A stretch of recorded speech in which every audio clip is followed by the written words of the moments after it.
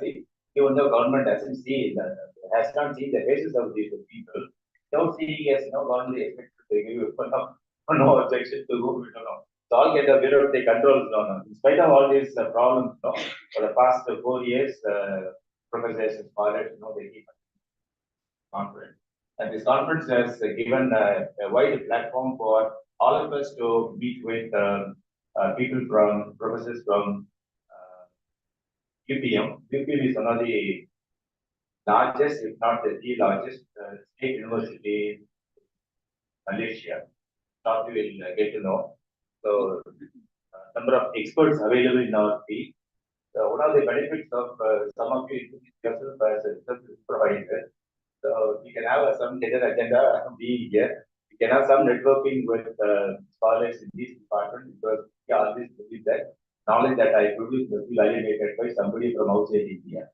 But I retired after 38 years of service, I yet to receive any invitation from any other country like Asian and like Malaysia to be extra examiner because UPM simply says that UPM does not allow any professor from any institution from any part of the world if that institution is not ranked within 100.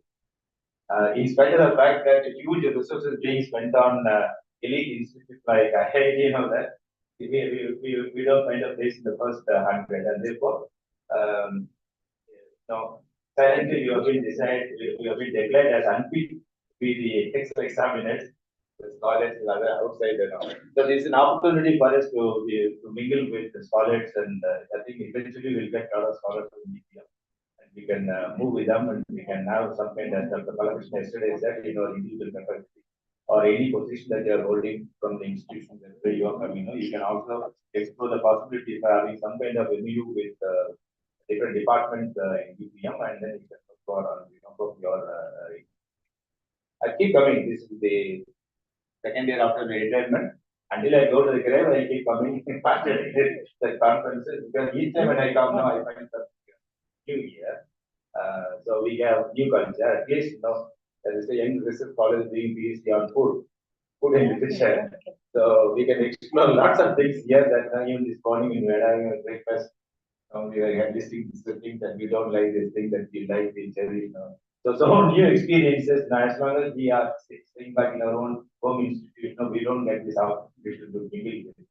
So besides this academic purpose, we got other cultural and other contacts so that we can be of some use back, go back to our. So that is the idea. And as I said, I don't know about people from other friends from other universities, including Nagaland. The Nagaland is not funding, I believe, that person told me yesterday. So as long as you're not asking government for any financial aid, government will say go wherever you want to go. We ask for a pie, they will put in all kinds of questions and they will dampen our spirits.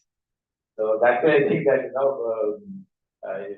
but in spite of the fact that we have UPM in collaboration with Bodhi Journal has been offering such chances to our friends in India. One of the advantages is that the co-organizations from India, but still not many people are coming forward to participate in conferences due to various domestic and personal reasons. One of the principals of a local college asked one of my friends when he applied for permission to come here. So you are going to Malaysia and presenting a paper. Why did you go to Malaysia and do it online? Then what are you going to get? What are you going to bring back to our college? When I give you 4 days free or 5 days free, and government is also giving you salary, leave with the salary, and you say you are going to present a paper on non-mission. What's the use of paper order? Either do it online or you write an article and then ask somebody to present it on your behalf. So you go to class. Going to class is more important than flying to Malaysia, present a paper, you won't feel it is of no use. So this is the attitude of the academics that turned administrators. Bureaucrats, they are dangerous, but academics like us turning administrators are more dangerous because they know vulnerable points. So I on behalf of the organizers, I welcome all of you conference. I hope that we end of the day happy and then hope to see you next. Thank you. But Bala asked me to. If it stopped there, until now you see the Malaysia traffic is worse than the traffic in Chennai or any other city. So last year, what happened is the team inaugurated. Came previous night and stayed with us in this hotel. Stuff coming from university that will take a lot of time and something understanding hardship. And I think that the person who is going to come inaugurate, she's also got somewhere in this. So until then, I call a teacher that doesn't need phone. Okay, thank you, thanks. What happened to Sri Lankan when Dr. Sharon? Sharon. Should be Oh, tomorrow.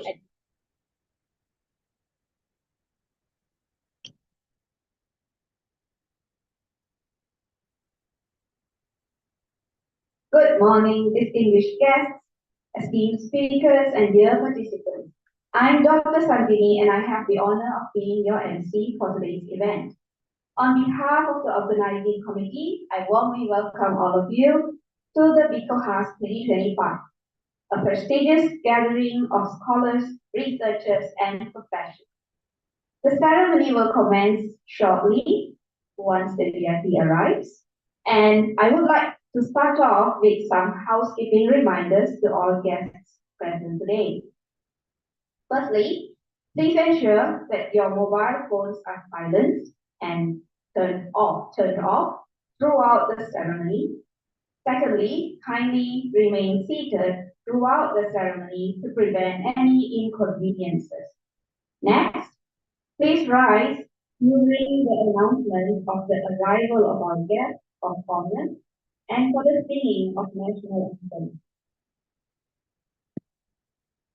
Please do not leave your seat to take photographs while the ceremony is going on. Thank you so much for your consideration and your patience. We will begin the ceremony shortly. The VIP is currently stuck in traffic, which Malaysia is very famous for. So sit tight, just we will get to know each other maybe.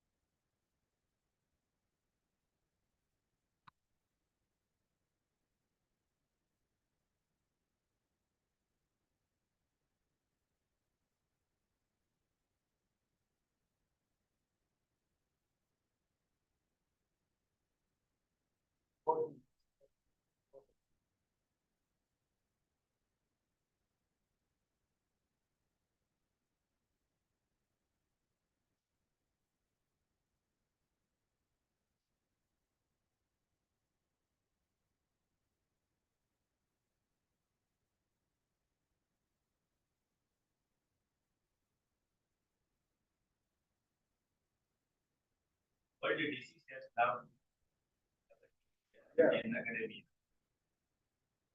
From the part of administration, scholars from humanities, and part with sciences. All journals are interesting. Almost all quality.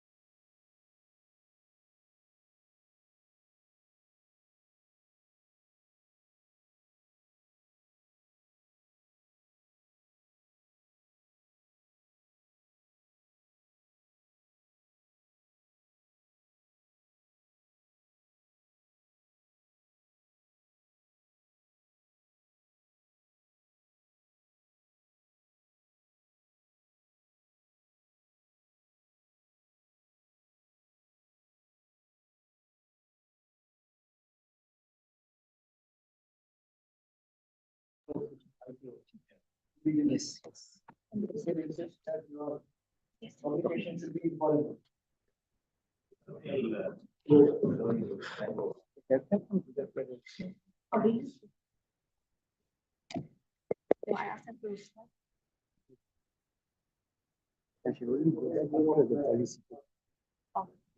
Announcing the arrival of our guest of honor, Associate Professor Dr. Akkamahadevi Ahmad Ghazali, representing the Dean of the Faculty of Modern Languages and Communications, University, Putra, Malaysia, accompanied by Dr. S. Balakrishnan, Dr. Mani Mangai Mani, and Dr. Veera Mohan Veeraputran.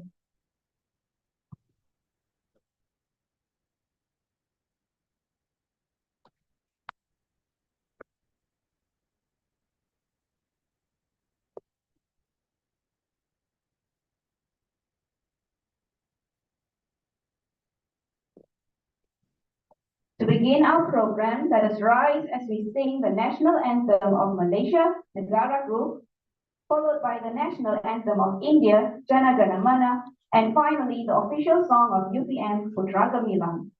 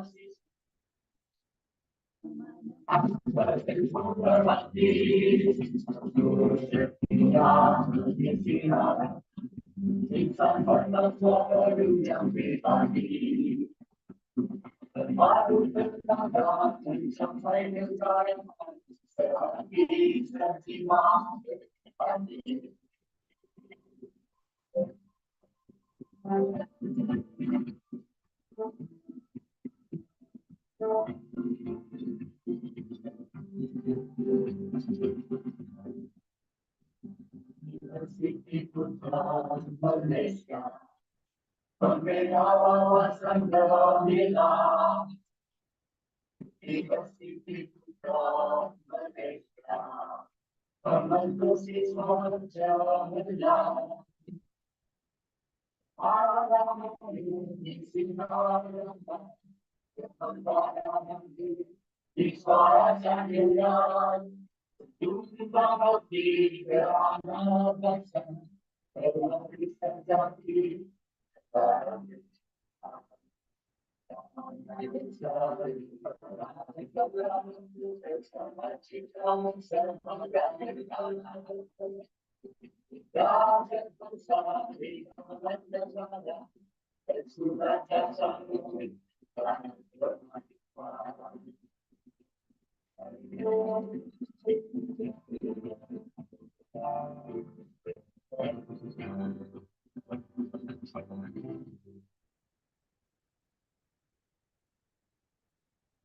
Ladies and gentlemen, kindly be seated.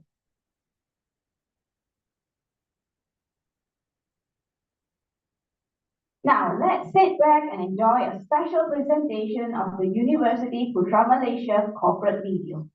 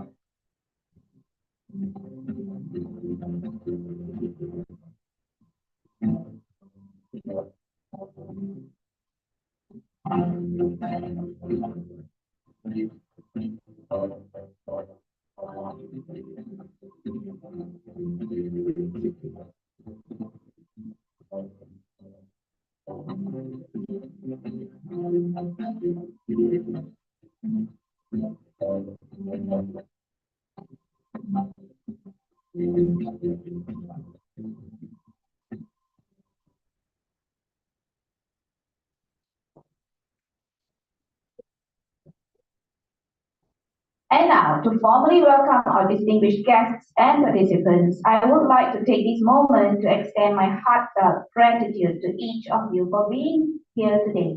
BICOHAS' 2025 is a celebration of knowledge, collaboration, and academic excellence, and we are thrilled to embark on this journey together. To set the opening ceremony in motion, I would like to call upon the chairperson of BICOHAS 2025, Dr. Manimangay Mani, to deliver a warm welcoming speech. Dr. Manimangay, the stage is all yours.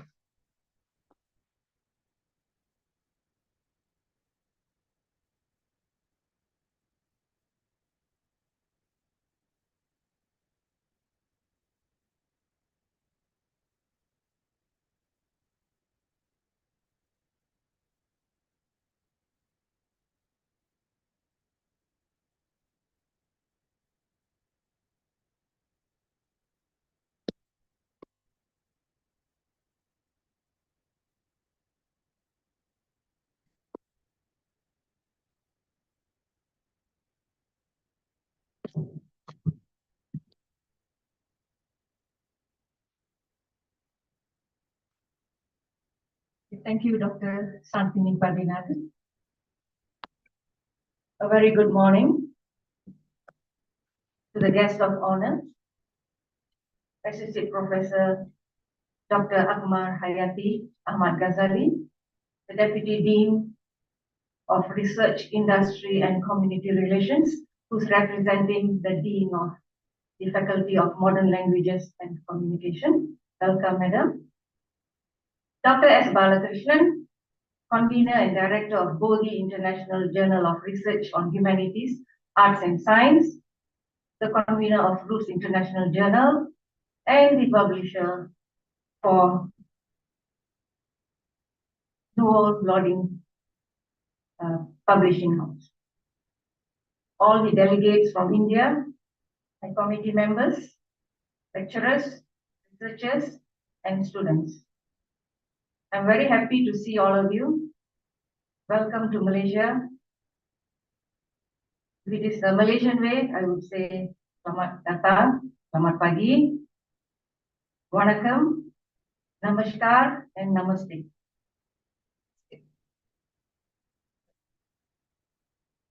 Welcome again to Malaysia. I guess some of you have been our ardent supporters. You are here the 4th time. And for your information, this is our 4th international conference with the Bodhi International Journal. The concept of this conference is modern research in humanities, arts and science. Thus, the purpose of this conference is to bring together scholars, academics, students and researchers from India and Malaysia and grant them a platform to share the knowledge and ideas in these fields. I must congratulate Dr. S. Balakrishnan for his undying enthusiasm in organizing and bringing together scholars, writers, and thinkers from the continent of India, which is definitely not an easy task. He is clearly propelled by his conviction of the importance of knowledge sharing for mankind. Thank you, Dr. Bala. Well done. Needless to say, the tradition of working together to achieve greater height in various fields between Malaysia and India goes a long way. It is the traders from the coast of Malabar that brought the knowledge of Islam to this land in the 13th century. Later on, when the Sultanate of Malacca was established in the 15th century, many Indians held various political posts in the palace and contributed meaningfully to the development of governance, art, and law. And now, again, as we walk down the corridor of the 21st century, we take great pride in continuing this tradition.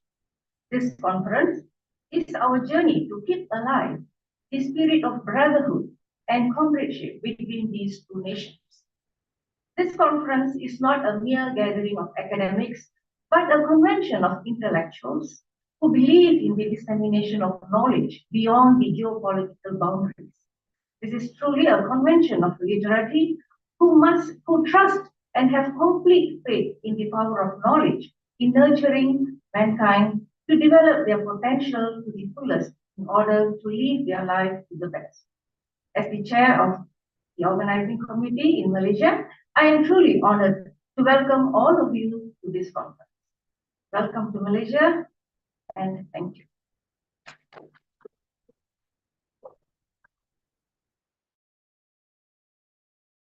Thank you, Dr. Mani.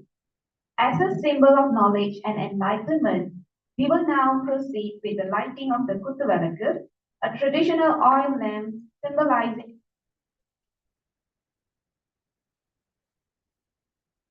I invite Grace.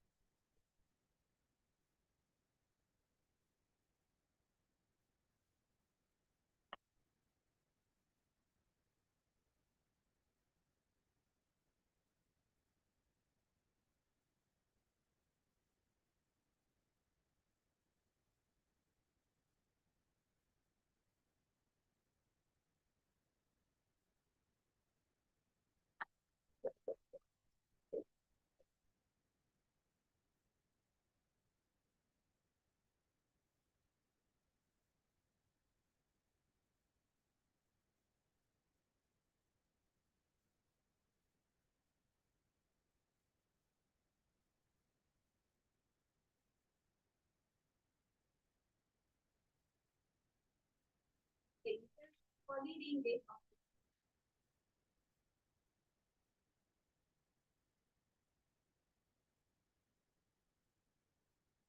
we take great pride in honoring Associate Professor Akkamahadevi, Deputy Dean of Research Relations, our main guest for being with us today. I would like to invite Bodhi, presenting the Dean of the Faculty of Foreign Languages.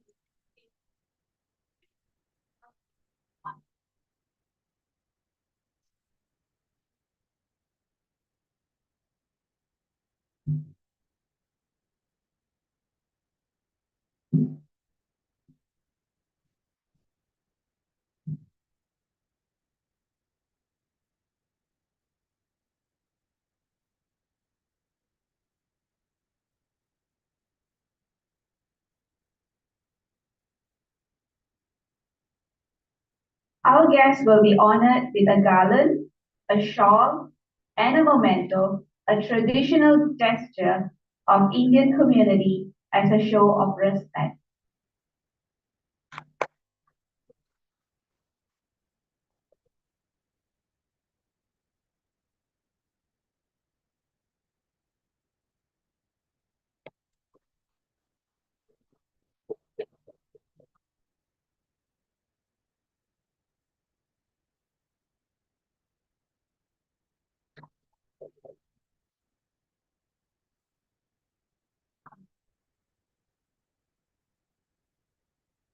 Now, I am pleased to invite Associate Professor Dr. Akkamahadevi Ahmad Ghazali to say a few words and to officiate the conference.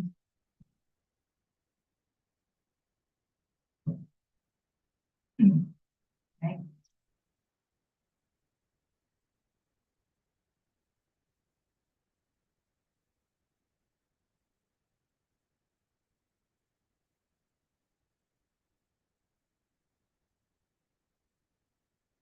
Rodin Novo Publications, Dr. Manimangai Mani, Chairperson of 4th Bodhi Conference, Dr. Viramohan Putra, the Vice Chairperson of 4th Bodhi Conference, esteemed speakers, distinguished guests, and dear participants. Ladies and gentlemen, good morning and selamat datang. Welcome to Putra Malaysia and welcome to Malaysia. Okay. All right. This is actually my great pleasure to welcome to all of you to the 4th Bodhi International Multidisciplinary Conference on Emerging Trends in Humanities, Arts and Science. Okay, on behalf of faculty, let me extend my gratification to Dr. Mani, okay, Chairperson of this indispensable conference. But I'm so sorry to say that the Dean sends her regards and she unable to attend. Okay.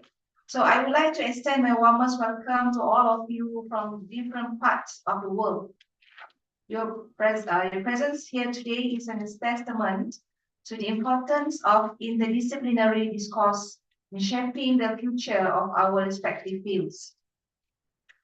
This conference serves as a dynamic platform where scholars, you as scholars, as researchers, and professionals from diverse disciplines come together to exchange ideas, share your innovative research, and explore new perspectives in humanities, arts, and science.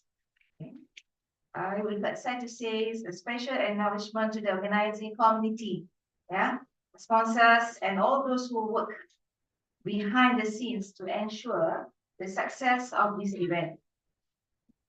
Right. So your commitment to academic excellence and collaboration is truly commendable. With that, it is my great pleasure to officially declare this conference open. We all have an enriching and informative experience. Thank you, and I wish you a successful conference.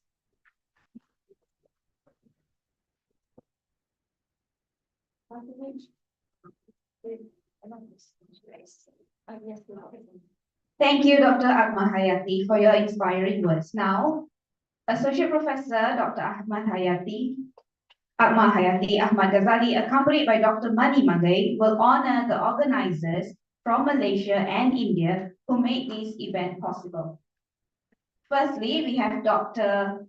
S. Balakrishnan, the proprietor of Bodhi International Journal of Research on Humanities, Arts and Science, Roots International Journal, and the owner of Lodin War Publications.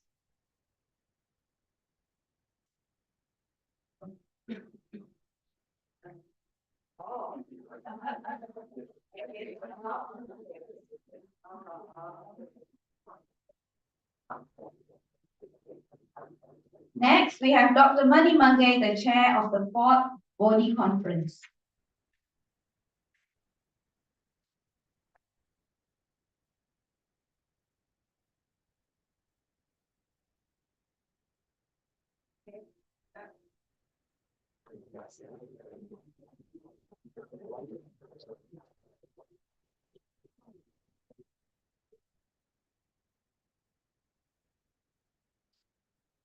And finally, we have Dr. Veeramohan Veeraputran, the vice chairperson of the 4th Bodhi Conference.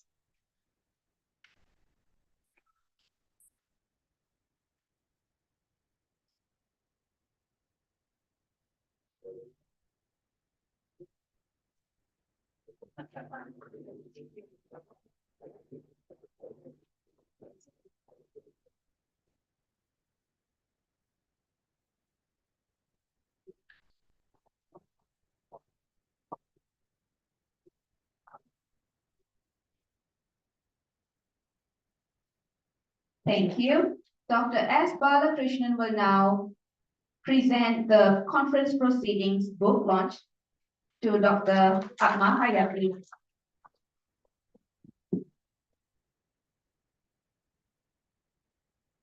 Thank you, Dr. Akkamahadevi.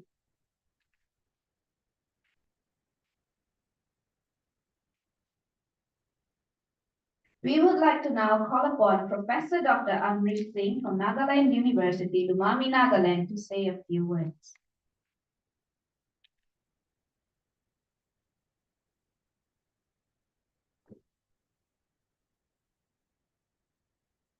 Thank you so much. Honorable guest of honor, Dr. Bala, Dr. Mani, and Dr. Veera, and all distinguished persons present over here. So a great opportunity for all of us for networking and team meeting, all those things, because many a times we don't get this opportunity for multidisciplinary kind of conference. We do go to conferences of our respective fields, but usually these type of conferences are also necessary to close the gaps between social sciences and sciences. So I thank, means from the bottom of my heart, I would like to thank Dr. Bala, because we have been creating a lot of problems to him, and he was very patiently answering all the things. Till today, he is doing the same. So a lot of thanks to you. And again, whenever we are free, we can have a good interaction with each other because we are different parts. We are from different parts of India, and obviously, before most of the people we have not met, even from the same university, we have not met. So a great opportunity for all of us. And a special thanks to University Putra Malaysia for collaborating with this conference and providing us the opportunity to visit Malaysia through this conference. And we will definitely try to meet some people tomorrow over there for future collaborations and research. So thank you. Thank you, Professor Dr. Amrish Singh. Ladies and gentlemen, we will now take a short tea break. Please enjoy the refreshments provided outside this hall, and we will reconvene at 11 a.m. for the keynote address.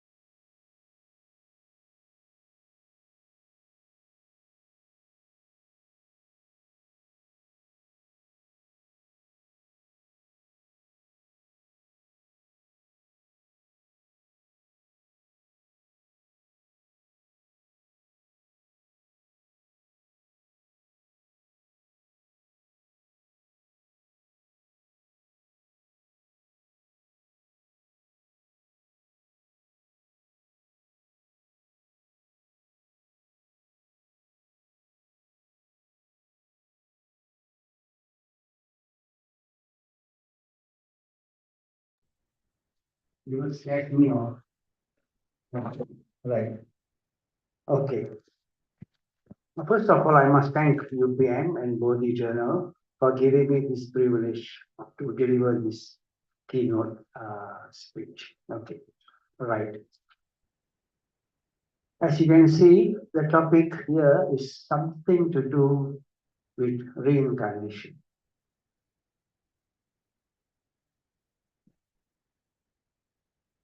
The moment I say reincarnation, it is religion. You agree? Don't be so formal. I'm not going to deliver a formal speech where I'm going to talk and you're going to keep quiet. Okay? Let's talk. Reincarnation means religion. You agree? You agree? Okay. Reincarnation means religion. But I'm saying a non-religious perspective. I'm a serious student of comparative religion, right? And I look at almost all the religion of the world, right? And I'm going to look at one concept in the religion, in some of the religion. That concept, I'm explaining what I'm going to do.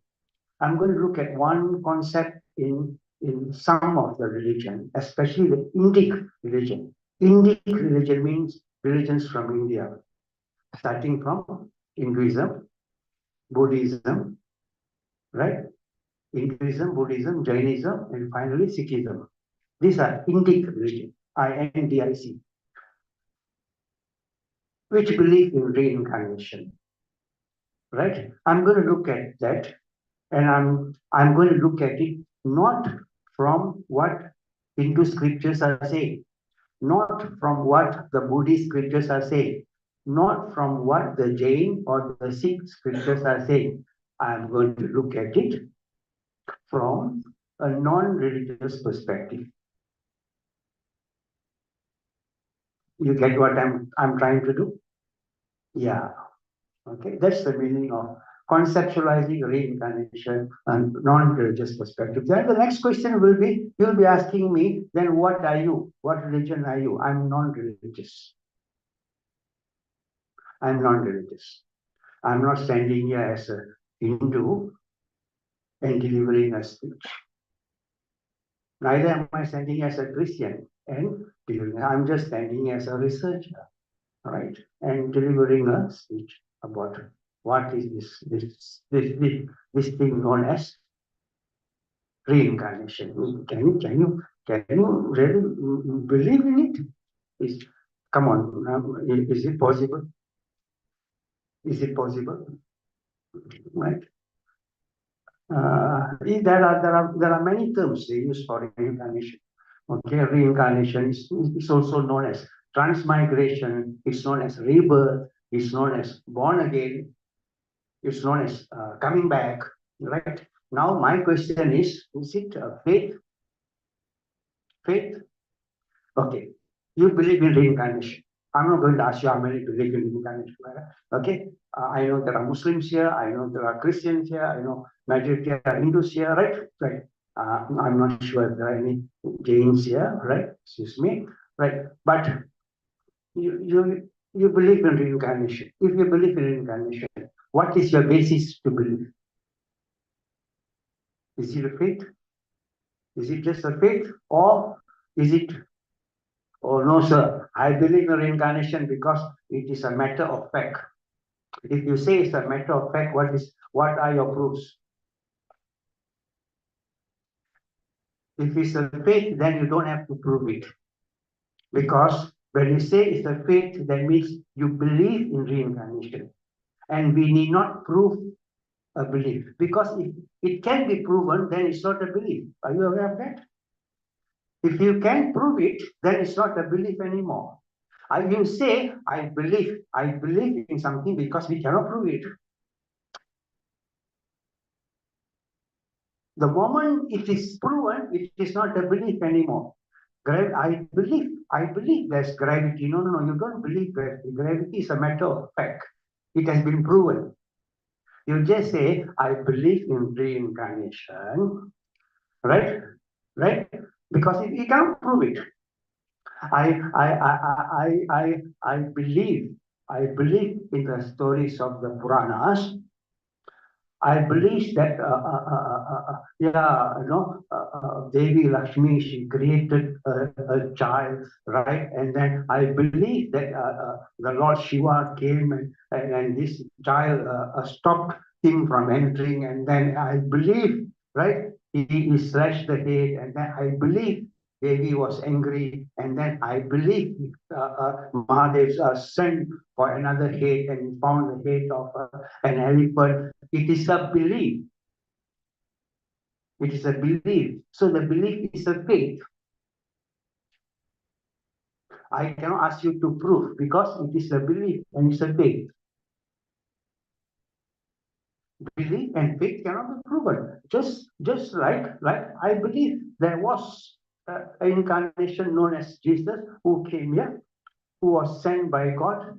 Okay, he is the Son of God. John, our Christian friend, Bible, John 3, verse 16, for God so loved the world that he sent his only begotten Son, that whoever believes in him will not perish, but will have everlasting life. He came to take our sin. He was crucified, right? He shed his blood so that he died, so that a sinner like me can be saved. I believe in that. It's a belief. So belief makes it a faith. So we live by faith. So now my question is this. Okay. My question is this. Reincarnation. Reincarnation. You believe in reincarnation. Right? So it's a faith. It's a faith. It's a faith or a fact. It's a faith or a fact. Right? As a researcher, I give talk on spiritual science throughout the country. I've given in Malaysia, I've given Dr. Mange, hundreds of talks, I have another talk coming up this Sunday. My talks normally last about 5 hours. I've even given the same talk in India, in Chennai, in Madurai, right? I've given this talk in Abu Dhabi, right? Same thing about life and death. My favorite topic is always death. I'm not too interested with life because life, it can be handled. I know what's going to happen. I know what's going to happen after this. We have got lunch ready. I know where's my house. I know everything's going to. Only thing is that I'm a bit worried about what's going to happen after death because I'm not too sure. I'm not too sure. Some people say all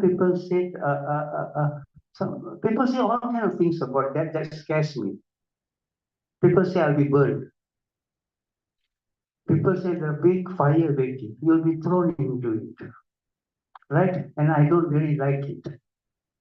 I won't say I don't like it. I'm worried. Why are you pretending as though you're not worried? Right? So that's the reason. That's what propelled me to go deep into these studies. Right? Is there hell waiting for us? Is there such a thing as heaven waiting for us? Or is it true? The demons will be waiting there. Fang demon with horns, with pitchforks, right? Pitchforking bodies into the hell, right? Right. So I for years I've been in this field, right? And then now we have got while studying this reincarnation, coming to reincarnation. Please don't think it is only the Hindus who believe in reincarnation. Hindus, it is what we call, it's automatic, isn't it? Hindus believe in reincarnation, we believe in coming back. Right. Since many of us here Tamils, Patinathar and his entire song about going to come back. There's one popular song of his, I read recently, Putra, Yar, Petra, Yar, Udan Tarapar, Yar. வீடிருக்க தாயிருக்க வேண்டும் மணியால் இருக்க வீடிருக்க ஊரிருக்க பிள்ளைகளும் தான் இருக்க நாடிருக்க மாடிருக்க கண்டிருக்க இவையெல்லாம் கூட வந்து விடுமோ நம் ஆடும் போது நம்மை வீட வைக்குமோ, அன்னை எத்தனை அன்னையோ, அப்பன் எத்தனை அப்பனோ, பிள்ளை எத்தனை பிள்ளையோ, இன்னும் எத்தனை பிறவியோ. For those who don't understand Tamil, this sage say, don't know how many more mother, how many more father. Don't know how many more life. Even not Sankaracharya sang the same song. Sankaracharya, no? Punarapi Jananam, Punarapi Maranam, Punarapi Jadarai Saranam. Punarapi Jananam, Punarapi Maranam, Punarapi Janani Jadare Saranam. Niyasam Sare, Balatur Sare, Kripya Pare Pahi Murare. Murare, don't know how many more Janani, how many more, don't know how many more birth, don't know how many more Maranam, death, don't know how many more mothers womb. Murare means God, Murare, give me break.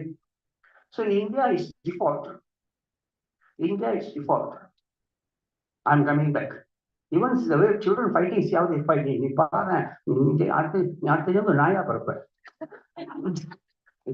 Next slide will be born as a, I have to translate some of our friends here, not them. Next slide will be born as a dog. It's common, right? It's common. But then in Islam also, in Islam, no, Islam is one lifetime. Our Muslim friends here, in Islam, it's very simple. In Islam, according to the Quran, right? You are born, you are given a lifespan to live. Once you have died, you go, okay, two angels will come. One is Munkar and one is Nakir. They'll ask you a row of questions. You have to answer the row of the questions, sister, our Muslim friends. The first question will be in Arabic, Maharabuka. Maharabuka means who is your God? Second question, the answer must be, who's your God? Allah subhanahu wa ta'ala. Second question, Ma Nabiyuka, who is your Nabi? Nabi is Muhammad sallallahu alayhi wa sallam. Third question, Ma Imanuka, what is your belief? My belief is Islam. Ma Qiblatuka, where's your direction? My direction is Qiblat. Fifth, Ma Ikwanuka, who are your friends? Ikwan means friends. Oh, my friends are the Muslims and those who fear Allah. Very good. This way, Jannah. Jannah means heaven. Cannot answer, Jahannam. Hell. See, one lifetime. Same thing with Christianity, brother. Sir, John, sir, right? Christianity is same. Once you are up there, right? If you have accepted Christ as your Savior, right? If you have accepted Christ as your Savior, you have been saved. You have been saved, right? That means you accept Christ as a Savior. Thank you, Jesus, for coming into my life. The sinner as I am, you died, you laid down your life, you shed your holy blood so that I can find my salvation. Accept Christ as your Savior, you go to heaven. You may go to heaven. Right? But then in Islam, there's one section of Islam is known as Sufism, right? Where they believe in reincarnation. See, this Jalaluddin Al-Rumi is a great philosopher, right, from Turkey, right? This entire book is about I'm coming back. Okay, this is one of his famous quotations. It's a poem. I died as a mineral and became a plant. I died as a plant and I became an animal. I died as an animal and I became a human being. Why must I worry? When was I lesser by that? Something like that. Right? So this philosophy, their philosophy, the Sufis philosophy, is not accepted by the mainstream Muslims. These Sufis, not accepted by the Sunnis. They don't accept. Right? Likewise, there are many thinkers. They can be Muslims, they can be Christians. Even though their scriptures, their religion is not doesn't condone reincarnation, but somehow they are more inclined to believe in reincarnation than in one lifetime. Okay, Khalil Gibran, another example is Khalil Gibran. This rebellious poet, okay? See, his poem is very clear that, see how we believe in reincarnation. Know therefore that from the greater silence I shall return. Forget not that I shall come back to you. A little while ago, a moment of rest upon the wind. Another woman will bear. I will come back. Right? Okay, but still, listen, my dear friends. Have I proven anything? No. I'm just telling you, this is what people's mindsets are. Hindus, majority Hindus, they believe in reincarnation. Non-Muslims, they don't believe in reincarnation. No, sorry, non-Hindus, they don't believe in reincarnation. Simple as that. But with some exceptions, there are some Christians who believe in reincarnation, some Muslims. Have I proven anything? Nothing. I have not proven anything. So reincarnation still remains a mystery, right? Still remains a mystery. Even though I don't want to go into the religious polemic, this is not a religious class, right? But talking about reincarnation, we can't help it, we have to. It is because this field is from religion. Maybe you'll be asking me, this field is from religion, why are you talking about it here in this platform? Yes, because religion is a discipline of social science. So this platform permits us to talk about it. Right? Okay, right. And then Abrahamic religion means Judaism, Christianity, and Islam. Right? Hindu religion means, as I said just now, Hinduism, Buddhism, and then Jainism and Sikhism. Right? Abrahamic religion, it is in the Bible, it is written very clearly. It is very clear. Okay? The book of Hebrew, and just as it is appointed for men to die once, and after that comes judgment. You live once, you die once. After your dead, right? There will come a time God will judge you. Okay, plus or minus, heaven or hell. That's all. The rest is different with Hinduism. I'm not taking all the other religions, Sikhism, Buddhism. Just take Hinduism because everything originated from there. Okay, in Hinduism, from Bhagavad Gita, Krishna will say, just like a man casts off worn-out clothes and puts on new ones, the embodied self means the soul, casts off worn-out bodies and enters another which is new. Sounds familiar? Sounds familiar? You die, we leave the body, we take another body. Right? Right? That's all. It's clear. Now, okay. Now, that's why the religions of the world, no matter how much we pretend, to accept each other, it is not possible. Because we will always move on a parallel, okay, just like a railway track, on a parallel track, we can never embrace each other. Because if you believe in one, then you cannot be believing in another one. It is just, let's don't be pretentious.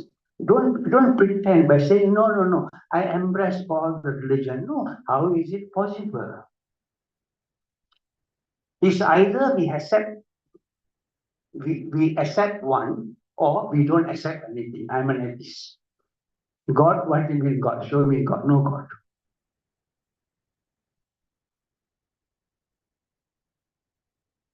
Right? But I think the Hindus, the Hindus, they're very tolerant. They're tolerant. You know why they're tolerant? They are tolerant because when it comes to reincarnation makes them tolerant. I'm a Hindu in this lifetime. Next lifetime, maybe I'm a Muslim. But yeah, you're already a Muslim. Never mind. And so for them, it's never mind. The reason is never mind for the Hindus because they think, in this lifetime I'm a Hindu, and next lifetime maybe I'm a Muslim. In this lifetime you're a Muslim, it's okay. Maybe former lifetime you are a Hindu, so they can accept it. Whereas for the Muslims who conquered India, they are not willing to tolerate. They are not willing to tolerate. Because as far as the Muslims are concerned, there's only one religion that is true in the eyes of God, that is Islam. And there's no such thing as you are Hindu now, never mind. Hopefully next lifetime you become a Muslim. No. This lifetime you become a Muslim. This lifetime you become a Muslim. If no means you are on the wrong track, it's my duty to make it right. So it is not surprising if Akbar the what? The Great. I don't know where the Great came from, right? Akbar, okay, slaughtered 500,000 people during his lifetime. In Kittur, one village alone from morning down to dusk, he slaughtered 30,000 apes. Accepting Islam? No, slash. Say Allah Akbar? No, slash, 30,000. Go and read Akbar Nama. Akbar Nama is written that in the evening when my horse my horse find it difficult to move because the blood were as rise until the knee. Why? Because only one lifetime. That is, these people believe in many lifetimes. Okay, right. Let's go on. What is the problem with one lifetime? If you ask me, okay, so you say you are a researcher. Are you Hindu? No, I'm not Hindu. Are you a Christian? I'm not Christian. What are you? I have no religion. So then why don't you accept one lifetime? No, one lifetime is some problems that I cannot find. I don't know how to. I don't know how to answer myself. See if you can help me. In one lifetime, the issue in one lifetime is this: will God favor one religion? Brother, since you're sitting in front, that's why I'm using that. God made me a Hindu. God made you a Muslim. Okay. And God says Islam is the right religion. Okay? Right? God made Islam the right religion. Because right religion is Islam. Right? Then why God made me a Hindu? Why God made me a Hindu? If he's going to favor one religion, then why didn't he make all of us, right, be born from the womb of the same religion?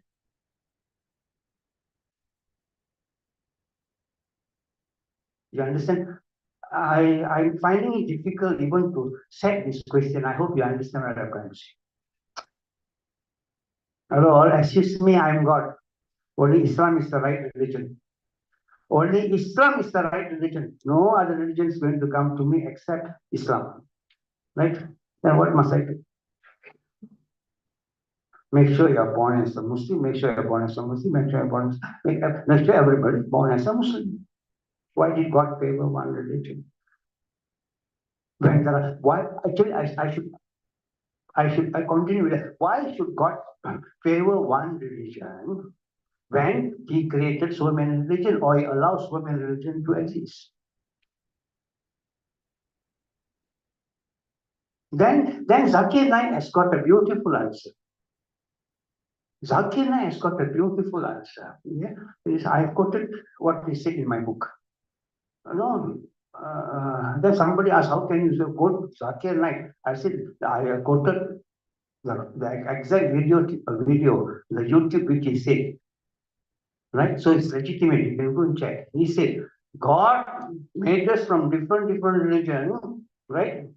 Different religion, but still God will show, Allah will show the way, and eventually you will be able to see the truth in Islam. My question is this, okay, fair enough. I got made me a Hindu, but Allah will show me a way so that I'll be able to see that Islam's right religion. Which is easier? For a Hindu who is born in a Brahmin family, from a Pandit family, who have been serving Mahadev for my whole life, to somehow see the truth in Islam. That is easier, or for a Muslim who is born in a family of an Imam to die as a Muslim is easier.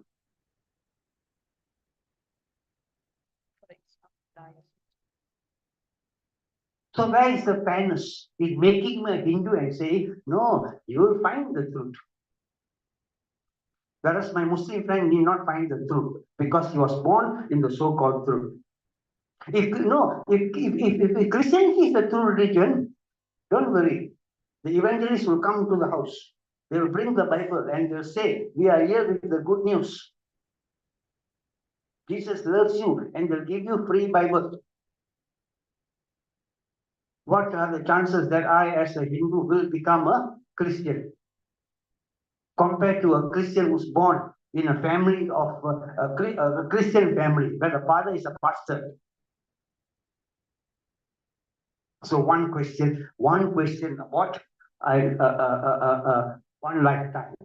One issue about one lifetime. Second issue in one life, will God burn us in hell? Look here, it's either you are coming back. Listen carefully. It's either you are coming back or you are going to get stuck up there. It's either you're going to come back as a male or a female or as a rich or a poor, a black, white. It's either you're going to come back or you're going to get stuck up there. If you're stuck up there, something is waiting. What is waiting? Heaven.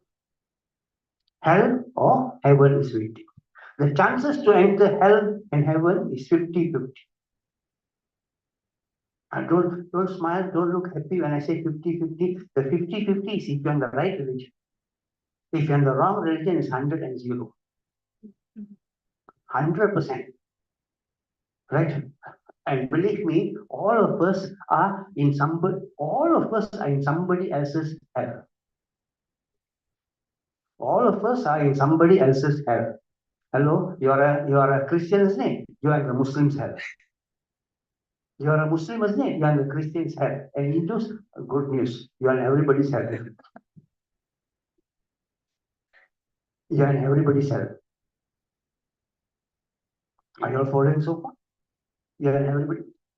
Brother, you understand what I mean? If you are a Muslim, you are in a Christian's hell. If you are a Christian, you are in a Muslim's hell. But if you are a Hindu, you are in everybody's hell. You will not be accepted in any, right? So, will God burn us in hell? Will God burn us in hell?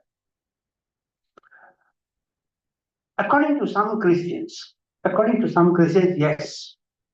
And when we ask them, don't you think it's cruel? No, it is not cruel. Why? God has given you all the chance to redeem yourself.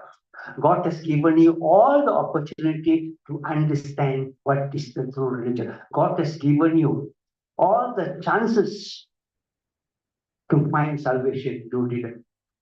But I tried. No. You didn't try hard enough. But will God burn? Will God burn? Yes, God will burn. Why? Because, but you said God is loving. Benevolent. You said God is loving. How can God, such a loving God, burn you in hell? And that is for how long? Eternal. Tell me somebody, how long? Eternity. Eternity. If you are a kafir in the Islam's hell, you will be burned for eternity. If you are a non-Christian and do not accept Christ, in the Christian's hell, you will be burned for eternity. Will God do that? Burn someone for eternity? They said, if you want to know God's feelings, look at human beings. Why? God has given us, right, feelings according to what He knows, isn't it? He gives us the ability to love. Why? Because He is love. Whose love is greater? Our love is greater. God's love is greater. God's love is greater. Will you burn your child? No matter what he has done or she has done, will you burn? No? Will you burn? No. Will God burn you? Will God burn you? I was in ashram. Where am I? Hyderabad, somewhere deep in Hyderabad. I was meditating there. Right? Beside me there was one individual. He was also meditating there. I smiled at him, he smiled at me, right? We didn't speak for the first few days. After a few days, I said, Namaskar. He said, Salam. He was very fair. So I thought he was a Gujarati.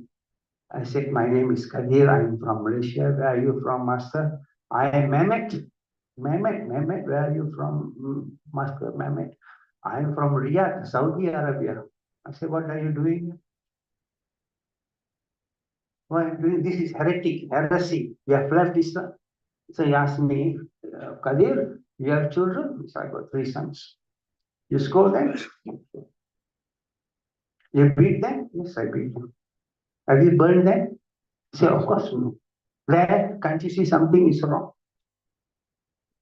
How will the benevolent God burn us for eternity? Can't you see from that alone something is not right? Something is not right. That is what made me think, is it? I even took the photo, his photo and brought back and showed Dr. Man. I said, guess who is he? She also said, looks like a Gujarati, very fair. He said, no, it's an Arabian. Will God burn us? Number 3. Are we the first timer here? Are we the first timer here? First timer? If we are all the first timer and there's a judge up there, the name of the judge is God, he's going to look at all of us here, right? Then, right, all of us must be given the same amount of time to prove ourselves. You live for 70 years, you live for 70 years, you live for 70 years. Right? Right?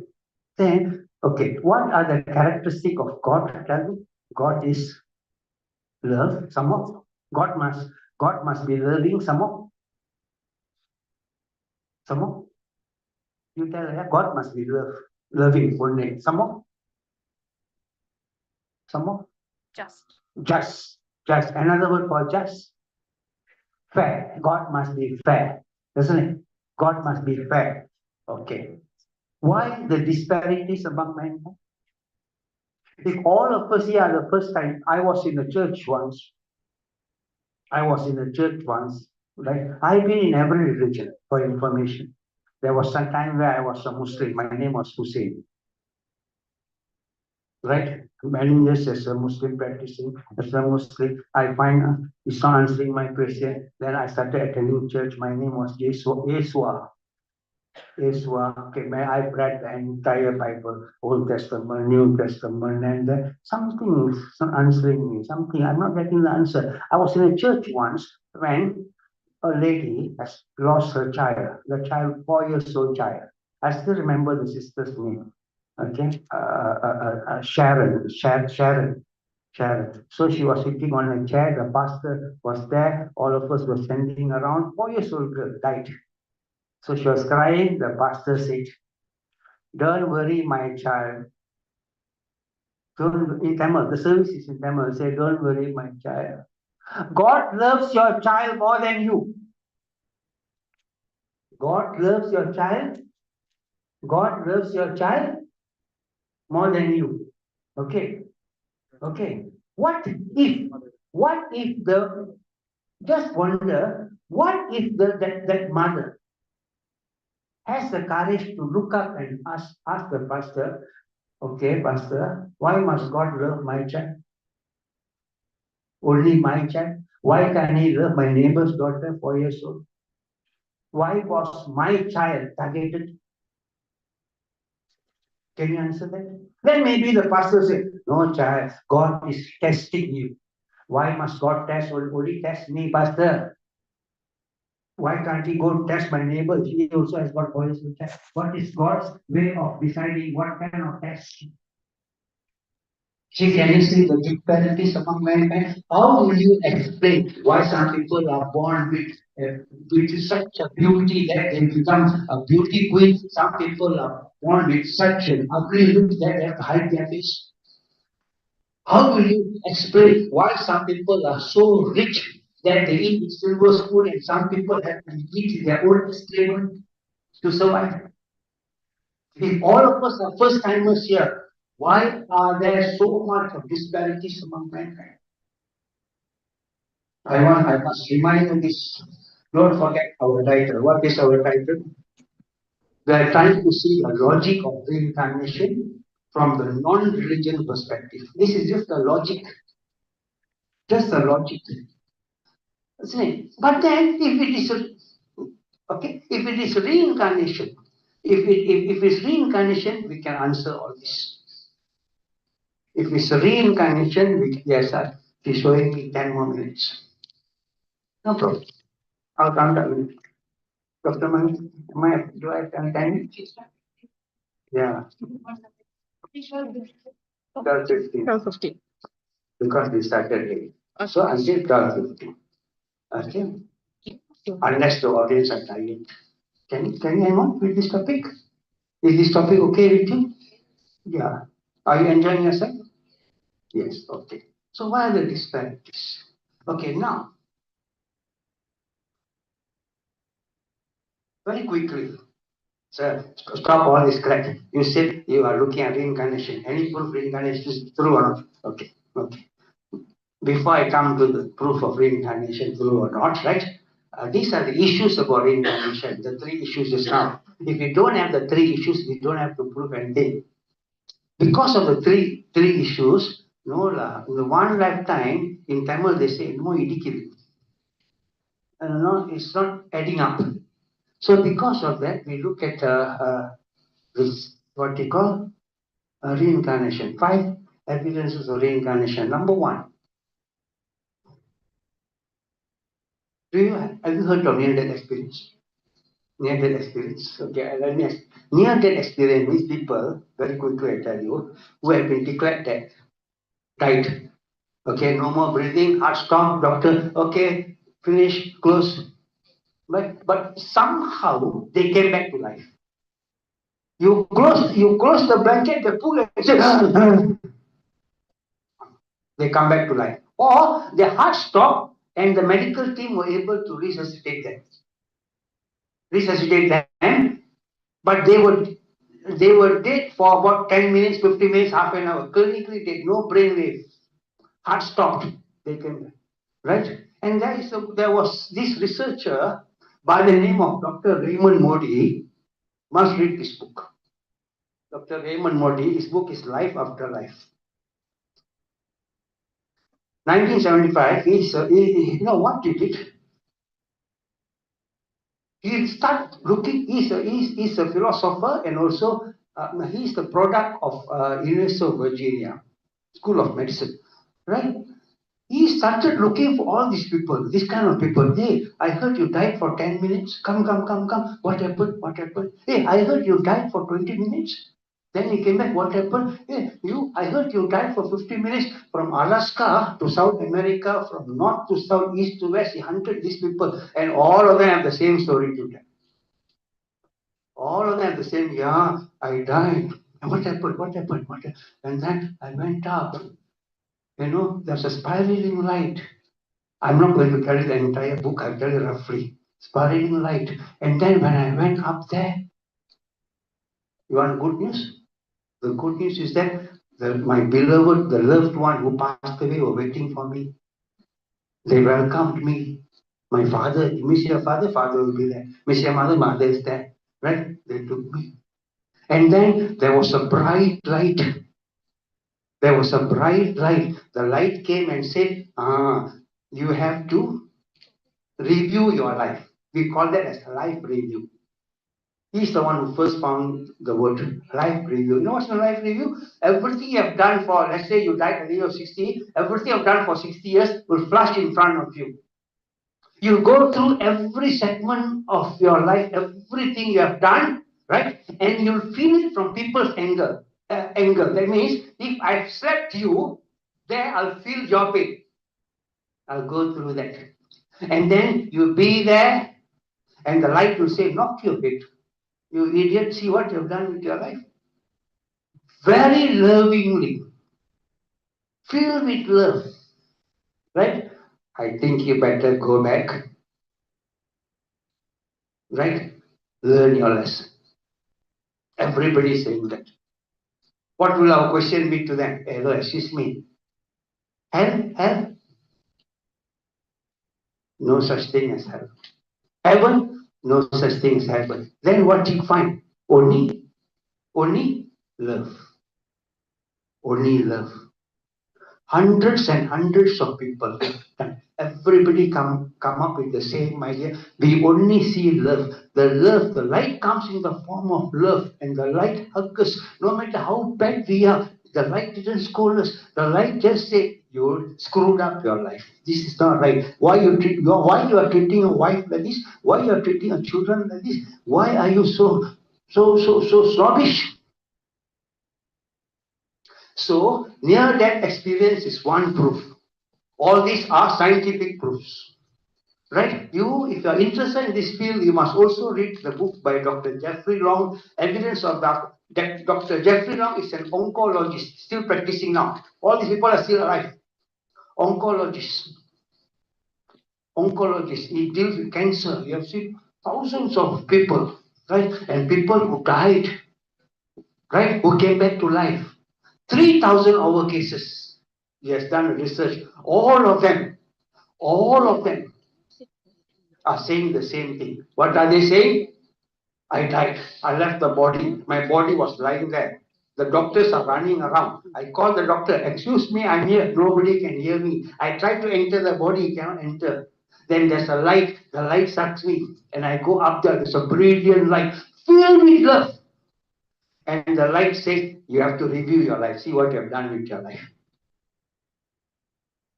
Hell? No hell. Heaven? No. What you saw there? Only love. Only, and do you know something? Everybody has one common characteristic. Guess what is that? None of them want to come back. Even though they have got good job, they have got good profession, they have got children, they don't want to come back. You know why? They said, filled with love. Filled with love. And the proof of reincarnation is this. They say, up there, they are given a chance to see some of the life they have lived before. Are you getting it? The light gives a chance. Hello, excuse me. You see, in the previous life also, you did the same mistake. Now you are doing the same mistake. They get that idea. Okay? I have to do a bit fast. We are running out of time. Dr. Eben Alexander is now, this year, is 72 years old. He is a neurosurgeon. Anybody heard of him? He is a neurosurgeon. I didn't bring his book. I love this book the best. Okay, neurosurgeon. You know why I love this book? He had the meningitis of the brain. He went into coma for 7 days. When he came out from the coma, he started telling a story about what he saw. And he wrote this book. He said, I am a scientist and I don't believe in all this nonsense. But now I believe, because after the 7 days of coma, when they showed me my brain, only then I realized, oh my God, the brain is filled with pus. People are making arrangement for funeral. Filled with pus. As a neuroscientist, I know that kind of brain cannot have any imagination. But I saw that kind of brain with that kind of pus cannot have any imagination. But how that imagination came to me, it is not an imagination, it was the light. He started telling everything about what is waiting up there. Went up there, exactly the same like what other people say.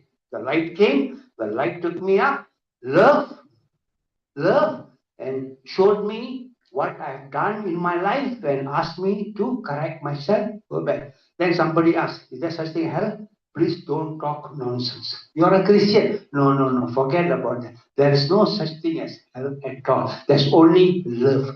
Filled with love. God, and if you read this book, you'll see he refused to use the word God. He refused to use the word. He said God is human, the word human created. Guess what word he started using? Anybody? He said he heard one sound up there. He said, I use that sound. And his entire book, for God, he used that sound. Guess what sound? Anybody? Oh. He said, but he doesn't know the meaning of the word. Then he said, I heard the sound. So I'm going to call God. Okay, that is another field. Okay, so that is one proof. Second proof, 5 evidence of reincarnation. Second evidence, spontaneous recollection of past life memories in children.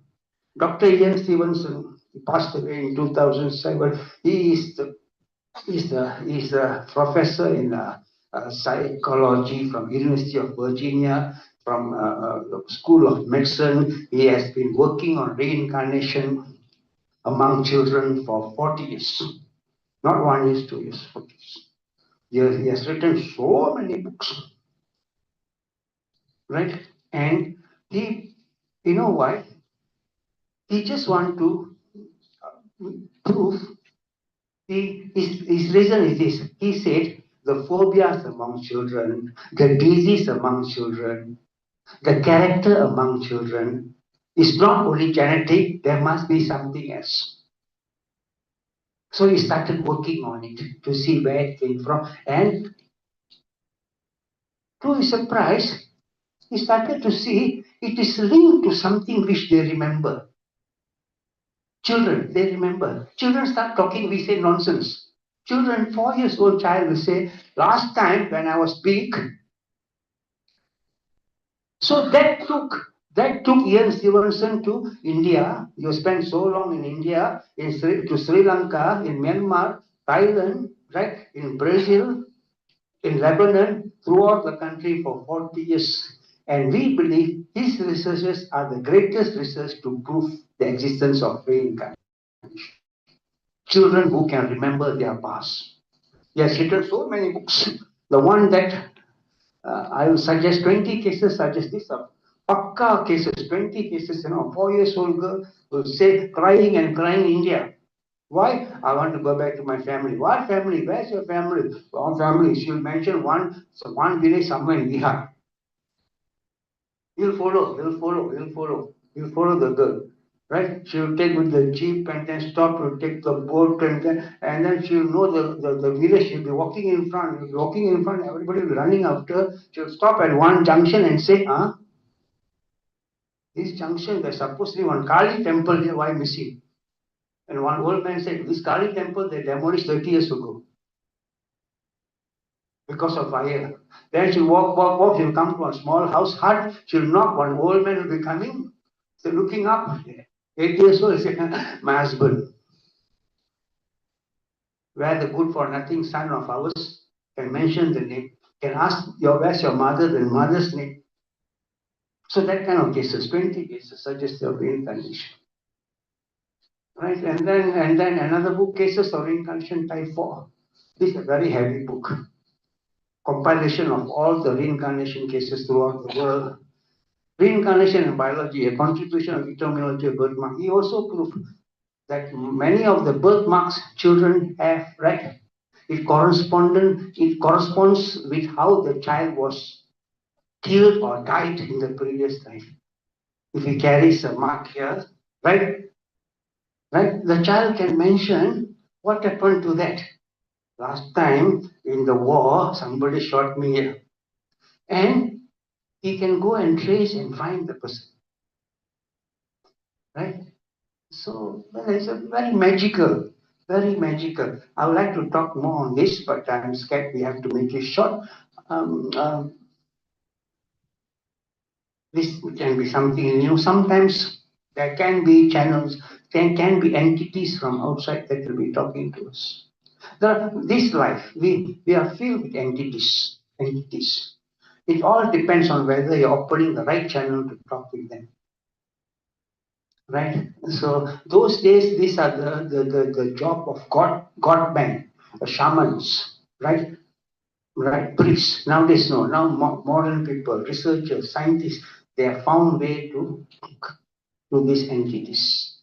Okay, there's a great, there are some great work done. Okay, there was one person by the name of Jane Robert. She's a writer, American writer. Right? All these names you can Google, right? She's a poet and she was also a novelist. One day she just got this message, as though somebody's talking. Somebody's talking, her hands start to move. This happened when she was 34 years old in 1963. She started writing. And after a few days, this person started talking. very advanced voice, She goes into a trance, and a husband's name is Robert. Robert will take whatever she said verbally, right?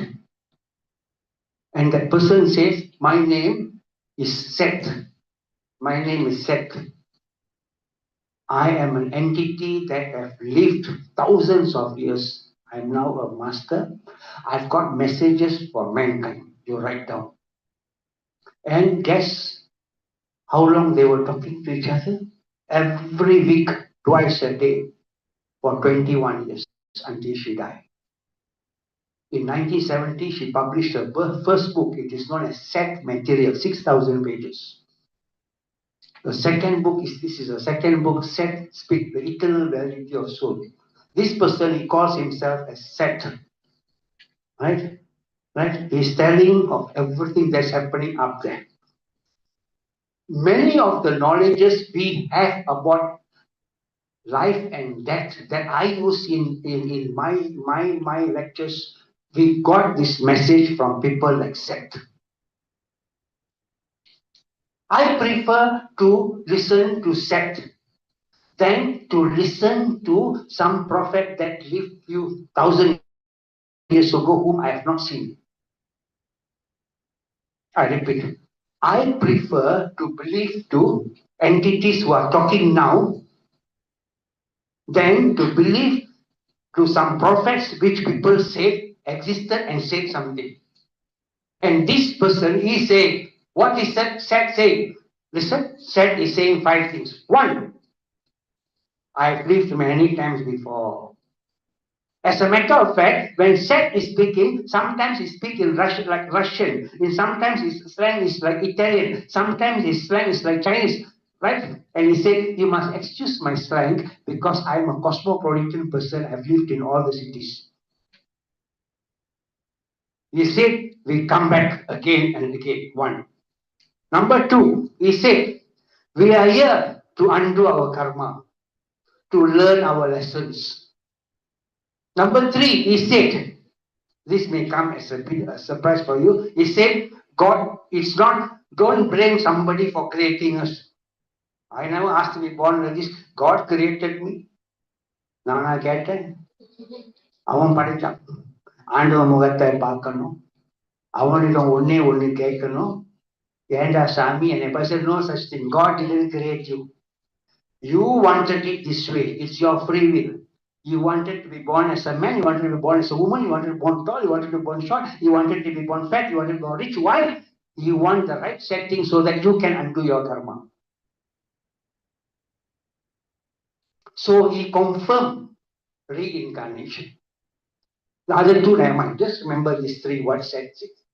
And if you think, no, I don't want to believe in Seth, then you have to look into another work by Chelsea Queen Yabro, Message from Michael. She is another person. Suddenly she is also a writer. She got a message from one more entity, right? That said, hello, excuse me. I want to talk to you. Who are you? I am Michael. I am Michael. Why you call yourself as Michael? I have lived thousands of years, right? Different names. My last name was Michael. And he started giving the same information, just like what Seth gave. So this is our third body of proof about reincarnation, isn't it? Channeling from discarnate being. The 4th one will be memories from life between life. Memories from life between life means you see, okay? You die, the soul goes up. Will you come back? No, you'll be in one stage known as life between life, LBL. How long? How long? According to Seth, we can be there for 300 years. 300 years. Why? Learn all your lessons, right? The masters will teach you, and then when you're ready to come back, then only you come back. While you are there, life between life, right? There's one great researcher by the name of Dr. Michael Newton. He wrote 2 great books. Journey of Souls and Destiny of Souls. Wow, what a book.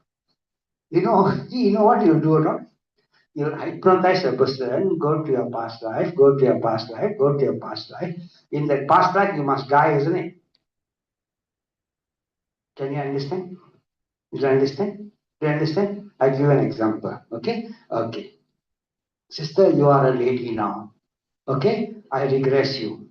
When I regress you in the former life, you see your past life. Past life, let's say you see yourself as a man, fisherman. That fisherman must have died, yes or not? Only the fisherman died and became you, isn't it? So the fisherman, the soul, I take the soul up. I take the soul up. He takes the soul up. Okay? Okay, stop there. Stop there. He start asking question. What you can see? What is happening up there? Where is God? Where is hell? Where is heaven? You understand? From there, hundreds and hundreds of cases. Okay, thank you, sister. And now you come. I hypnotize you, take you up. Okay? Right? Okay, stay there. Life between life. We can hypnotize people and take them up, Are you aware? Do you know that we can hypnotize people and take them up? We can hypnotize them, take the soul out and take them up. So they can remember. They can remember their life before coming. And all of them have got the same story to tell. All of them have got the same stories to tell. You know what they say? They say this. First thing, when they die, the memory of death, they say, I am back home. Excuse me, this is home. No, I'm back home there. Number two, they recognize people. They recognize, do you know that we all are born in the same, we are always born with the same group of people? In this lifetime, this is my brother. This is my younger brother. This is my sister. Right? This is my mother. Next lifetime, my brother will become my wife. My mother will become my sister. Why? We are always born with the same group of people again and again. Why? We have to undo our karma to that people. That is why in the family, some people we like, some people we don't like. Something they have done in the past. So this is another proof. These people's memory all says the same thing, that we come back and we come back and we come back and we come back and we come back. Hell, no hell. Heaven, no heaven. And the last proof, okay, Miss Kavita, I'll round up in 5 minutes time. Okay. The last proof is past life regression. This is the field that I can talk for hours. Because why? I am a certified past life regression therapist. I learned this art from my master in India. Right? And in Malaysia, so far, I have regressed more than about 900 cases. Okay? My Dr. Mange always assists me whenever I'm regressing. I've regressed more than 900 people. Okay, let me tell you what is past life regression about.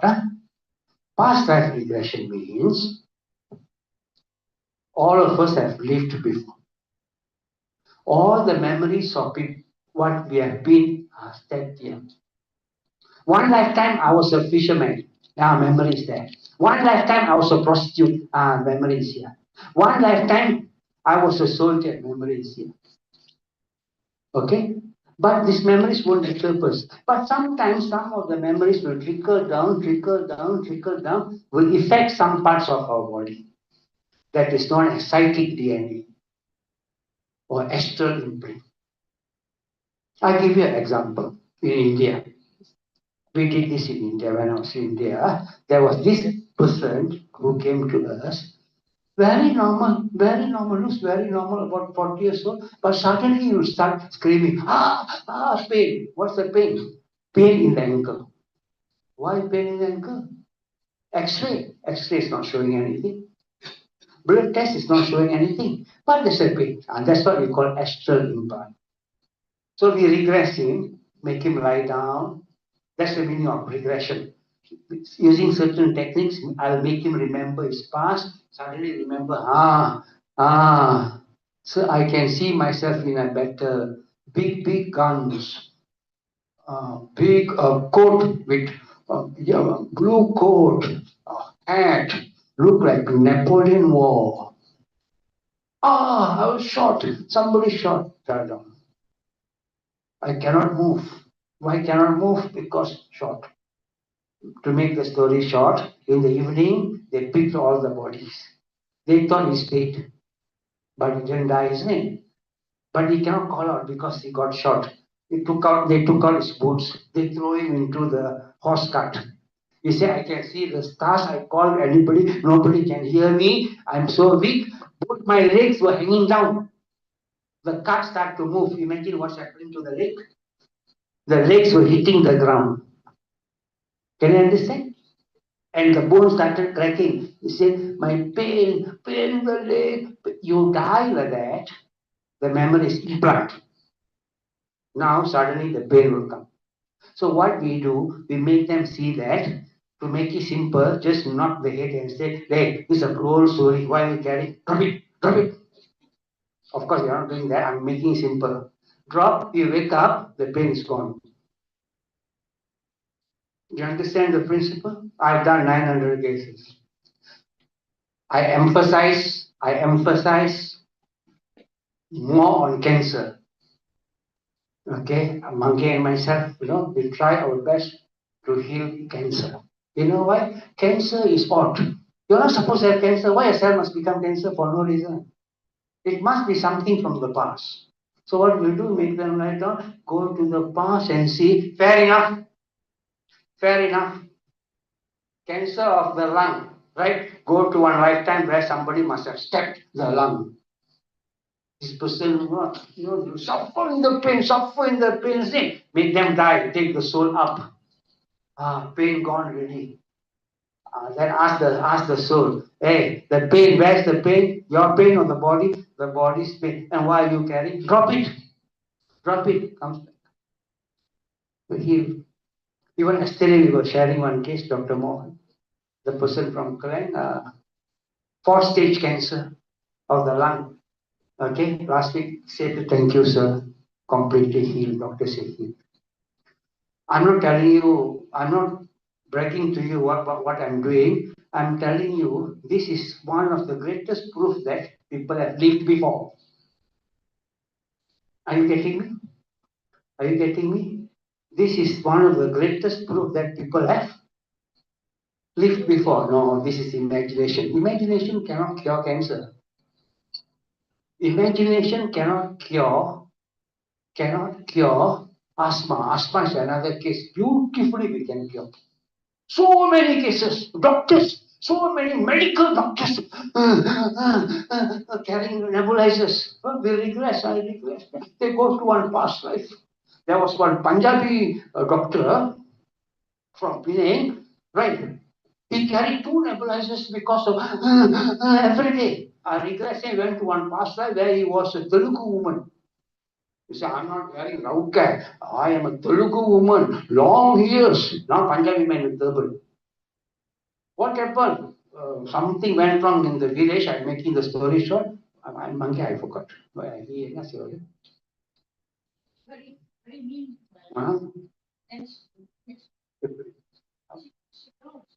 She went, thank you. She fell in, now I remember. Something went wrong with the family. She climbed the well, jumped into the well. How you die inside the water? You die like that. In this lifetime, it becomes asthma. We cleared that. 1 week later, is completely cured. When we having talk in Penang, he took the mic and said, I want to testify, I am completely cured. No, I'm telling you, how is it possible? It's possible because we live with it. So, past life regret. If you are very serious to know more about past life regret, you must read the book by Dr. Brian Weiss. This is our guru. Past life regression. He is a scientist. psychiatrist, 8 of department, University of University of Mount Sinai, University of Florida. Don't talk nonsense to me. Don't talk about past life. No such thing. I'm a psychiatrist. I heal people. It's a person he was talking like that until he saw one patient by the name of Catherine. By the name of Catherine. Okay, he was hypnotizing her. She was having problem with water. She's scared of water. He said, must be small. When you're small, somebody must have pushed in the water. Now go. 4 years old, 3 years old. Somebody must have pushed in the water. Can you see water? 3 years old, 2 years old. She started talking like 2 years old, isn't it? No, nobody there. Talking like a baby, isn't it? 1 year old. How you must talk? Like a baby, isn't it? Anything with water? Some more. Suddenly she started talking in adult's voice. My name is Aranda, and I'm just oh my God, hey, you're supposed to talk like a baby. Why are you talking like an adult? Guess what happened? She crossed to a past life.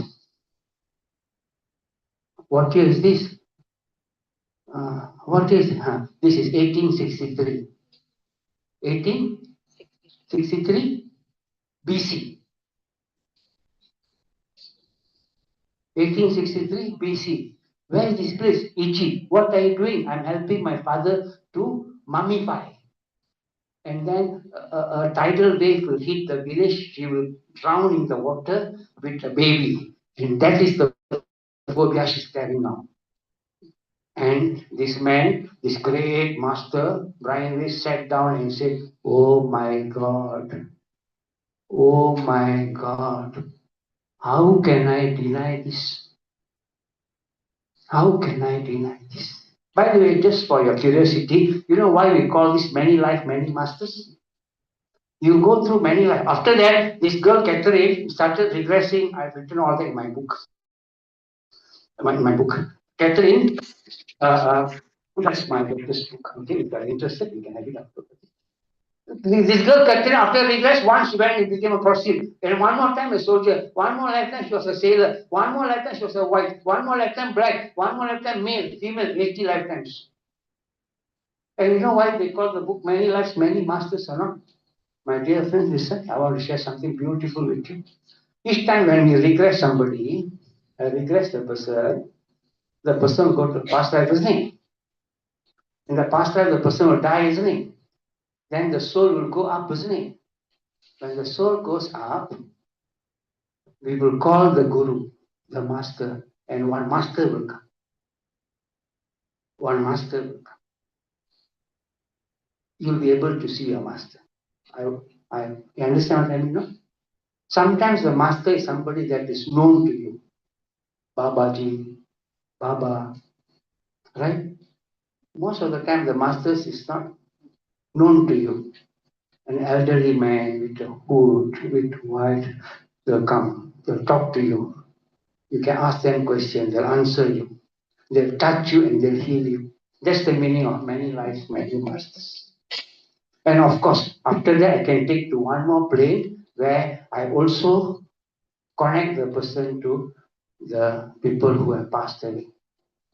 Normally, wives who have lost the husband, I call the husband.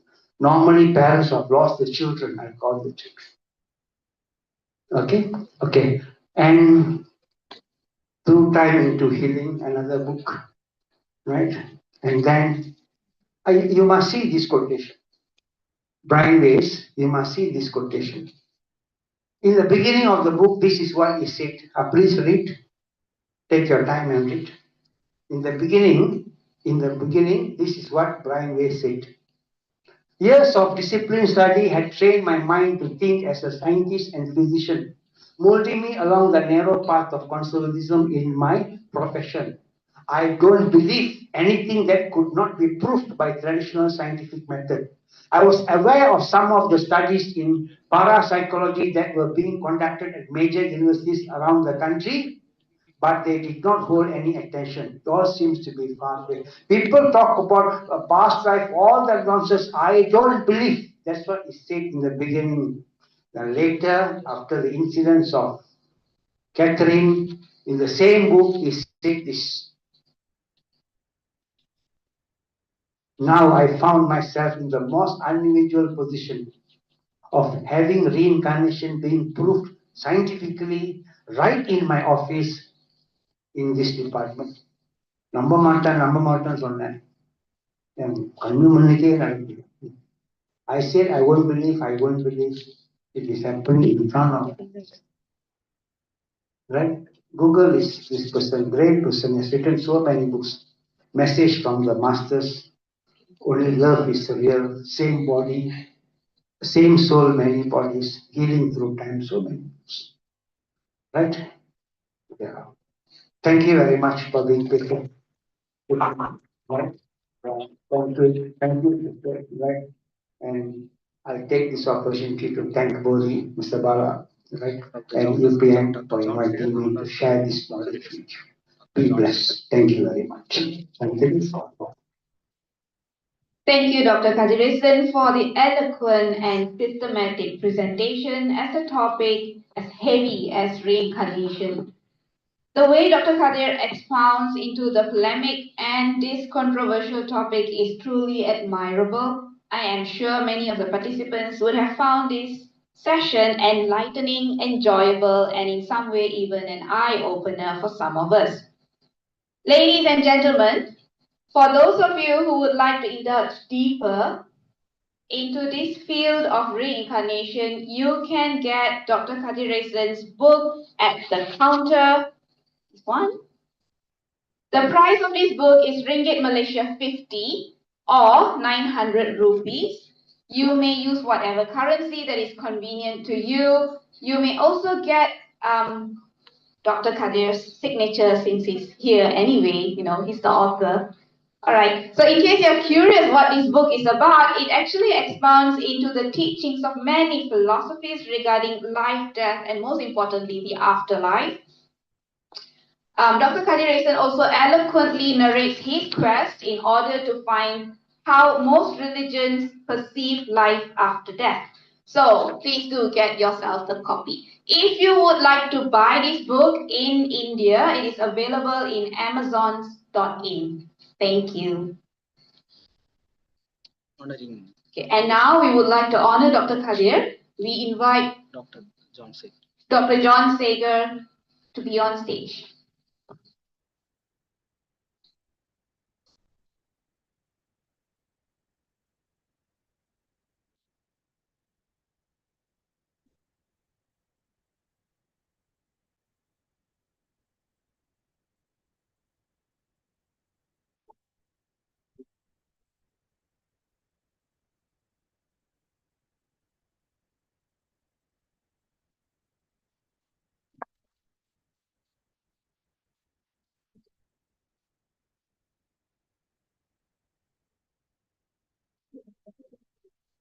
Immediately we select the paper presentation. Yes. Or we can see chairperson. No, he will take it over here. Okay. When you tell the order? No, just email.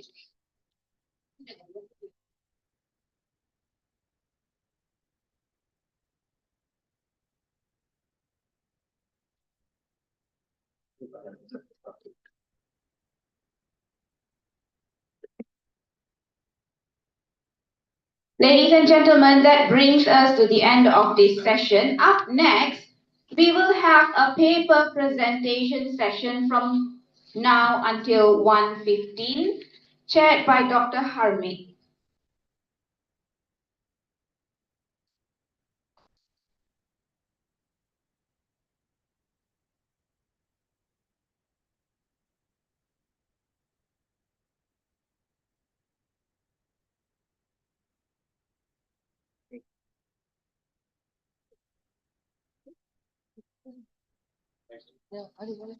We give to the participant. Me. The first one. She's the participant. Okay. Excuse me, please check my PPT. I'm the second participant here. Can you send to the link we sent? No, it is not with my mobile. Okay, never mind. Just hold on. She's presenting first. And we'll... Okay, no issue. Another thing, the list of the participants. There.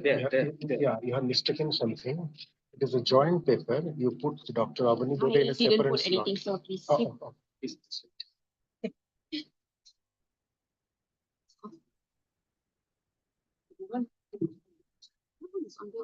Pass, pass. Okay. Just this one. Present from here. Good afternoon, everybody, and good luck to all the presenters before we begin. I would request all the presenters of the session to make it brief and to the point. Especially if you have paper, you can talk about the objectives and the conclusion. So you can have 5 to 10 minutes at the most for each presentation, unless you are okay going on till late afternoon, because then we have lunch break. It's Guruvar in many of you fast. In case you're fasting, that is fine, but let us keep it so that the others also can get the chance to share the knowledge. And maybe if you can complete it in 5 minutes, we can have 1 or 2 minutes for quick question answers or comments. So we begin with the first presenter. Madam, you are the first presenter. Oh. May I begin, sir? Please. All right, thank you. Good afternoon, everyone. I am Dr. Antony, and I will be talking about Polyphony in the Ghost Bride by Yang Zichu. Now, this is one of the texts in Malaysian literature in English. Okay, so very quickly, the concept of polyphony was, of course, initially borrowed from music, was developed by Bakhtin when he read Dostoevsky's work. And he also stated that it is not the author's point of view that develops the plot, but actually the character's point of view as well. And so, in his paper, he argues that the main feature of polyphony includes a variety of viewpoints, a variety of voices. And that is very clear in Yang Zichu's The Ghost Bride. Alright, so in a polyphonic novel, the writer avoids the dominant voice of the character and the dominant voice of the writer himself, meaning you will get the story being told from the character's point of view. Now, this is where in today's postmodern world, you actually see a lot of stories written from the villain's point of view. That's why we have movies like Joker. You see, all this while when we were kids, we see Batman is the good guy. But then now you hear Joker's point of view, which is also why we have Maleficent. We see the bad fairy's point of view. Why did she become bad? And that's basically the Sleeping Beauty, right?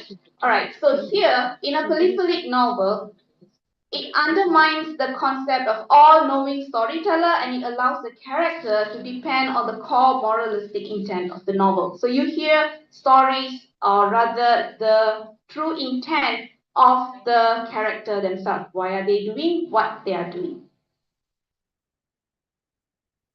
All right, so for The Ghost Bride, this is fairly a new story, and it's a Malaysian story written by Yang Zichu.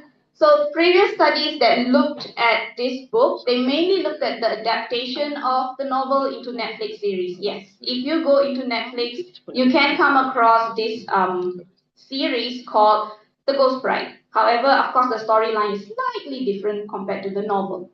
So here they found that the production of the Netflix series is actually a re-orientalized, cosmopolitan way of displaying local culture for the mass, which is also why, if you watch the Netflix series, it is in Chinese.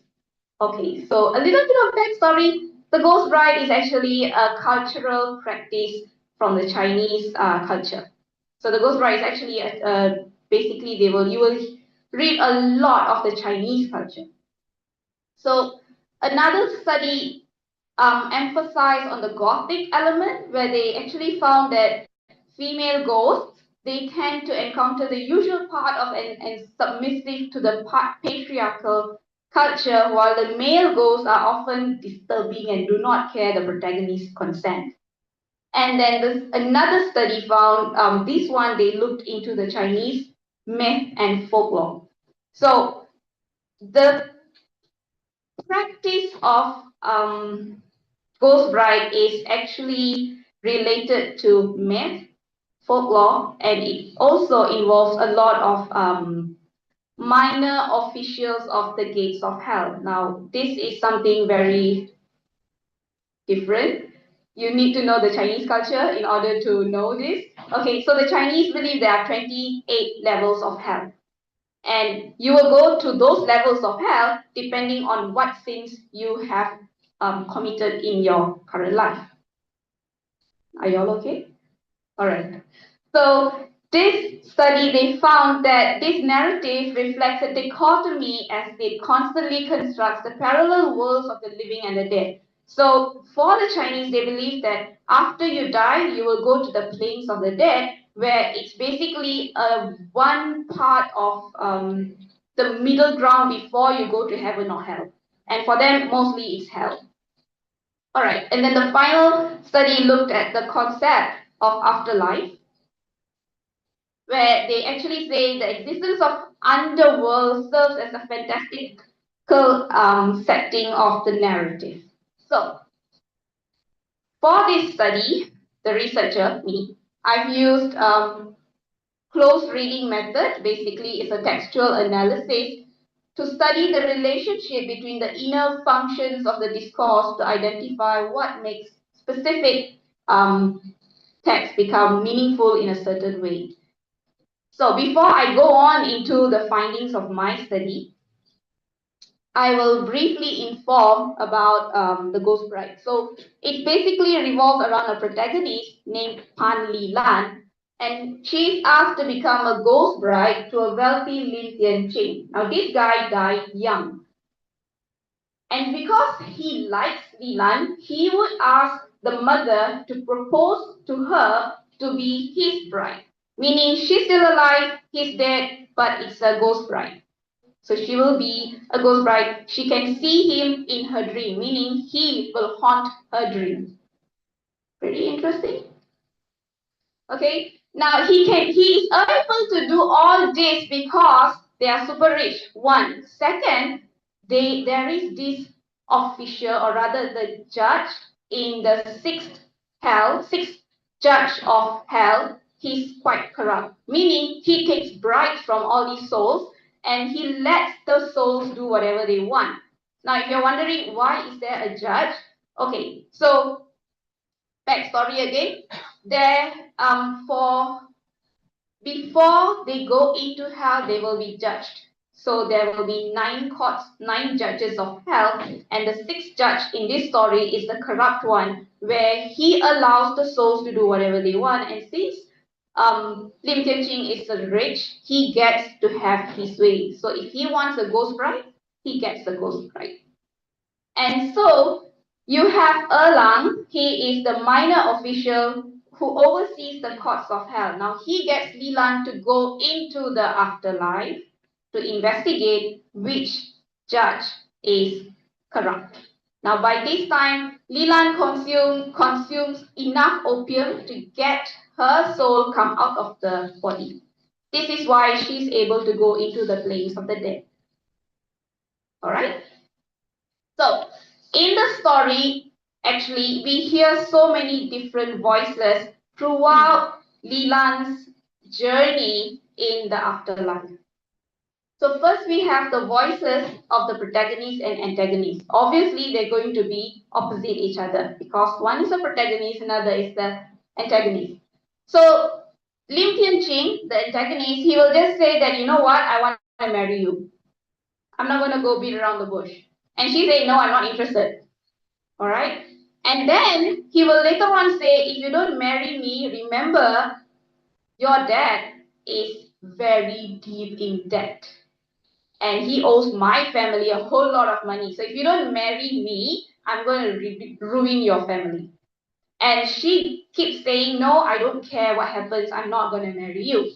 So here we can see the opposing voices of the protagonist and antagonist, where Lim Tian Ching, just because he is so rich, he thinks he can have everything his way. And Li Lan here, on the other hand, she was raised by her father who taught her to read and write. Now, back in the 1880s, women were told to just stay at home. You take care of the kids, you take care of the home, you do not go out, you do not study. But Li Lan was taught to write to read, and basically she is quite literate. However, she still is not exception to the weight of the culture. So she's still expected to get married young. Okay. The second voice you can find is the voices of the culture.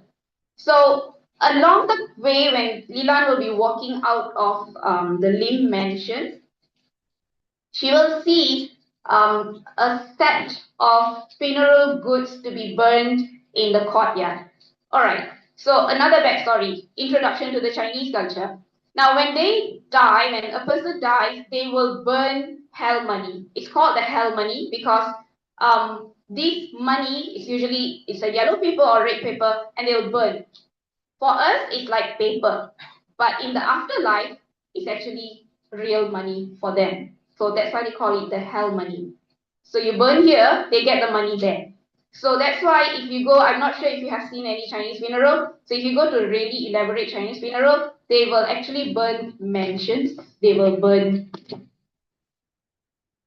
cars, they will burn figurines of human beings so that in their afterlife, they have servants. Pretty cool, right? Okay, so all these things they will have, and so Leland sees that, oh, all these things are being burned just for Lim Tianqing, just to keep him happy in his afterlife because he died young. So here you see the cultural voices. Now, this practice actually happened during a few of the dynasties. So it dates back to the Shang and Zhao dynasties, and then the practice is later continued after the Eastern Han, Wei, and Jin dynasties, and then it's expanded the ritual further into the space of ghosts that was created in the ancient Chinese, and then they changed it. So today they look at it as this world of allegorical world, the second world, is basically to prepare our souls after we die. They go there to prepare themselves to go into hell, the 28 levels of hell. Okay, so this is where we see the cultural voice being present in the book to see why sacrificial burning is practiced. All right, next we see the voices of ancestors. All right, so when Leland goes into the afterlife, she will actually meet her mom. Unfortunately, her mom doesn't look like her mom. Her mom looks super old, very haggard, doesn't really look like her. And the mom will say, oh, I had to sacrifice my youth to a demon to protect you from being attacked by the smallpox. So what she will do is that, remember earlier I said they will burn houses so that they can stay in the house after life. When her husband, meaning Leland's father, burnt the house for Leland's mother, in the end, she ended up not going to that house because she was so afraid whoever lived in that mansion will know that Leland is saved from the demon of smallpox. Therefore, she went to the Lim mansion to work in the afterlife. So that's where Leland's soul will meet the mother, and the mother will tell her, you know what, I made a bargain with the demon, so you are saved as a child. So you don't have to die. So this interaction highlights the ongoing dialogue between the living and the dead, emphasizing the weight of familial and cultural legacies. All right, next and the last one is the voice of the deity. So Erlang is the second son. Direct translation, Erlang means the second son. But Erlang is also the minor official of hell. So this guy, he will tell Leland, you go into the afterlife and you see who is the corrupt person or corrupt judge who's allowing Lim Tianqing to haunt your dream. So here he actually tells what is the plane of death.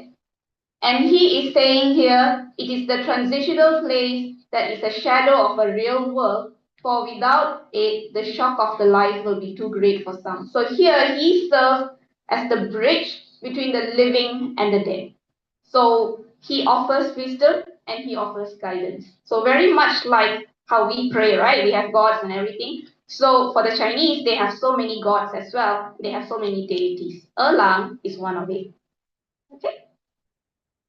So throughout the novel, you can actually see different voices. Like I pointed out the 4 voices, and they're reflected through the characters' internal struggles, desires, and they illustrate the societal pressures and beliefs, highlighting the influence of familial legacies, and they provide guidance. So this way, the study here is significant because future writers can actually look into how to write a story from different characters' point of view instead of just using the writer's point of view. So throughout the story, when you read, you will see Lilan's point of view, you will see Erlang's point of view, and you will see why is that ghost of Lim Tian Ching haunting this poor girl? Why not any other girl? So you will also see the story where he will tell, oh, I'm haunting you, I want you because I fell in love with you without you knowing it, obviously, secret admirer. Okay? And you will also see voices of the ancestors. The mom will be talking. You will also see different ancestors of the whole family tree. Alright? And lastly, you hear the voice of the deity giving the sort of words of wisdom. Alright? And that brings to the end of my presentation. Any comments? Yes. Talk about this sacrificial, that burning during the funeral. Different what? Sorry? The hell burning. Yes. So there are shots fired when procession took place from the house to the place, and especially only 3 shots are there. So any significance? What shot are you talking about? There are the crackers, then any procession of place in mainland China. Alright. Okay, now I'm not from mainland China, so I wouldn't know what, but I only know that they actually have the crackers. Now the crackers is burned not just during funerals, but they're also burned during the Chinese New Year. One of the reason is to basically keep away all the bad energies or the bad demons. There is a difference. Yeah. In New Year, the crackers are burned, like what we also burned in New Year. Okay. But in the funeral, they only burn it 3 times, like 3 shots. Okay, I wouldn't know, sir. I'm not really a Chinese. I was raised in a Chinese neighborhood. That's it. One quick question. Yes. In case you have to highlight the limitation of your study. All right. So for this study, I limited it to Bhakti's polyphony and only to the Ghost Bride and the novel, not the Netflix series, because the Netflix series is slightly different. You will see the novel, Leland will go into the afterlife to save herself, right? She doesn't want to marry the ghost of Lim Tian Ching. However, in the Netflix series, she will go into the afterlife to protect her dad, who is somehow stuck in the afterlife. So that's the difference. Therefore, this study only looks at the novel, not the Netflix series. Okay, and if you have to go to the next level of study, how would you carry it forward? You can actually look at the time and the space. Okay, so it's written even in the book, they say that the time in the afterlife is faster compared to the reality. So when Leland is in the afterlife, she's only given 3 days. But in reality, it's already so many days. So she has to like rush to get all the information and she has to come back. And even then, in the afterlife, only buildings that are burned in reality. That means, let's say, if somebody dies and I burn something for them, that building will be there. But the real world building, let's say there's KLCC in KL, right? But in the afterlife of KLCC, you can see from far there's KLCC. But when you go near, KLCC won't be there because nobody burnt it, right? So those are things that we can look at, the time and the space element of it. Thank you. Thank you so much, Doctor. And I think we can clap for the presenters. Thank you. We invite the next presenter, Dr. Subhashish Banerjee.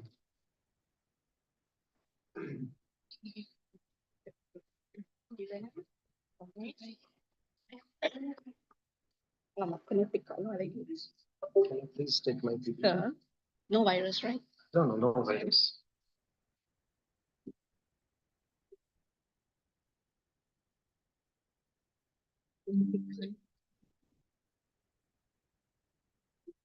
International seminar, the folder is.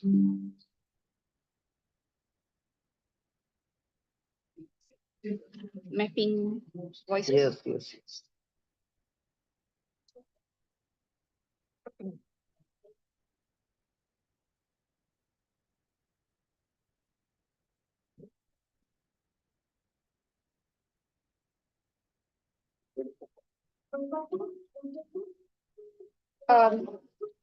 If you put your pen drive, you can't use the pointer because the pointer also needs. Can you please change the slide? Yes. Can you give me the cue then? Thank you. All right. Sure.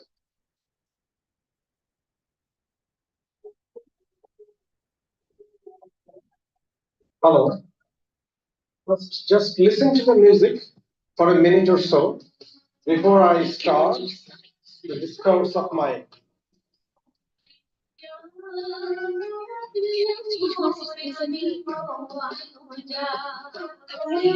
Dia guna dia punya pen drive.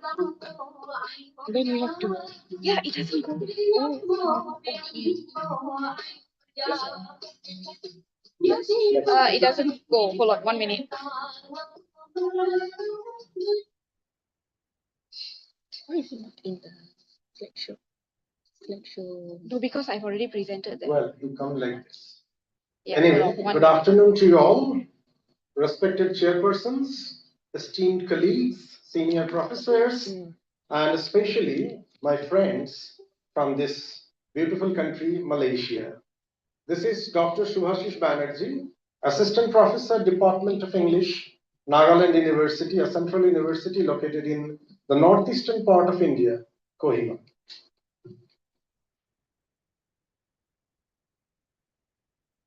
This is a joint paper by Dr. Abani Dole. He's sitting over there with a traditional attire, you can see. And obviously I, Dr. Subhashish Banerjee. He is representing his tribe, that is Missing tribe, one of the major tribes in Northeast India. The title of my paper is, Mapping Voice, Redefining the Literary Landscape of Arunachal Pradesh. It's a bit a technical paper rather than I am not going into any text as such. Being an academician, I would like to develop my theory on that line of IKS that is called Indian Knowledge System, and how can we decolonize our curriculum in that way so that we can incorporate our own thing and provincialize our colonial hangover rather. Quoting our Dipesh Chakraborty, the theorist, who has mentioned the phrase provincializing Europe. So let's provincialize Europe by our own theory. So the paper goes like this, and you can see this is the political and cultural map of Arunachal Pradesh. Arunachal Pradesh is a controversial landmass. You all know that. We are claiming this is ours. Chinese friends are claiming also that it is theirs. Let them claim. The tug of war will continue, but literature will, demark everything. So let's start the paper. While I'm going through the theoretical part of my paper, I'll elaborate this PPT also. So the indigenous literature of Arunachal Pradesh, deeply rooted in oral traditions and cultural narratives, has long remained marginalized within mainstream Indian literary discourse. This paper examines how decolonizing Arunachali literature can contribute to the Indian knowledge system by integrating indigenous epistemologies, ecological wisdom, and cultural perspectives. Using post-colonial and eco-critical frameworks, the study highlights the importance of recognizing oral traditions, contemporary indigenous writers, and local storytelling methods as valid resources of knowledge. By advocating for translation initiatives, educational integration, and digital archiving, this paper argues that the literary voice of Arunachal Pradesh can redefine the literary canon and enrich India's cultural and intellectual heritage. The study also explores the broader implications of decolonization, emphasizing the need for linguistic plurality and the preservation of indigenous voices in academic and literary spaces. So this is what a kind of cartography you can see, literary cartography with the major literary artists. You can see Yashi Dorji Thongchi, Mamang Dai, and certain other districts from where they belong actually. They are representing their culture, their class, and their tribe in a way.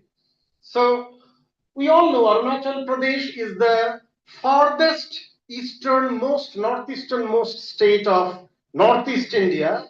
It is comprising of 7+1 states, together 8 states, 7 sisters and 1 brother, we used to say. And it is the cornermost state bordering with Tibet and China. So here is the list of the important writers. Yasidorji Thongchi, Lumardai, Pongung Ering Angu, Dr. Doirete Typodius is my colleague, Dr. Gumlat Ongo Mayo, Mibang Parme, Kolpio Dai Yatar Nonkir, and Mamang Dai. I kept her at last because Mamang Dai is perhaps the most significant voice from that particular landmass. We all know about her. Coming to the theoretical framework, I tried to incorporate certain post-colonial aspects given by, Gayatri Chakraborty Spivak. Can at all the subalterns speak? Yes, at all. They can, definitely. They have their own voice. And the concept of subalternity itself is very derogatory, isn't it? So we need to understand whether they are at all subaltern or it is a stigma given by us to make us subaltern in their cultural periphery. Okay, like China, we do not have that discrimination, mainland China, mainland India, and northeastern part. We are all Indians, but there is certain cultural stigma inbuilt into us that I am from Calcutta, I am representing the Bengali community, but we should try to represent India as a whole. So there must not be any discrimination. That's what she tried to focus in her, collection of poems like river poems, hill poems, and certain novels, Black Hills, Stupid Cupid, etc., etc. The Legend of the Pension, the most recent one. I have tried to, disseminate the ideas of Edward Said, cultural imperialism, pronounce the wretched of the art, why do we need to unmask ourselves, and obviously Ngugi Thiong'o's concept of decolonizing the mind. We need to come over the slough of despondency, the, the colonial hangover that we are still carrying as a baggage. Now it's time to reformulate and reframe our own curricula in the case of English literature and language teaching, so that we can incorporate our things and let the people, those who are staying there in the western part of the world, the Westerners, the fairer skinned people, can use our knowledge system too, to compare and for a better understanding of both the hemispheres. And coming to these are the theoretical frameworks that I have used, and in a nutshell, which theories are involved into it before coming to the curriculum development. Let me discuss certain things that I have incorporated. The oral traditions of Arunachal Pradesh serve as living repository of history, culture, and ecological knowledge. These narratives passed down through generations, and they have their oral traditions, Still certain, tribes are not using certain scriptures. Even today, if you go to the western part of Arunachal Pradesh, the major tribe is Nishi tribe. Okay, and they are now celebrating their indigenous festival, which is called Kanniyakumari festival. And they are celebrating 50th anniversary of that particular festival. You can go and visit there, and how they are interconnected with nature, their own literature, their own traditions. And most of the tribes belong to Abotani group. In Adi tribes in the eastern part of Arunachal, you will see Adi and Galo tribes. My friend is wearing Adi coat, I think, if I am not wrong, sir. And that is their waving style. And through that particular jacket, that coat, you can narrate so many things. They can rather narrate so many things regarding their culture and literature. Authors like Mamang Dai, Yashidorji Thongchi have played pivotal roles in bringing Arunachal Pradesh's literature to the broader audience. In The Black Hill, Dai's poetic prose captures the intricate relationship between geography and identity. I am quoting, "The forest is vast, but every sound carries a memory of things unseen." The line illustrates the way in which indigenous narratives intertwine space and memory, creating a literary geography that is both personal and political. Likewise, Thongchi's Crossing of Rivers explores the socio-political realities of Arunachal Pradesh while highlighting the resilience of the people. Every ripple in the river carries the voices of those who have walked before us. His work situates the individual within the collective memory of the community. Other, indigenous and Hindi writers are also there from Arunachal Pradesh. Hindi writers such as Prem Bhai, they are from the Nepali community actually, they are also settled there. Shanti Devi further contribute to the literary landscape by transcribing oral histories into written form. Prem Bhai, in Pahadon Ki Goonj, that means the echoes of the hills, reflects. Their songs are the echoes of the mountains, unbroken by time or conquest. By documenting oral traditions, Prem Bhai shows that these narratives are accessible to future generations. Like Shanti Devi in Arunachal Ke Rang, the Saints of Arunachal Pradesh, describes the intimate relationship between the tribes and their environment. The rivers do not merely flow, they carry the stories of generations.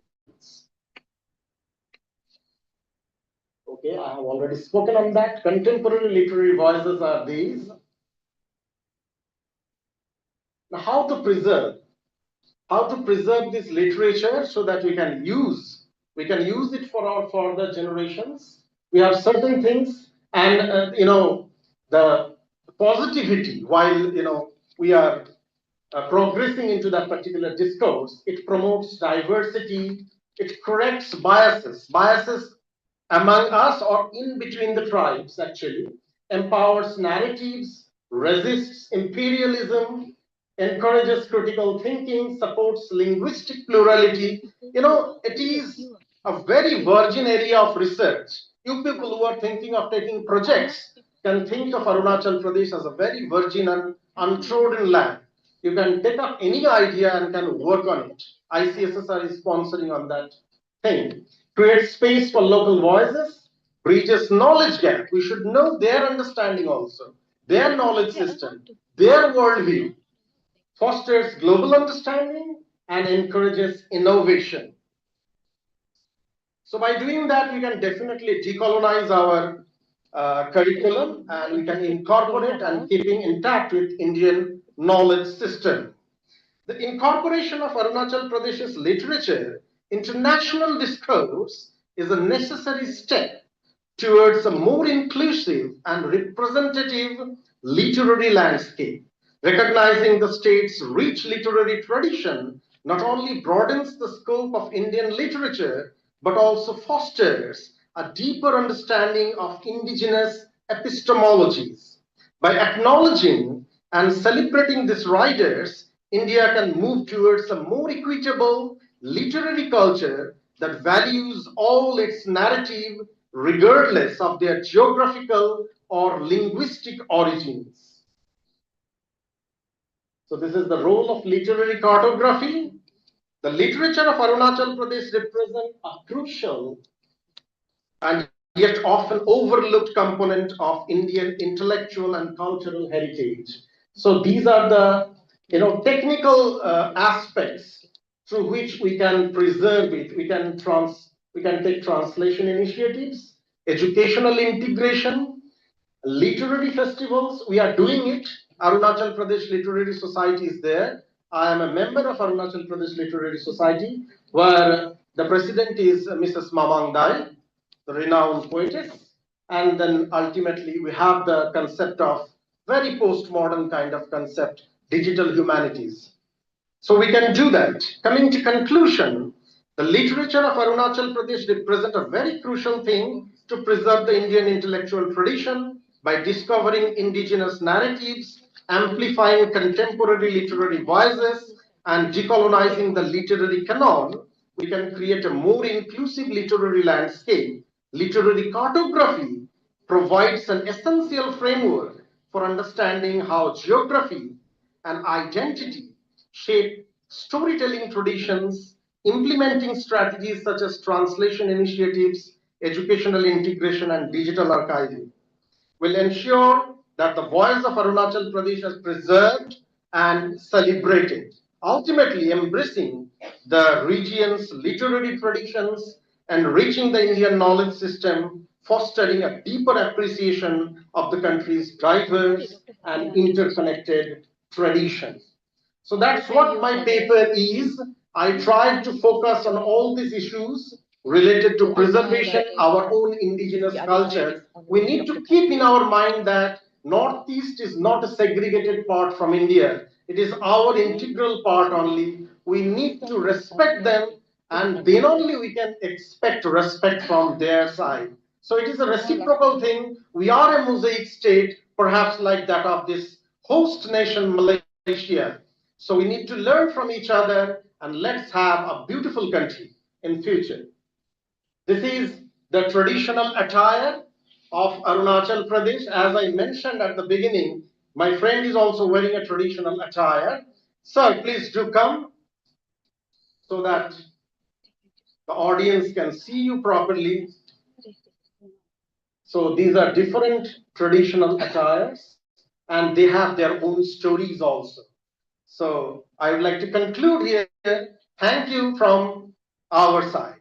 Thank you. Thank you, Dr. Banerjee, Dr. Dole. First and foremost, I would like to appreciate you for this idea of indigenous thing and going out of the colonial hangover. In fact, my paper also talks about how English language can move out of colonial hangover, which is necessary. I mean, English is a wonderful language, but we did not follow the verbatim things. ICSI, as you mentioned, they have already asked for the projects. I think it is the date is still going on. In case anybody wants to do it, it's still there. Vulnerability tribe. Yes, recently they declared it. Yes, I think when you talk about the colonial hangover, one message Dr. Dole can take it from me back to the Seven Sisters state. Right, 2 years ago, I was at Shillong for a vacation, and they called it. It is Scotland of India or East. Scotland of East. Why do we want to call it Scotland? Yes, Ahmedabad, for example, I am from Ahmedabad. Right, you are. Yes, exactly. Ahmedabad was far ahead in Gujarat or India was far ahead in cotton and clothes. Yes. Before England came. So we need to come out of even all we need to change that mindset, sir. Even the advertising, branding activities for developing something. We need to do that, not just literature or language. So I think it was wonderful, and can keep it on. And how translation also can also help the indigenous literature disseminate among all the people of India. So that would be wonderful. If there is any quick question, we can take it. Thank you. We'll take one more presentation and then we can break for lunch. I would invite Darshin Ramanna. I will write in Darshan.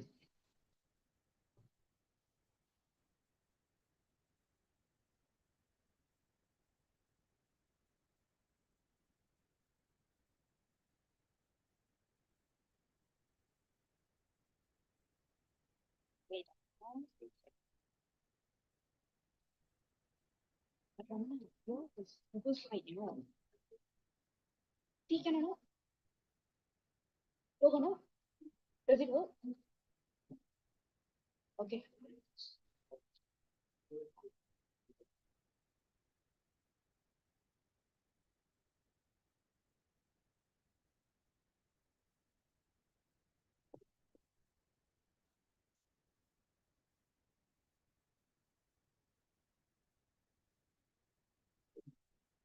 Good morning, everyone.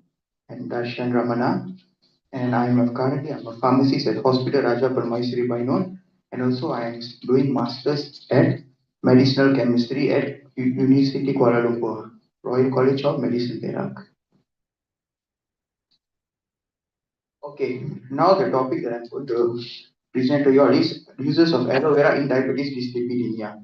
Okay, what do you all mean by diabetes dyslipidemia?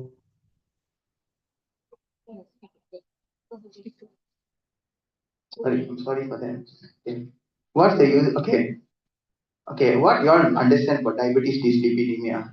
Okay, diabetes is, as you all know, is that the sugar level in our body is very high. Dyslipidemia means our blood cholesterol in our blood is very high. But what is the difference? What is diabetes dyslipidemia actually? Is where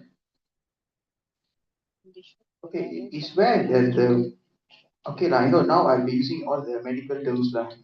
Okay, is where our body triglyceride level and also our low density lipoprotein, which is the LDL, is high for the diabetic patients, in which the diabetic patients will have higher level of cholesterol in their blood. That is mean referring to diabetes dyslipidemia and putting in the layman terms. Okay, this is the reading. This is based on our clinical practice guidelines. Usually, okay, what it means by glycemic control, the lipids profile, that is what we will monitor. When people be diagnosed with diabetes dyslipidemia, this is what will be monitored, which is the glucose level and also the triglyceride and HDL and LDL level. Okay, this one is the reading. This is the range lah.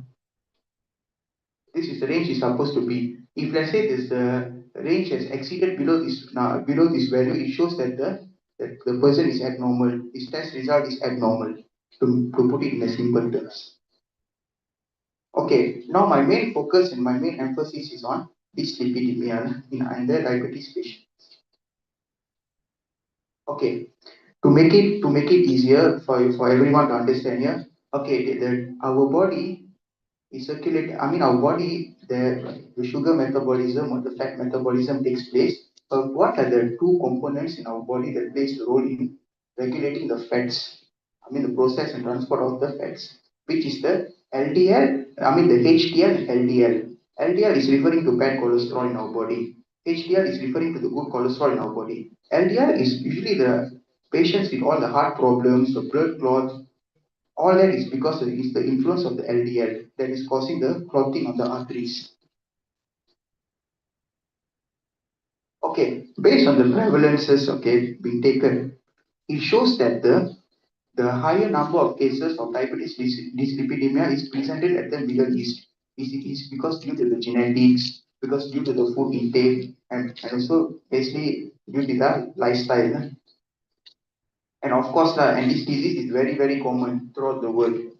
Anyone can get this disease. It doesn't matter how old the person is. It can be older. Usually it happens to all the younger age, which I'm seeing every time in my daily life in hospital. I see many people age of below 20 also having this disease because of their lifestyle and how they take care of their body.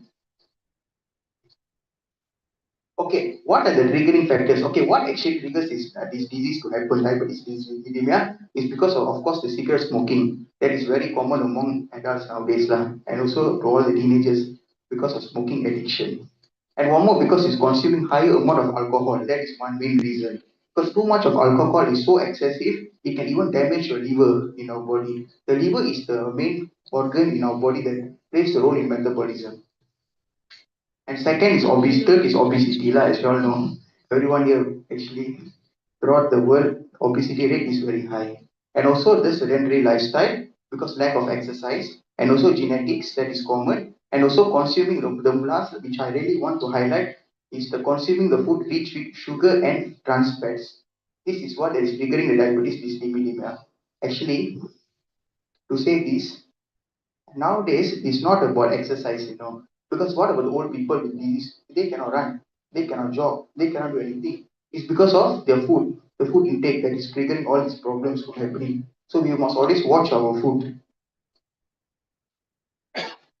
Okay, how to manage this diabetes dyslipidemia? Actually, to manage is very, very simple. Actually, first, like by lifestyle modification, like as I mentioned just now, is by making dietary changes, by consuming the food which is rich with vitamins and also with proteins. Avoid taking carbs and also avoid taking food that is rich with all the trans fats. And also, and some more, we must stop smoking. Smoking is one thing we must do. Smoking and also vaping is two things we are not allowed to do if you want to control the diabetes dyslipidemia. And also, the second way to manage is by modern medications. That these are the medications that are available in the hospitals or any clinics that can use to control the fat. These are all the and this is all the cholesterol drugs. Okay, now moving on to pathophysiology of how the diabetes dyslipidemia occurs. Is what plays our part of body is the liver. Liver actually it serves as a factory in our body. That is how like you see the factories outside how they operate things, right? Our bodies are doing the same thing, which is the liver. It helps in metabolism of the fat and also the sugar. Okay, how this happens actually? What the liver does? Okay, as you can see here, this happens. These are the fat tissues and also our diet and also for diabetes patient, what would happen is that the it causes the liver what to do, it decrease the production of the HDL in our body. As I said, the HDL is the low, our liver also plays the part in synthesizing cholesterol, which is the good cholesterol and also the bad cholesterol. But during this case, what will happen? Our liver will produce very, very less HDL, which is the good cholesterol. So when the production of the good cholesterol is very low, what it do? It increase the production of the LDL, which is the bad cholesterol, and also the apolipoprotein B. The apolipoprotein B, what it do? It acts as a carrier. It will transport all the bad cholesterol that is being synthesized by the liver into the blood vessel, which is what causing this blockage here, which is known as arteriosclerosis, and also which can lead to the inflammation that can cause the damaging of the blood vessels, which lead to all the flux of all the lipid molecules inside. That is why it can cause the buildup of fat and also restricting the blood flow. That is why leading to heart attack, stroke, and so on. All the cardiovascular diseases. Okay. Now, if you want to compare the difference between the normal liver and also the fatty liver, what is the difference? This is the morphology. Okay. The normal liver, you can see the liver is fine, this is normal. And fatty liver, can you see all the lumps all over the liver? That means the liver is damaging. It's all being deposited by the fatty hepatocyte, which is all the fat cells. This is what happened during the fatty liver. What happened? The liver will not function because there's a buildup of fats on the liver. Okay. Now to make you all easy to understand what am I talking about, what is HDL and LDL that I'm mentioning from the first slide. This is the diagram here. Sorry. Okay, this is how it plays the part. Okay, as we consume any food that is rich with fats, and any food rich with fat, what the liver will do, it will convert to LDL first. So the LDL, what it do, for example, any food that we take, the LDL, what it do, it will go and it will cause the liver will produce the LDL. The LDL will cause the increase in our blood. In our bloodstream, there will be rich with all the LDL molecules. If let's say the LDL is too much, so the body will have to balance up the amount of cholesterol in the body. So the liver will start to produce the HDL. So the HDL, what it do, it acts as a carrier. The HDL acts as a carrier. What it do, it carry all the bad cholesterol and transport it back into the liver, so that the liver can excrete all the bad cholesterol through the bile duct here. To the gallbladder here. The green color, can you see below the liver there? Okay, this is how it happens actually, the pathophysiology of how the fatty liver disease and diabetes, how they can link to each other. I know both are two different diseases. Dyslipidemia is because of liver malfunction, and diabetes is because of pancreas malfunction. But how does it have connection with each other? And why do we call this as diabetes dyslipidemia? Okay, as you see, usually what plays part in our body is all the cells, all the fat cells in our body. This is the adipose tissue we call it. The fat cells is actually present all over body, especially on the skin layer, on the surface of the skin. So what it does is that actually, if let's say during the diabetes dyslipidemia happening, so the fat cells, what happens, it cannot store the fats in the cells. So what it do is start to break down. This process known as lipolysis. Lipolysis is what it do, it causes the breakdown of fatty acids. The term use it as fatty acids. That's the medical term used to make it simple. I say it release all the fat molecules. So you have to understand. So what the fat molecules will do, it will carry out into our blood circulation, and from there it will go, and from there the liver will go inside the liver, and what the liver will do, the liver will convert the fatty acid into the LDL, which is the low density lipoprotein, which is the bad cholesterol. That is one. That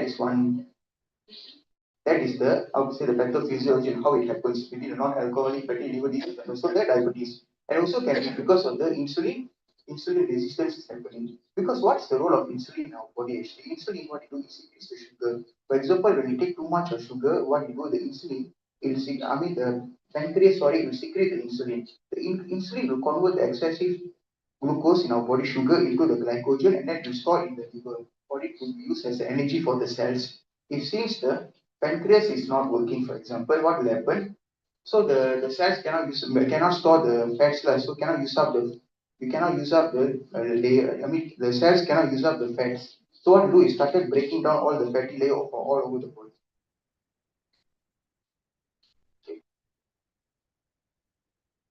Okay, this is to make it easier. Okay, sorry, I'm so sorry. Okay, this is to make it very simple how it happens actually. Okay, this is the blood vessels inside here. So what it does that the insulin, what it will do, it will take the excessive sugar from the blood vessels and it will transfer back to the cells for it to function. If during the diabetes, let's say during diabetes, and what happens, the insulin will not function, so a lot of sugar will be retained in the blood. Okay, now I will come to what is aloe vera.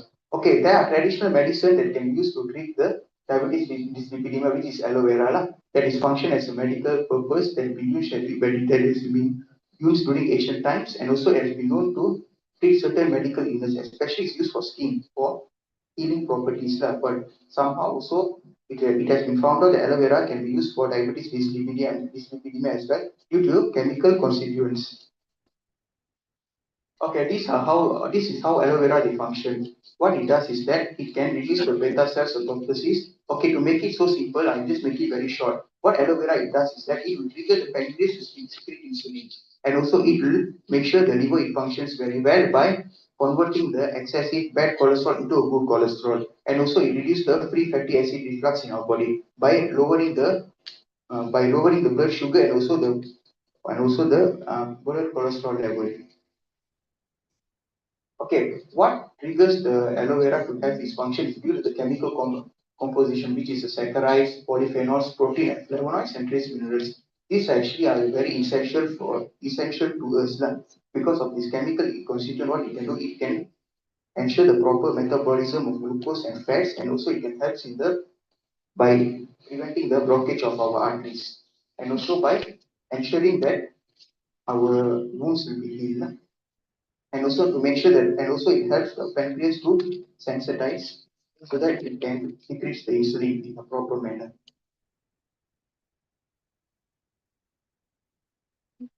Okay, these are the pharmacological action of how the aloe vera, how does it function. One is it increases the adenopectin level 1, and also one it does is that it decreases the cyclooxygenase 2, so that it can help in insulin secretion. One, it increases the antioxidant level that can protect the cell from any damage happening to the beta cells of the pancreas. Okay, in conclusion, what I can conclude is that okay, diabetes dyslipidemia is very common throughout the world. Nah. So there are medications that can be used to treat this disease. Nah. There are modern medications available. But sometimes the modern medications, what can happen is that as you consume can lead to side effects. So to avoid all this from happening is that consuming the aloe vera is another option to save an individual from suffering from any side effects. So what it can does is that aloe vera, what conclusion I can say is that it can regulate the homeostasis of glucose and lipid metabolism, and also because of this chemical constituent, it can help in exhibit different pharmacological action on treating diabetes dyslipidemia in a very different way in which the modern medicine could not do for today's era. Thank you for that's all. Thank you. Thank you so much. Any questions? Yeah. As you shown one tablet that was fabric. So it was having that fabric acid that was binding to the isopropyl ester. In this, you have shown so many chemical constituents. So it is, if we talk about diabetes 1 and 2 type, it is a synergistic effect of all those, or there are specific like this fabric acid that are leading to lipolysis. Because there are many chemical constituents. Yeah. So are there any specific ones, like the majority ones? Some may be 43%, some may be 0.001%. This is what we get here, or it just This one I'm just talking as a whole actually. Okay, as a whole. the mechanism of lipolysis is not very clear that which one is actually performing better because percentage of them is different. Everyone is not of the same percentage. Yeah, because this one, what I'm doing is I'm talking this one is overall.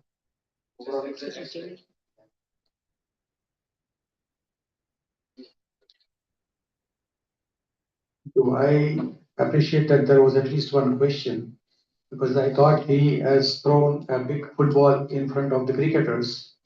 The galaxy of literature and social humanities, social science and humanities faculties, and we have science.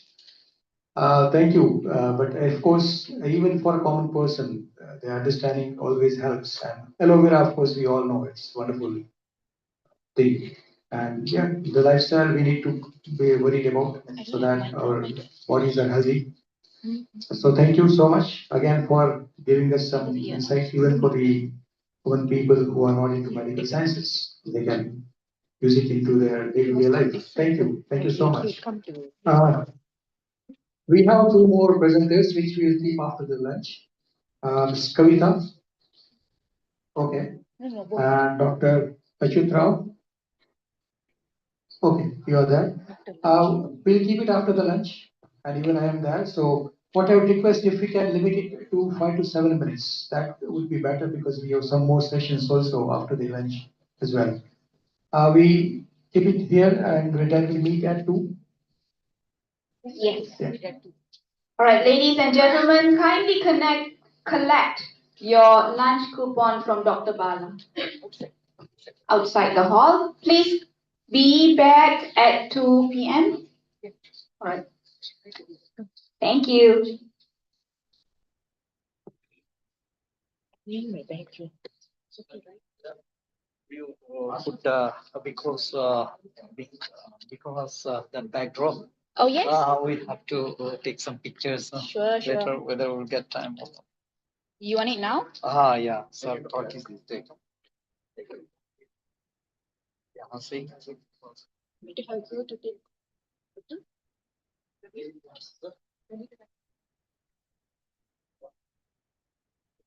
This is just for photographic representation. Okay.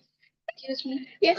Actually, I have a presentation in the second half. Yes. So I haven't yet uploaded my slides. So I will just go and try to do it in the link that I You are the photographer. Yes. This is just for Could you please label your slide with your name? With my name. Yes. Yeah, I have already labeled it, and actually I have done it in Canva. So can I just paste the link into your folder and then I'll open there? I'll just send it and then. Do you think you can download from Canva as PPT? Because they are. I mean, I think I had done my phone. I couldn't upload it, so I'll just wait from my system. I tried to upload it many times, but it was corrupted.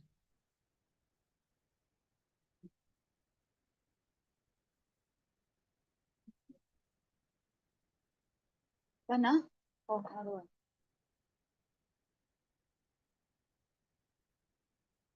This is my presentation that I'm trying to upload. So,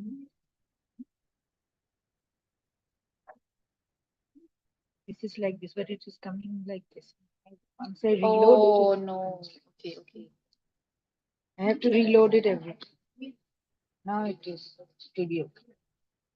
The first go, it is not coming as it is. Yeah. How to do it? Can you just check? Because I have uploaded. If they are done, I can use my computer.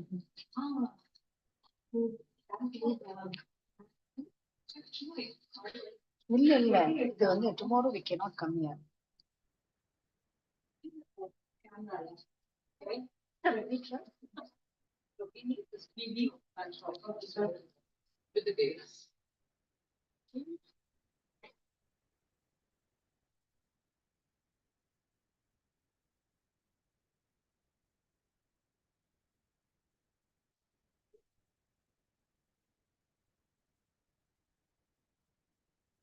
Did you download from Canva as Canva. PPT? Actually, there was a QR. I scanned it to my phone and just started showing up. I Do you saved have it. any animations now, right? I have a small animation Oh, there. okay. That's why. Otherwise, I have already saved one PDF format also. Ah, okay. Can I? Yes. Oh, sorry. No, it's okay.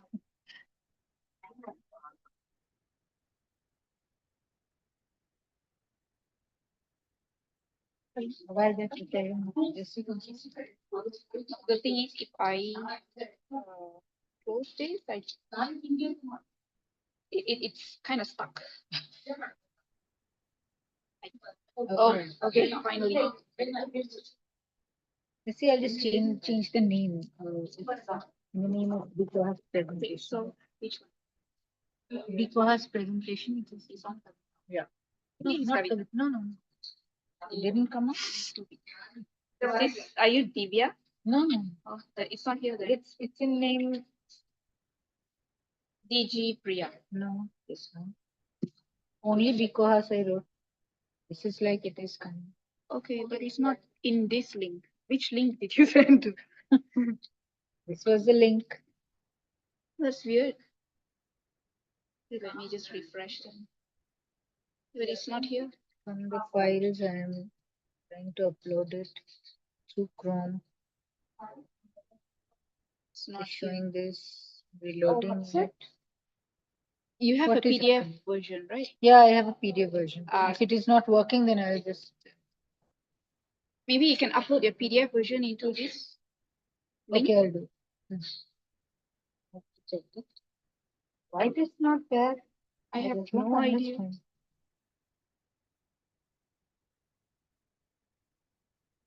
To be there. What is happening?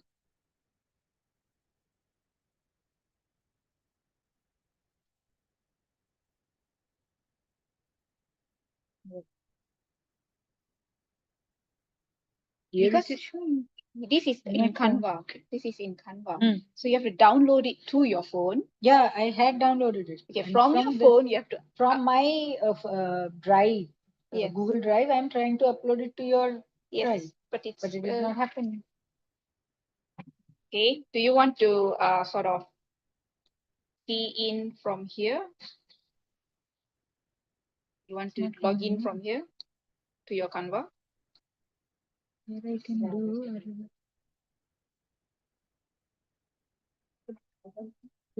Let's do it. I'll just Show bring one it place for through me. the pen drive, or maybe I'll. Oh, bring can. it, and I'll just do it. Okay. Kavita, come in. Okay. Is it safe to leave it here? Yeah. I don't know whose phone is this. Dr. Mala's.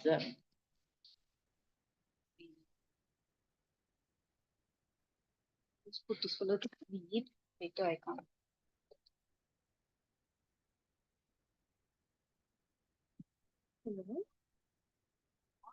வரும் doctor. Next present அவங்க வந்து கொஞ்சம் இது பண்ணிருக்காங்க.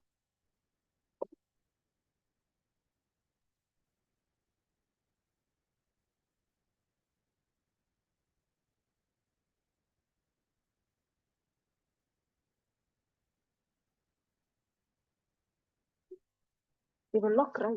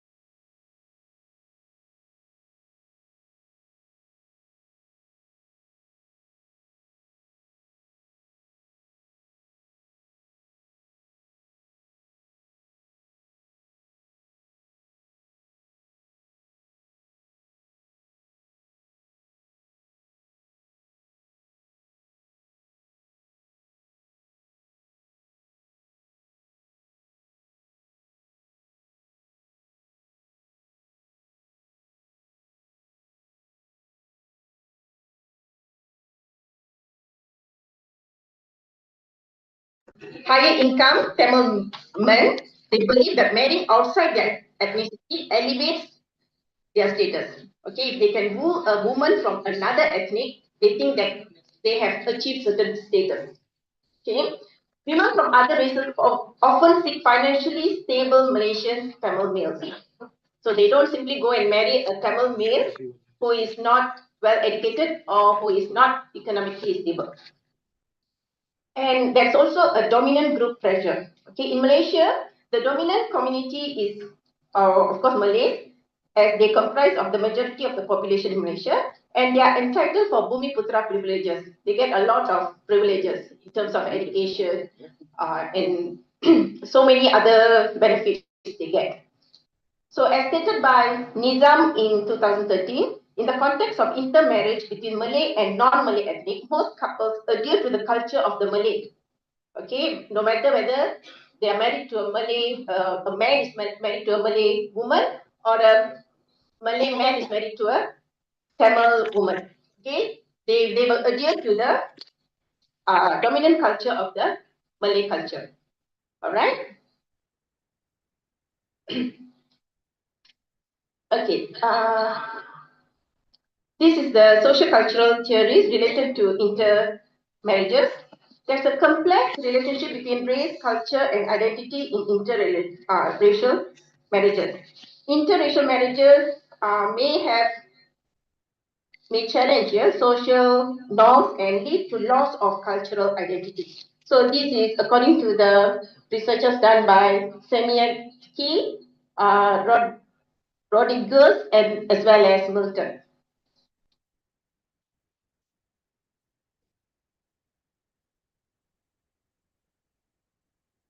Okay, in this study, I did a case study, okay, descriptive case study, carried out on 5 intermarriage couples in Malaysia, whereby the Malaysian Tamil males are married to non-Tamil spouses.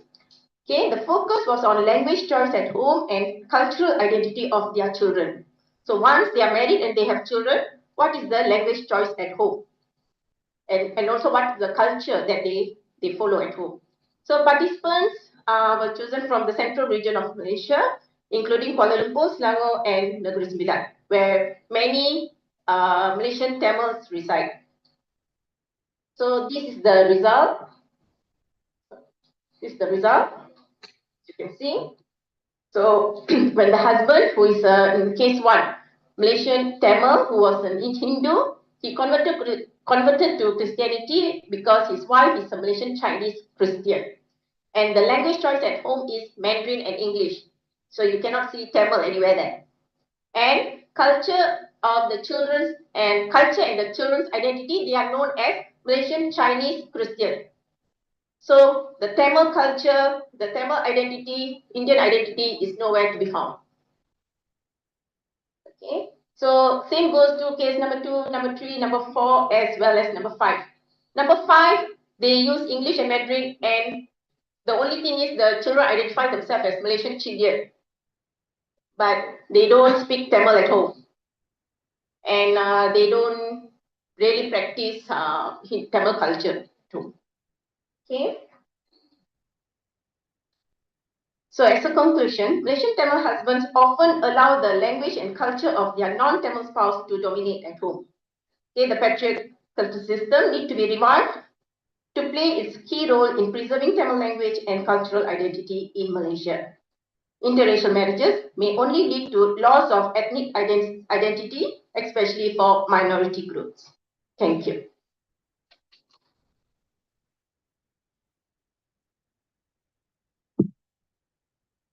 Thank you. Nice work that you've done here. I think this can also go into the sociology work as well, maybe in future, and more avenues can be opened for the research.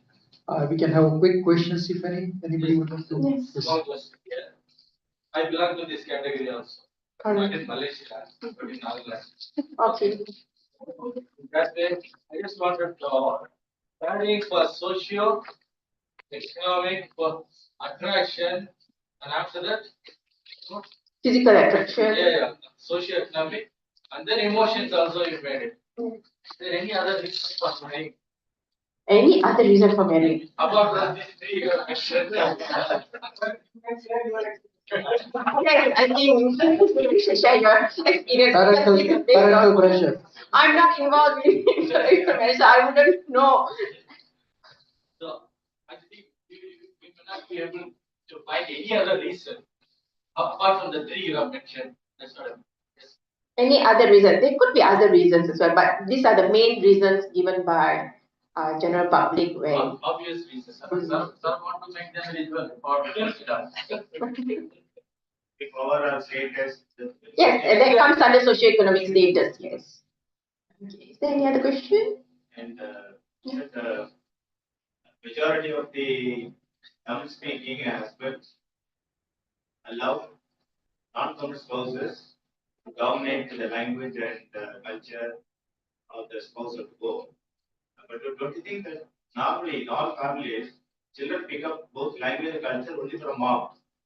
Yeah. Yes, this is what happens in Malaysia. So, If the husband is house husband, then it's okay. no, the thing is, back in the 70s or 80s or 90s, when they are married to a Chinese, just say, the children are known as Chindian and they can speak both Tamil and Chinese. You know, most of the time they are like Indian. They use both and if you ask them, they won't, they will say that, no, I can speak Tamil, but I don't know Chinese to that extent also. But now it's changing. They only, they just forgo everything to their spouse. So the ladies, they are dominating the. Husband allowing or disallowing culture and language to be adopted. Family. Even otherwise, we pick up culture and language from mom much more than father. If back in the 70s, 80s, if they can be, being the head of the family, if they can decide, no, my children must speak in Tamil, why not now? So it used to be in 70s.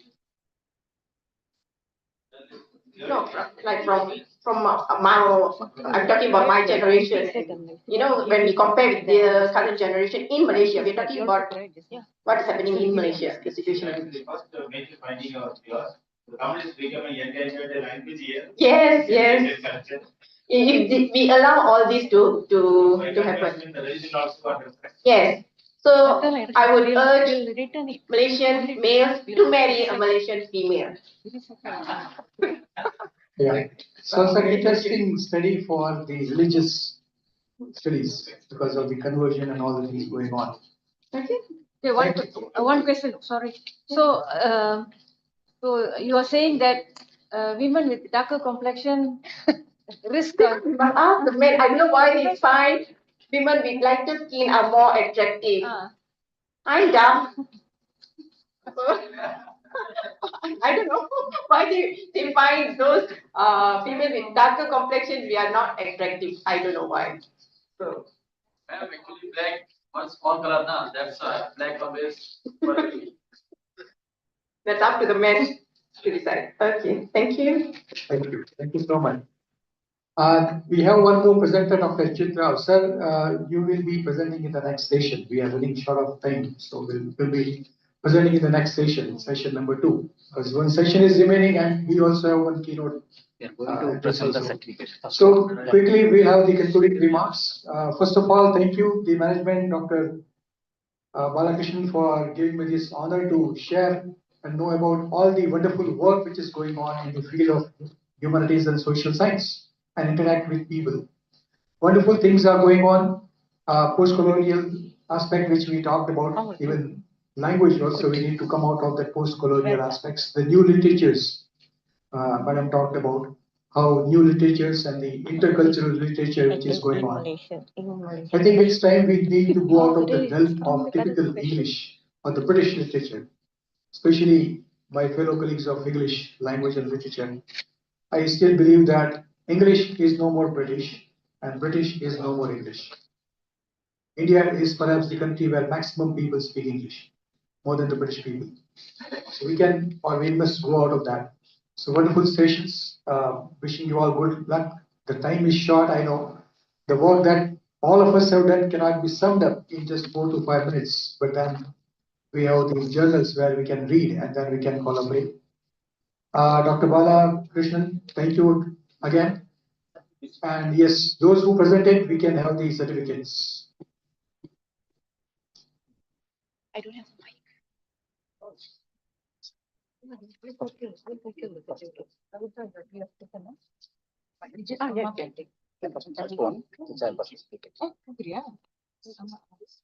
By the chairperson. All right, so we will have the certificate presentation right now. First up, I call upon Dr. Harmik for being such a wonderful chairperson.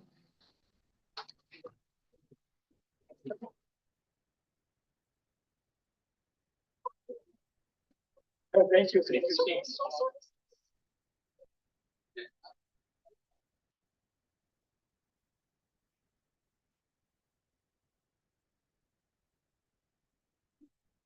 Okay.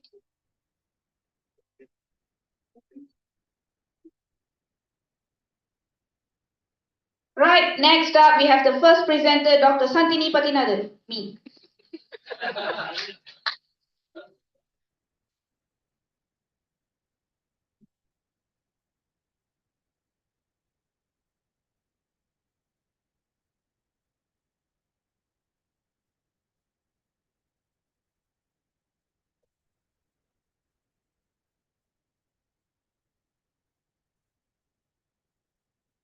Next, we have Dr. Subhashish Banerjee.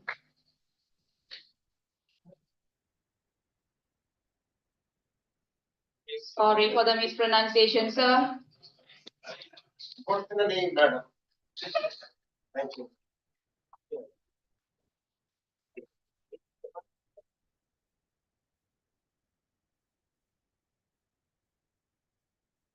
And now I call upon Mr. Darshan Ramana Kadirasan.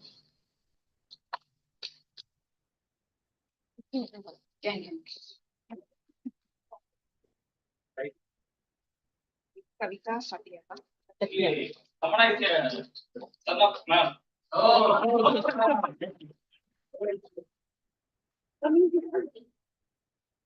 Parent doesn't look right. From English literature to science, madam? Yes.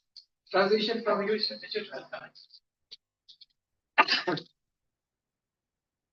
Ma'am, first son is doctor.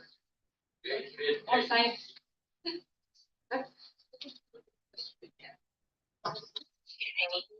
And lastly, we call upon Miss Kavita Satya.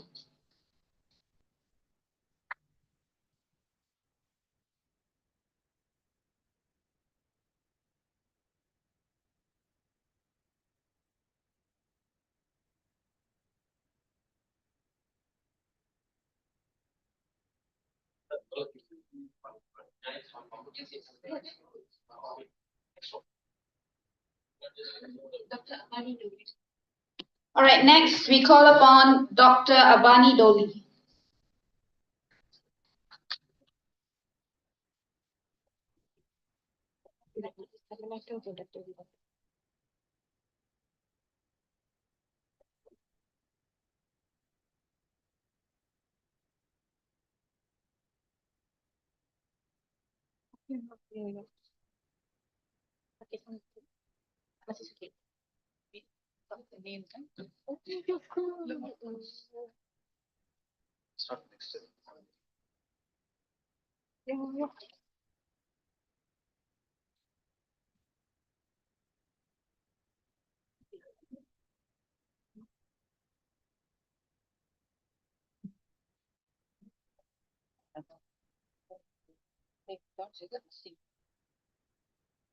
So is he talking?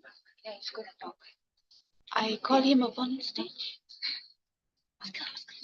Call him up on stage. Yeah. All right now we would like to call upon Dr. John Sager to say a few words, to present his speech.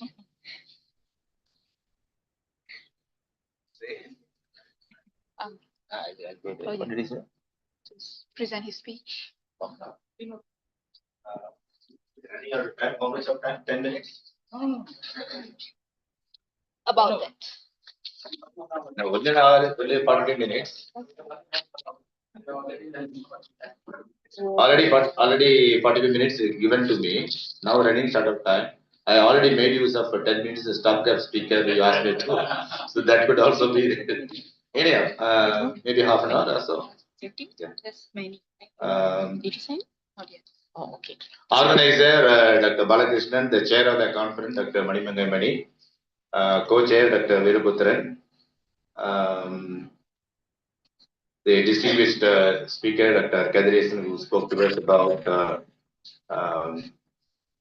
from a non-religious point of view about reincarnation. Chairperson, fellow plenary speakers, participants, good afternoon to all of you. I am 100% aware of the kind of impact that lunch might have had on all of us during this post-lunch session. I make my points very brief and not much confusing. It will be a kind of commentary on the kind of education that we have been having all over the world, not only in India. 3 days ago, when Dr. Balakrishnan asked me to give a keynote address on a topic that any topic other than language and literature, because there are two people who already been booked, including Dr. Vasandan for tomorrow's thing, Kavi and it being a multidisciplinary theme, not too much of focus on language and literature, that would send a wrong signal to the participants who have taken a lot of pain to come over here to listen to and then share their knowledge with the participants. And he hinted at a theme that I think we had it for the first conference in 2018, I believe. But then I'm not a scientist. But I took the clue from him. Then I told him that I would speak on a theme which is a need of the hour that has been hinted at by NEP 2020 also. So I gave him the title Humanizing Science and Scientizing Humanities. I don't know whether there is a verb called scientizing, but I have created because I am user of English. I got every right, as the technical chairperson said, the Indians are also the legitimate users of the English language as much as native speakers who can never be defined because English has no owner. To go by the article published in 1992 by H.H. Widdowson, who is the owner of the English language. So English is the only language in the world which has no ownership. If you use English, you are owner, that's all. So no one can apply for any document patta and then saying that this is my language and to say like that. So I use that my little academic right, and then I use the term scientizing humanities, humanizing science and scientizing humanities. What I mean is that we must adopt an interdisciplinary approach. That is what UGC, University Grants Commission in India, and NEP and accrediting agencies like NAC, harping upon, making a multidisciplinary approach. Ours is a multidisciplinary conference. But now, as an approach, now I am saying that we have lots of benefits of using interdisciplinary exchange in our subjects that we are teaching. Friends, we are living in an era which is in educational parlance called economic terms. It is called new liberal era. There was a time when we talk about liberal education. Now all over the world, people have come to a conclusion that liberal education is a waste of time. Studying language, literature, history, all this is waste of time. This is the attitude of most of the governments. So India is not an exception. I think Malaysia is also not an exception, I believe.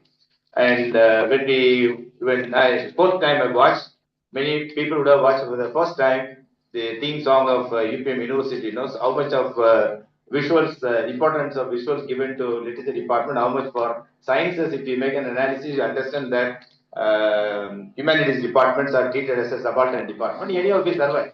We survive all over the world. Because now we have to accept certain limitations, like now we are living, as I told, in a new liberal area. What is new liberal area? What is new about this liberal concept of education that was introduced during the 18th century after Enlightenment movement? They're all gone. Now we talk about new liberal period where I give you a few examples, you understand, then you can have your own definition of the concept of new liberalism. New liberal era is a period where knowledge is treated as a commodity.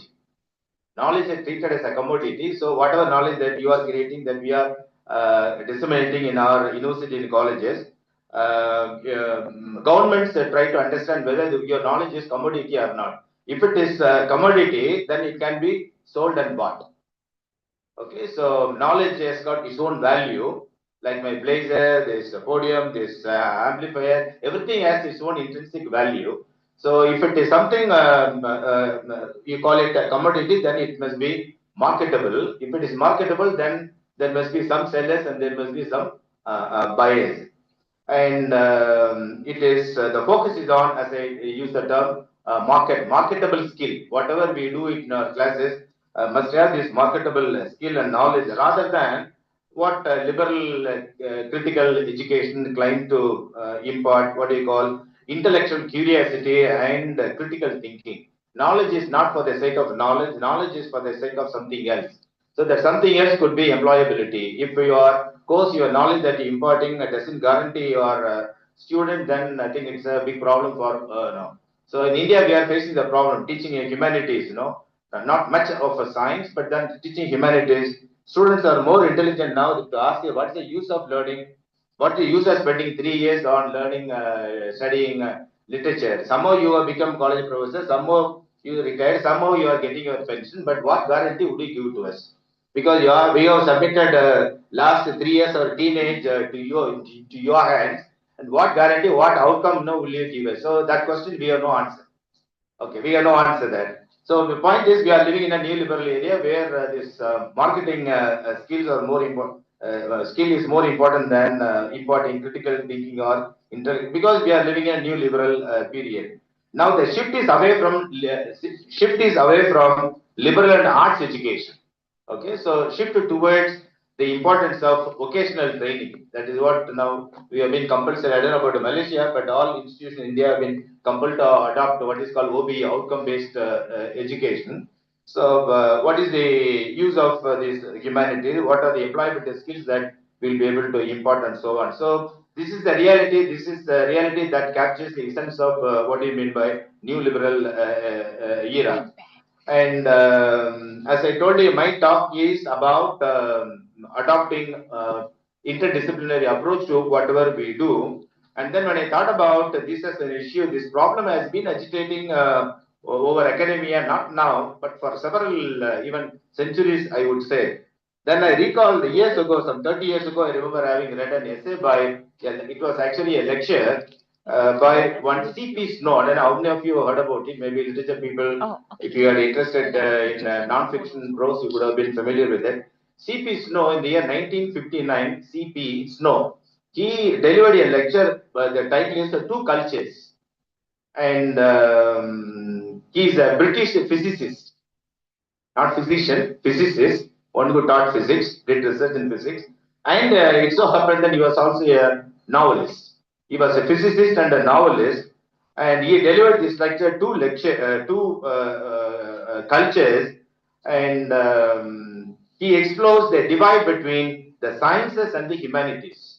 Okay, and these two sciences and humanities represent two different cultures in his own words, because they have distinct values, languages, and worldviews, and leading to lack of understanding and communication between people who are teaching and doing research in sciences and in the humanities. And these two cultures, both sciences and humanities, have become increasingly isolated from each other. So there are no meeting points now between these two cultures, these two streams of knowledge. For our own convenience, we have divided our epistemology into different domains, and within each thing, within humanities, we talk about history, anthropology, or philosophy, or psychology, or language, or literature, and leave alone science. So we are living in an age of specialization at a time when we don't know, we know more and more about the less and less. That's what my MPhil guide used to say. Research is doing more and more about the less and less. Okay, so you take you take one writer, you take 3-4 novels, then you say research, and one day you become doctors also. So you take a small problem and then you try to solve it. As you give a solution, the university honors you with a doctor. So we are living in, and if you go to medical science, you understand that. And we understand better. Patients, we understand better. We don't go to any doctor for any treatment. We are very wise to go to which doctor we must go and which other doctors we must avoid. But not within academia. Now the distinctions are sometimes blurred. I claim myself to be authority on both language and literature. I say that both the heart and lungs, they are located the same way and therefore. But I got some pulmonic problem, I will not go to cardiologist. When I got a heart problem, I will not go to pulmonologist.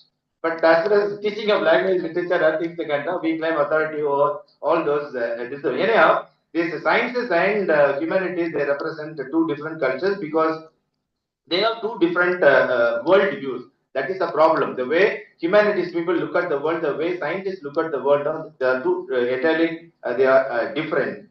And scientific culture, for example, is driven by pursuit of knowledge. They use the term knowledge much more than humanities people use because their focus is on empirical evidence and reliance on quantifiable data. Usually, humanities people, except some social science people, as Kavita who presented interracial marriage, where she's talking about in terms of percentage. And other disciplines within humanities won't even we talk about the basics of arithmetic or mathematics because they rely upon empirical data. And the word empirical is a bad word as far as other disciplines within humanities is concerned because we never use that expression at all. And whereas humanities culture or the cultures represented by the humanities are concerned with the human condition. It's concerned with the values and emotions with a focus on not quantitative but qualitative and interpretation which are not objective but subjective. So a lot of subjectivity is including history. Postmodernist definition of history is either his story or her story. Even the veracity and the objectivity of history is also called into question. So nothing is scientific. And we postmodernists claim that we need not be ashamed of being subjective because everything is a subjective. Same news item is flashed in different newspapers in different ways. If there is one truth, then it must be a presentation should always be the same way. But it is not like that because humanities know the way they interpret phenomena, they are basically not only qualitative but also interpretive and subjective. And CP Snow say, for example, literary intellectuals or humanities people are unfamiliar with this school because he's a physicist, he uses the word. Most of the humanities people, they are not aware of the second law thermodynamics. Here is a chemistry process thing here. So when they say thermodynamics in literature class, the history class, or other classes, that now we feel like we are now something wrong with it. Now we have to go to immediately a psychiatrist or someone who is specialized in. So we never use that term. So people who adhere to this culture, humanities culture, they are not aware of. And people who are into sciences, medical science, other sciences, they may not be unaware of say literary giants like Shakespeare.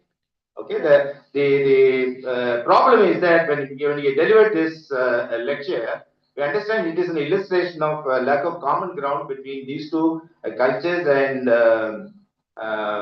during 1940s, there was a person called literature people know is part of new critics called F.R. Lewis. He was woefully and awfully bad in using religion in literature, using morals in literature. He said literature could become a surrogate form of religion. You need not go to. He got that idea from Matthew Arnold because after the publication of Origin of Species, Christians stopped going to churches in the West. Because after all, man came from a monkey, not God did not create. So the idea of the creation versus evolution, that problem. So most of the pious Christians stopped going to churches. That led to economic crisis. People did not put to undial. Opportunity was stopped, and therefore there was a big financial management. In the so because Matthew Arnold he claims that poetry can become form of religion. Because religion has failed, Christianity has failed but the poetry will not do that. So we can read more poetry. That's what he argues. If you are familiar with the study of poetry, the small essay that he has So this gentleman, Lewis, his name is F.R. Lewis, he argues that Snow's scientific culture is very narrow. And very, not only narrow, science is not only narrow, but also he uses another big terrible term, Philistine. All the time you are asking, what is the use of doing this and that? No. Don't ask for the uses of the concept of use in other disciplines. So it's very narrow, and Snow responded that Lewis literary culture is humanity culture elitist. You are talking about something that has no relevance to the common man on the street. You are talking about the Kamper, you are talking about Shakespeare, talking about all great literary giants who do not mean anything to the person who are doing hard work, physical manual work on the street. So this is how you see that one scientist, the other person, one literary giant. Now they are in conflict with each other. They don't understand the communication channels are even closed. Then C.P. Snow goes on to cite an example which I would like to share with you, because in that lecture, because history also very important. Last time when we came, Dr. Kadresan was talking, he did a beautiful lecture that was on literature, but he highlighted how important is history. Okay, that is over. Why should we talk about it now? Then he said anything, the same thing may be repeated in the future also. Whatever the issue that you are talking about. So you can't afford to forget history. So science is very important, but history of science is also equally important. I'm not a scientist. I didn't learn anything from scientists. But what I learned about science, the background is from a historian who has documented these phenomena. So Snow cites the example of Robert Oppenheimer.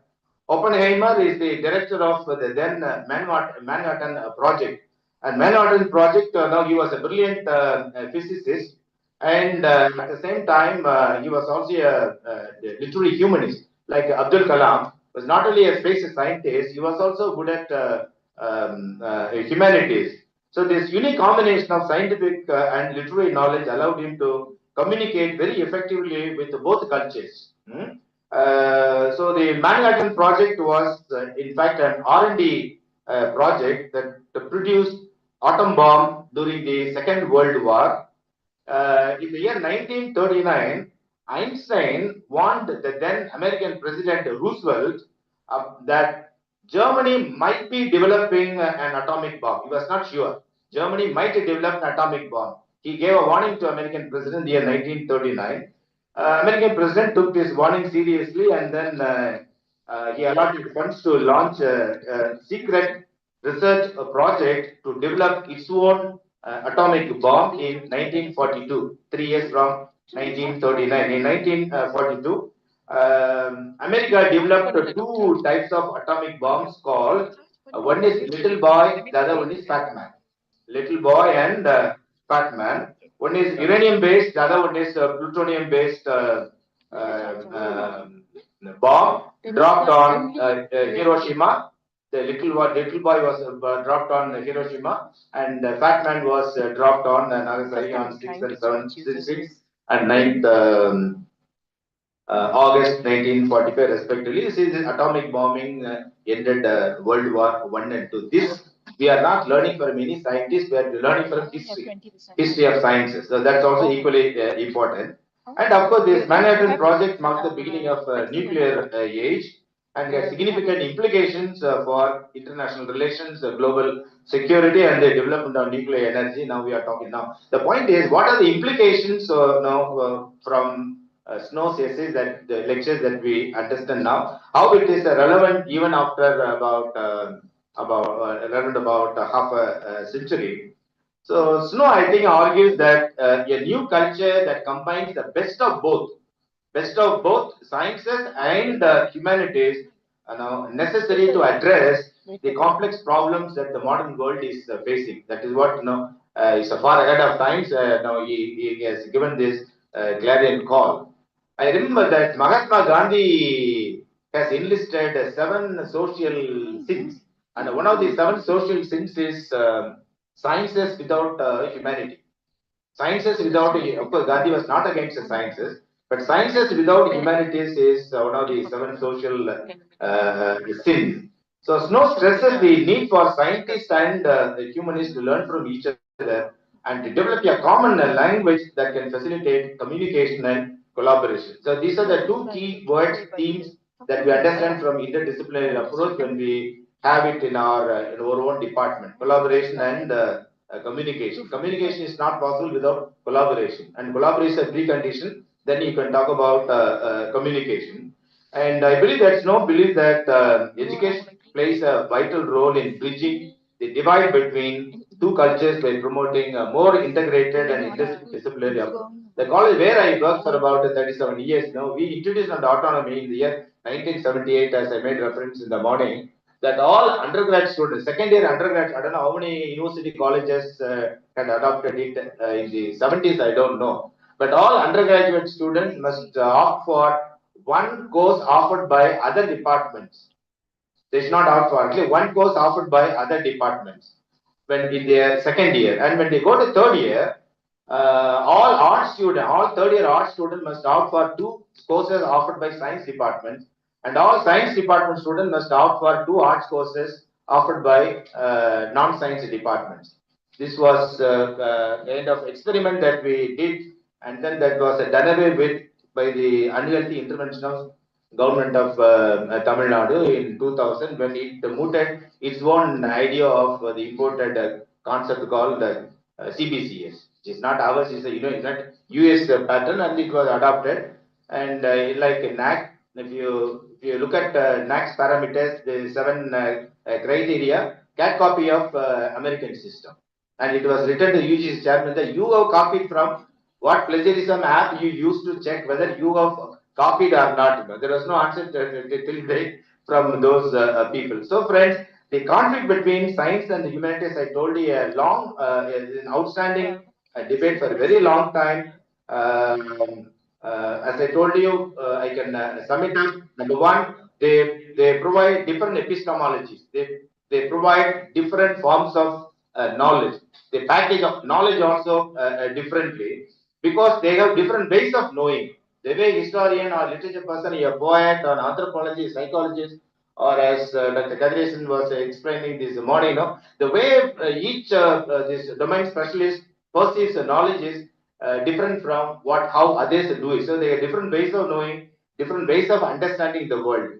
The way scientists understand the world is not final. The way a poet understands the world is not final. There must be a meeting point between both. So there are different ways of we may not understand. When you go to psychiatrist, when we have a problem, the way he approaches the problem, we may not, ordinary people may not understand. But that is the way of understanding the problem as far as psychiatry is concerned. So as I said, the science relies on experimental, empirical experimentation, while humanities people know we rely upon interpretation and critiquing and making it contextual. That is number one. And second thing, I understand that there is a competition between, since we have artificially divided knowledge epistemologies into small islands, and now we are vying with each other in terms of asking for resources. And sciences and humanities often compete for limited resources such as funding or attention or prestige. Politicians of all parties, they will day in day out, they'll be talking about writers, literature in their regional languages, whereas they won't talk about space science, biotechnology, all this, because they cannot know. They don't know. And question of funds being allotted comes, as I use the word subaltern. Humanities department are not taken care of. I think that there is not even a single funding agency in India meant for literature studies, I believe. I think you have one for history, one for social sciences.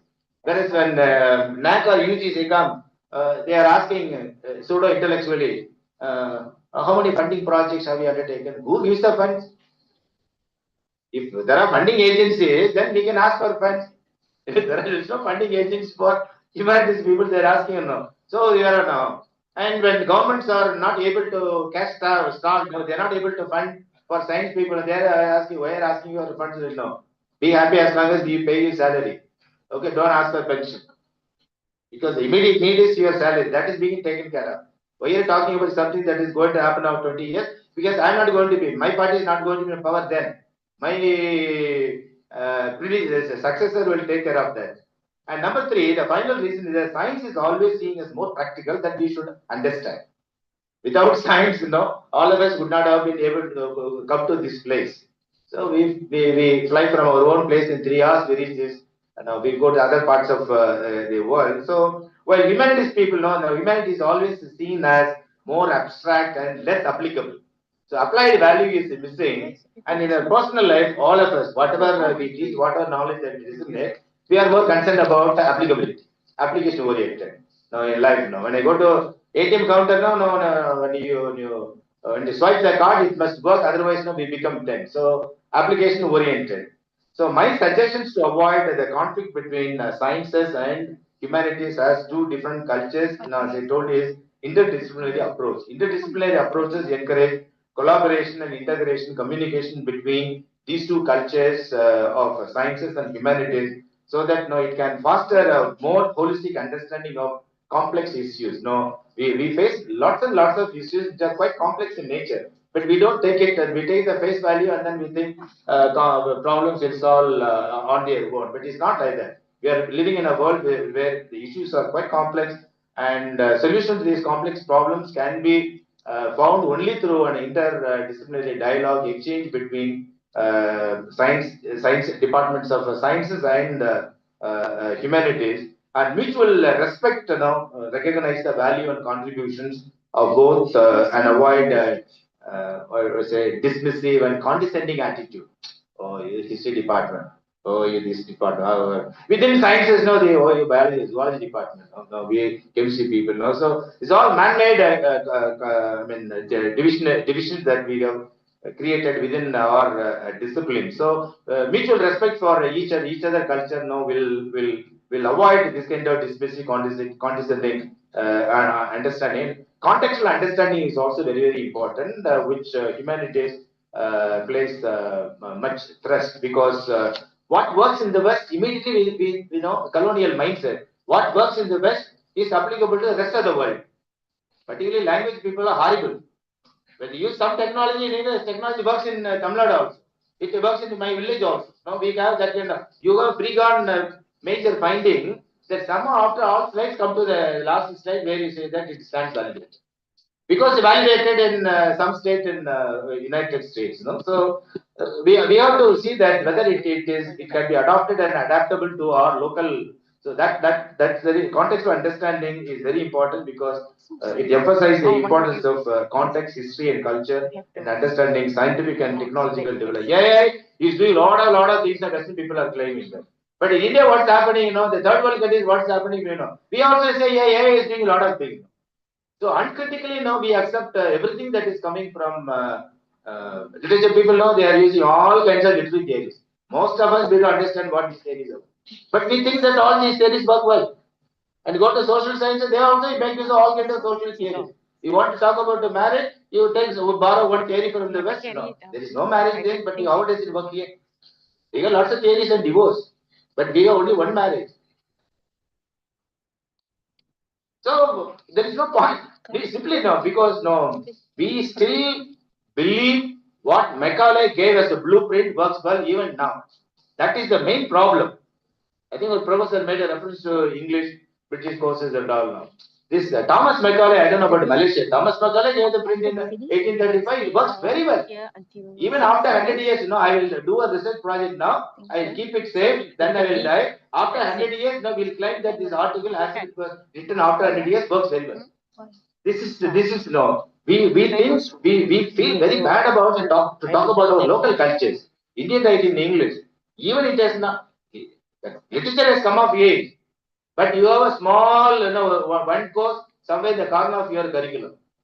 You feel happy to talking about writers with whom you have no biological relationship at all, no cultural relationship at all. Whether John Milton wrote the poem before he became blind, after, what does it matter to me now? Why don't you talk about your literature, Malaysian literature in English, Indian writing English, Tamil literature, Kashmiri English, Tamil Nadu, India has got so many wealth of humanist literature. But somehow now, Macaulay said that when you read English literature, you will become a fine human being. When you read English history, English philosophy, English culture, and so that kind of ambience was created now, even during 18th century, even before Lord Macaulay gave the prescription, there was a person called Raja Ramohan Rai who started asking for, you give only that, you don't. He as a protest, he started a college, into college, you know, all the rest is history. So friends, these days now people are talking, giving a lot of importance to critical thinking. Now, if you critically think, immediately you become the collector of a district. You can become the prime minister, you can become the chief minister. Who cares for your critical thinking? You must be like a robot. Do this or you will be fired. Hire in the morning and fire in the afternoon. Because new liberal, where now skills are important. You have adequate skills to do this work. If you have, you work with my company or leave the place. But when we come to research, we are saying so many things about the value of. So what is the final word? What is needed now to achieve to make this interdisciplinary approach success in the contemporary period is inclusive education. All of us should know, whether teacher or student or academic or researcher, all of us now should have faith in this inclusive education, because inclusive education values and promotes diversity. It promotes equity, and of course, above all, the most important word for at least all Indian participants is social justice. Whereas the Renaissance, you get individual justice. Shakespeare has created a character in a play who is asking for his pound of flesh. That is, it is projected. Of course, Christians have projected it as individual, but he is crying for social justice.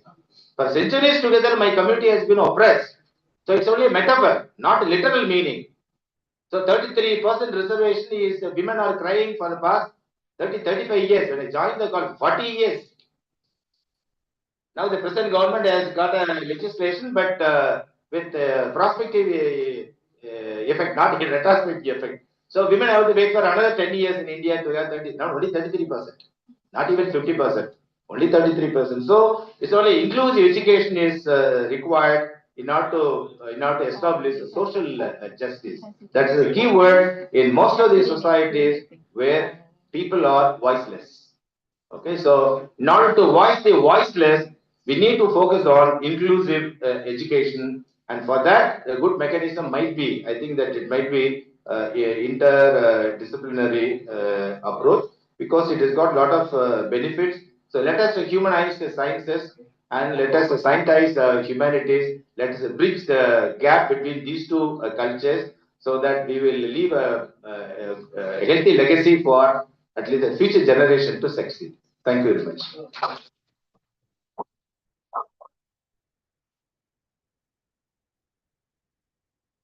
Thank you, Dr. John Saker, for the compelling and inspiring speech. Your valuable insights have definitely sparked some great ideas. Moving on, we will move on to the second session of the conference. So, no Q&A. This is a tea time. Thank you. All right, I will pass the floor to Dr. Radha to chair the second half of the conference presentation. Who is Dr. Radha?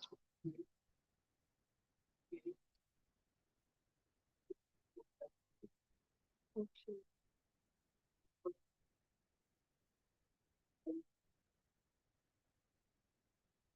Ma'am, you have the list, right? Okay. You have the list of people who don't know. Okay, I do not have either. Thank you. Maybe you can ask Dr. Mani. What place is? You can call upon the participants. Yes. Like after the student. I think the last minute only sir has assigned me. Have you switched off? Not yet. But I don't think we can hear. But I think we will continue with from the previous session. That means do you have? Hold on.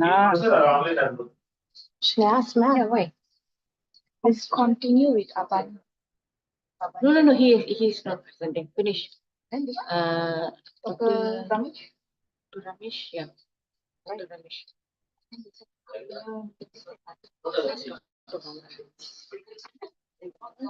Oh, this one. This one.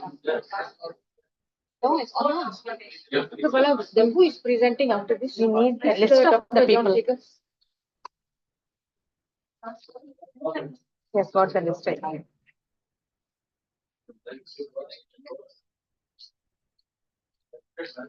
But can I call upon Dr. Ramesh now? Yeah, Because he was under Dr. Samik. Then why in prison just now after Kavita? No idea. No, after Kavita, he went for lunch. No, after lunch. Yeah, but I don't know why. Please read. Please read this. These people are going to present the paper. Chair call. How many minutes allotted? 5 minutes.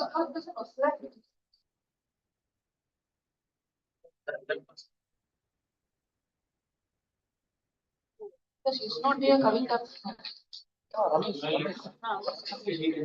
Yes, then you stop now.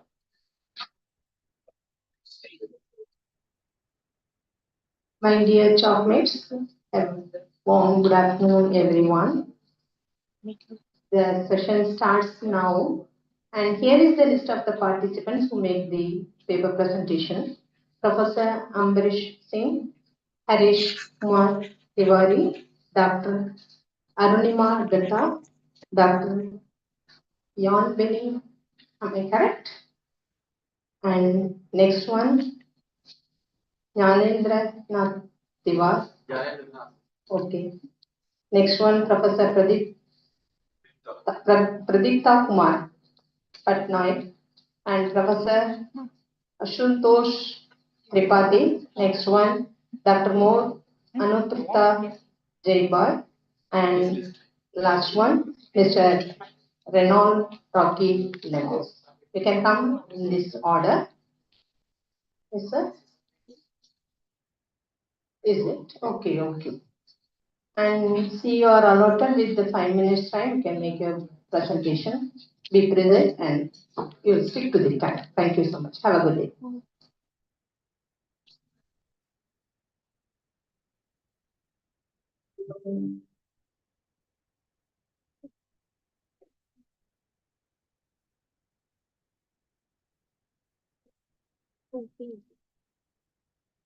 Good afternoon, ladies and gentlemen.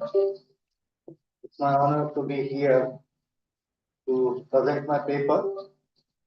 I must thanks to the Dr. Bala, the organizing secretary, and respected Mani ma'am to given me an opportunity to present my paper for international platforms. So my topic is, the title of my paper is Annabhau Sate's Literature, Blueprint for Social Change. I know the limitation of time, so briefly I read my paper or just focus on few points which are expected to discuss here in among the scholars. So the title of my paper is Annabhau Sate's Literature, a Blueprint for Social Change. Actually, Annabhau Sate, a well-known Marathi author and social activist from Maharashtra, emerged as a powerful voice for marginalized and oppressed in India. Fakira is one of the novel, won a state government award in 1961. He wrote 15 collection of short stories, several of which have been translated into Indian languages. In addition to novel and short stories, he wrote a play. A travelogue about Russia, 10 ballads, and 12 screenplays. He works served as a catalyst for social change because they were highly influenced by his personal experiences as well as in-depth understanding of the social political landscape. This study examines Sate's depiction of gender, caste, and class inequalities, determines the significance of his works as paradigm for social change. The current research paper aims to identify the blueprint he proposed for a society with greater justice and equality by analyzing his themes, characters, and storytelling strategies. So this is the research paper. Throughout this paper, I have focused on few incidents.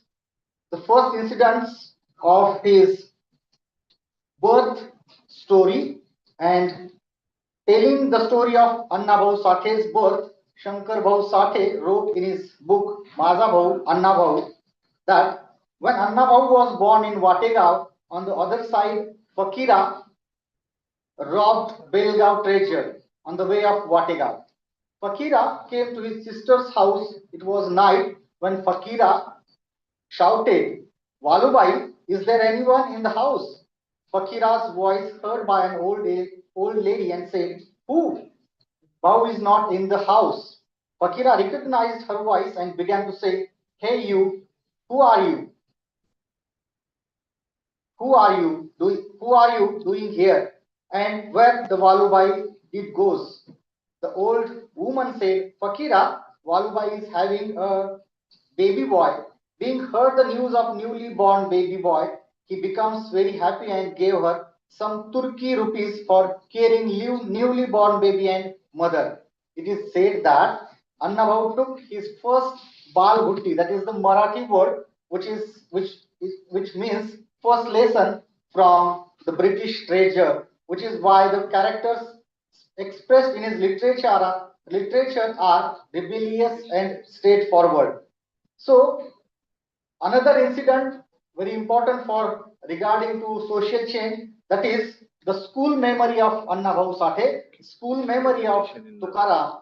It was Anna Bhau's first day of school. Actually, Anna Bhau Sathe not educated much or more. Only 1.5 day he goes in school. So it was Anna Bhau's first day of school. Bhau Sathe left the school, leaving him in the school. Bhau means the father of Anna Bhau. On the next day, Anna Bhau came to school and sat outside the door of study. He was just observing class, not understanding anything. The teachers came and left, arriving at lunchtime to see what the children had studied. While watching all the children's slate, asked to Anna Bhau, hey, look, what is written Tukaram Maharaj on the slate? See, having said the Tukaram placed his slate before Guruji teacher. After checking the slate, the Guruji said, Tuka, you donkey, what is written on the slate? You have been dropped only 4 letters since yesterday. You are a man or animal. Anna Bhau Sathe said, Guruji, I came to school yesterday. Is the ghee butter eaten by me? Does the fog came immediately? Teacher thought that he is talking arrogantly. Therefore, he beats Anna Bhau till his hands get swollen. It is unknown to us that the feeling that the teacher had killed us without cause was wrong, and Anna's mind grew. He rebelled.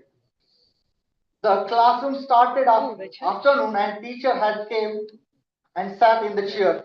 The stone brought by Anna Bhau thrown towards the teacher. This stone was not only thrown at him or towards the teacher for the purpose of killing the teacher. It was a symbol of oppose, rebel towards the caste system misbehavior that had been practiced for thousands of years. This is the second incident which, and only because of this incident, Anna Bhau Sathe, the writer, wrote for or the write all kinds of form for the social change. One another incident is also important for his journey from Mumbai to Russia, and another one is that the social political context of Anna Bhau Sathe's time. It is this incident is also very important in regarding to social change. Then caste, class, and gender equalities. All these points have focused with few examples. And last one, I conclude my paper with only two statements that as a result, this literature serves an effective blueprint for social change. And Sate has left an indelible mark on Indian society, which is unflinching portrayal of caste, class, and gender inequalities, advocacy for social justice, and the enduring impact of his writing. His works continues to inspire and challenge us to work toward a more just and equitable world. Regarding to this author, regarding to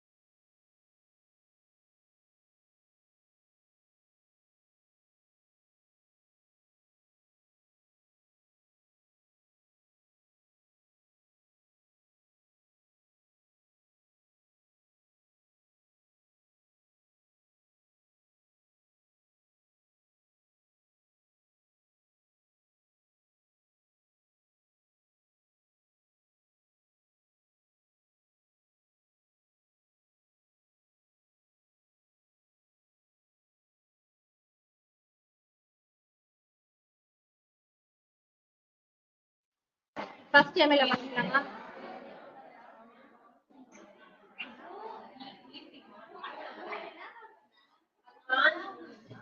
Good afternoon to all gathered here.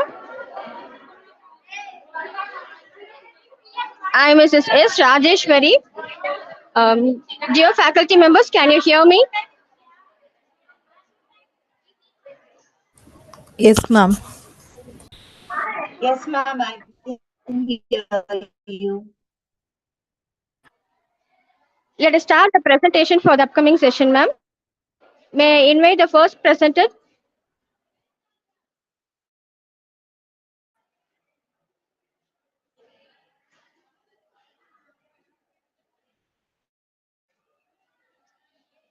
First presenter.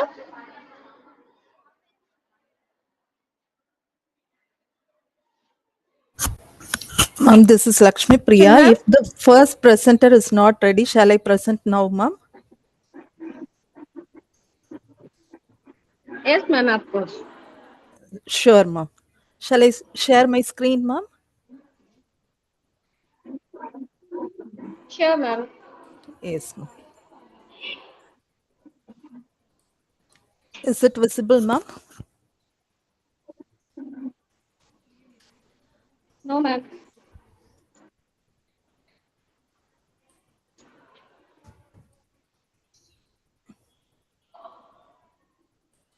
I Ma'am, your shared, audio is clear to us, but but the video is not visible to you. yes, ma'am. Yes.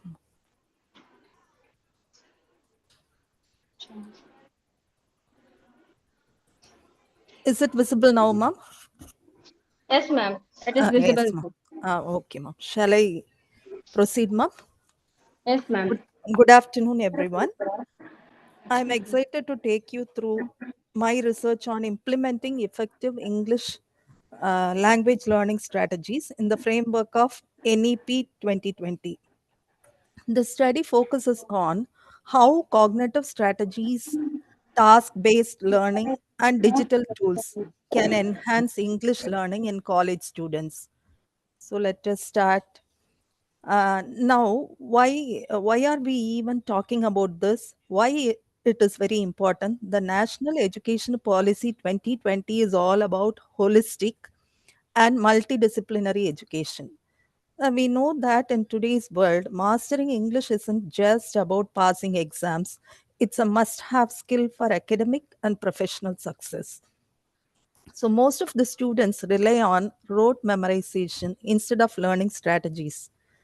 They don't know which one actually work. So my study is exploring effective, engaging, and practical ways to enhance English learning. So main objective of my study is to examine how cognitive, metacognitive, and task-based strategies enhance English learning in college students. So my research framework is connected with the three focus areas. So the three areas are cognitive strategies, task-based learning, and digital tools. So mainly the cognitive strategy is connected with things which are connected with summarization and concept mapping. So for this, I use technology to enhance their cognitive learning. Then the second strategy is task-based learning. So for this, I used role plays, group discussions, and story narrations, which can encourage even real world applications, which can encourage their learning to the optimum level. Then the third part is digital tools, which gives them that interactive platforms, and they can learn or speak to native speakers, and also some online quizzes like Kahoot, and the quizzes can enhance their learning. So NEP, it promotes critical thinking, multilingualism, and digital learning. It also encourages a shift from rote memorization to interactive learning. So for this, I chose a methodology in a quantitative way. So I don't want to go with theoretical way. So I conducted a case study with 200 first-year undergraduate students of my college, Srimati Devkunwar Nanalal Bhatt Vaishnav College, Krompet, Chennai, and also with interview with some faculty members. So I collected the data by conducting pre-test and post-test questionnaires. Based on the assessment, I found that there is a sort of improvement in their learning after implementing these strategies. Then I observed how the students are engaged if I go with all these task-based teaching and all. So I conducted, apart from that survey data collection, I conducted semi-structured interviews also, which gives a deeper insight to my research. So let us see what are the key findings I got it from the cognitive strategies, mainly the summarization.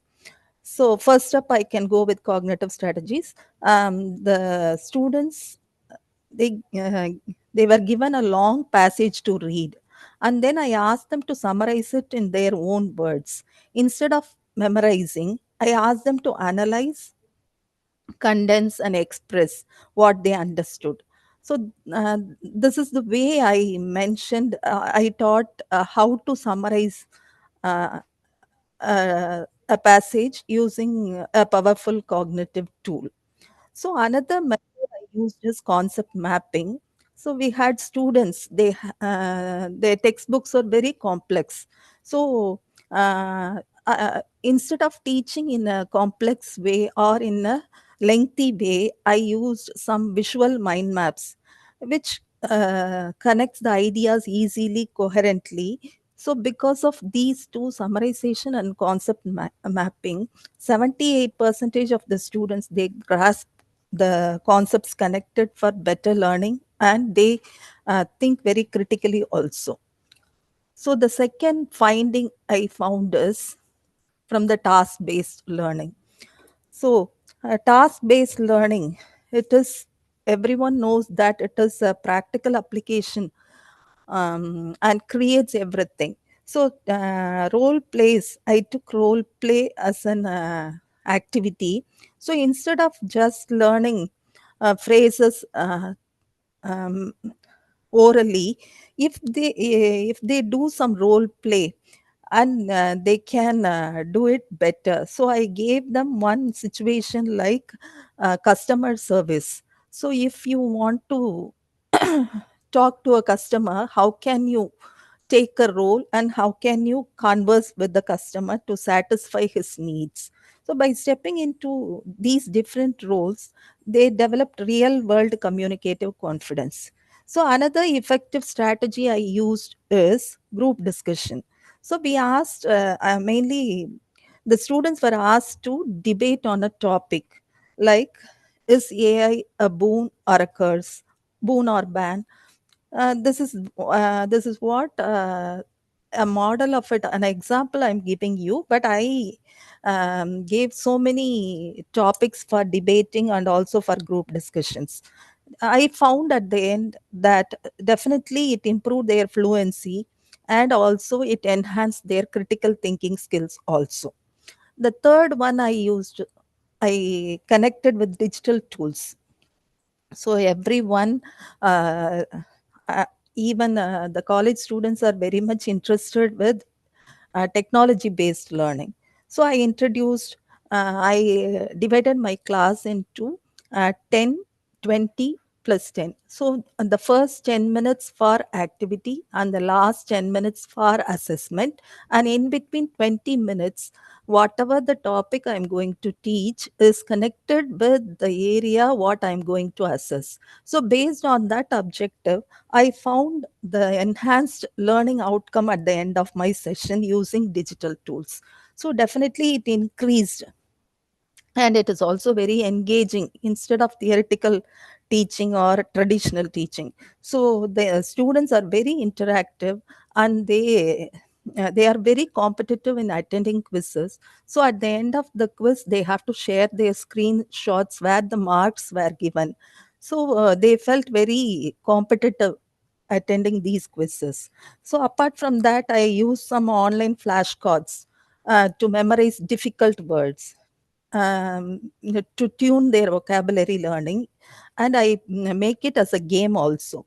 So this at the end of this, the students are highly engaged, motivated, and it creates some fun among them. So I want to connect how it is connected with NEP 2020. I want to justify this. So at the end of my implementation, I came to know that the students are interestedly or competitively connected with NEP 2020. It encourages their critical thinking, moving away from the rote memorization.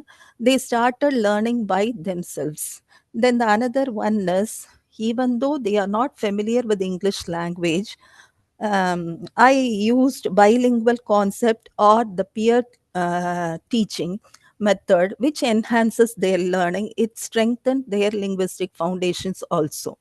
Then the third one is they leverages the digital technology. They use the digital technology to the optimum by making learning more inclusive and engaging. So this research proves that when students engage in interactive learning strategies, they learn better and enjoy the process. Then the next thing is, so the implications of teaching and learning.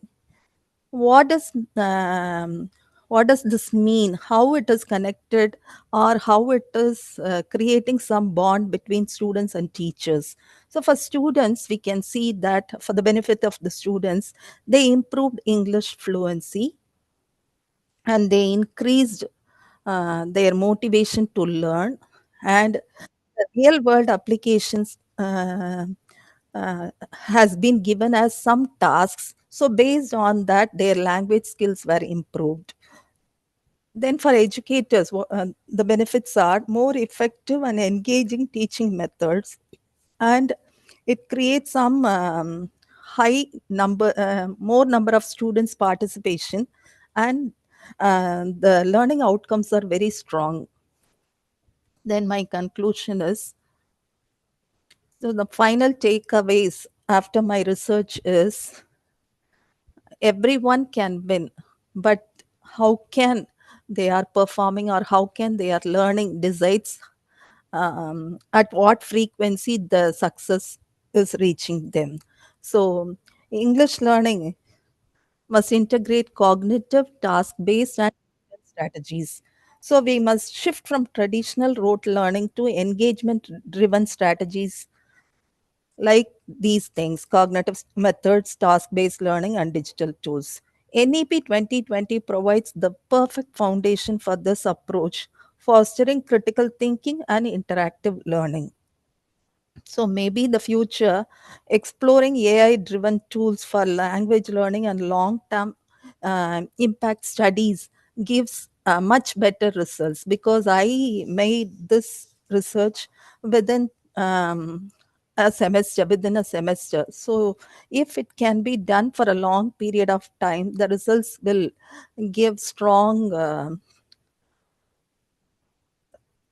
basement. So by implementing these strategies, we can transform English, how English is learned in India, to a different perspective.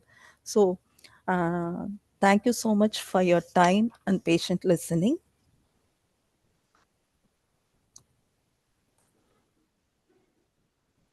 Thank you, Lakshmi. Your presentation was too clear and the ideas were too nice to hear. Thank you, ma'am. Thank you, ma'am. Thank you so much. Can we have any questions, ma'am? Yes, no, ma'am. No. Thank you for presentation. Thank you, ma'am. Thank you. Hello, Rashmi ma'am. Yes, ma'am. So this is Princey from St. Antony's College. I have some questions about this, Yes, ma'am. ma'am. Yes. So your presentation is very crisp and clear, and you have a very deep analysis on the topic national education policy, which is so many talk about this, but you have took a positive thing about the national education policy. But I Yes, have one question: how do emotions and motivations impact cognitive learning processes, ma'am? Motivations are connected, cognitive strategies are connected with our brain and memory, ma'am. If we motivate them strongly, if they are connected emotionally with us, they will follow whatever we are giving, isn't it, ma'am? Yes. So, like that, we can, if we connect emotionally with them, like by caring them, by teaching them in a strong way and motivated them through stories and real world examples, they are connected to us easily.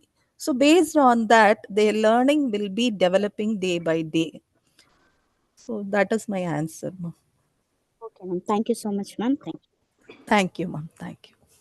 Any other questions, ma'am? No, no, ma'am. Thank you. Okay, ma'am. Thank you for giving me the opportunity, ma'am. Thank you so much, ma'am.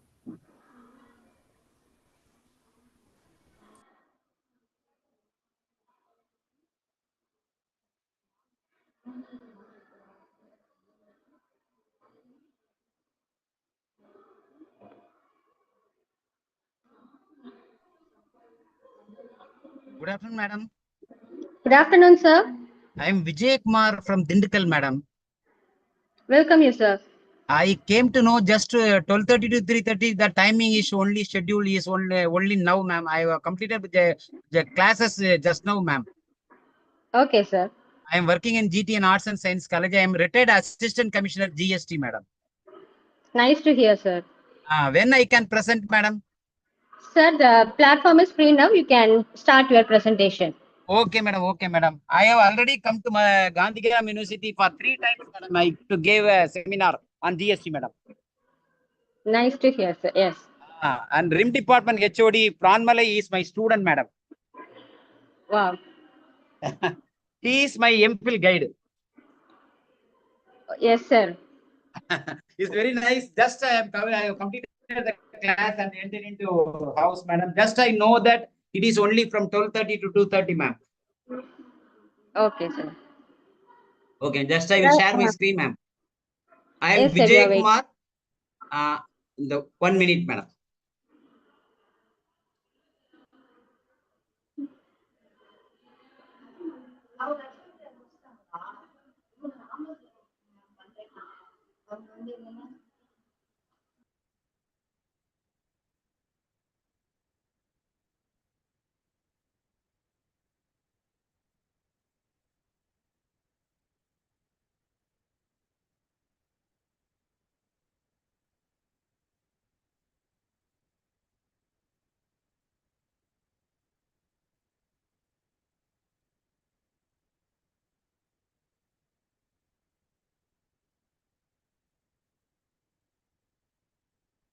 Madam, my screen is visible, ma'am. Yes, sir. Yes. Yes. Ma'am, I am Vijay Kumar, retired Assistant Commissioner, and my area of study is GST, madam, Goods and Service Tax, madam. And my topic is detailed study on post-implementation analysis of VAT for GST in Asian countries, madam.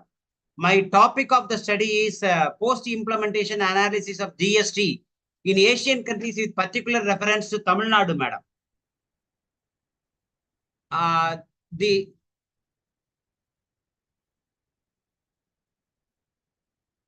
The statement of the problem is, what has been the effect of VAT or GST on revenue collections in different Asian countries because of in some countries it is called as GST. GST was introduced in France at the first time in 1954, madam. The second statement of the problem is, how has the implementation of VAT GST influenced key macroeconomic indicators such as GDP, household consumption, and the government spending, madam.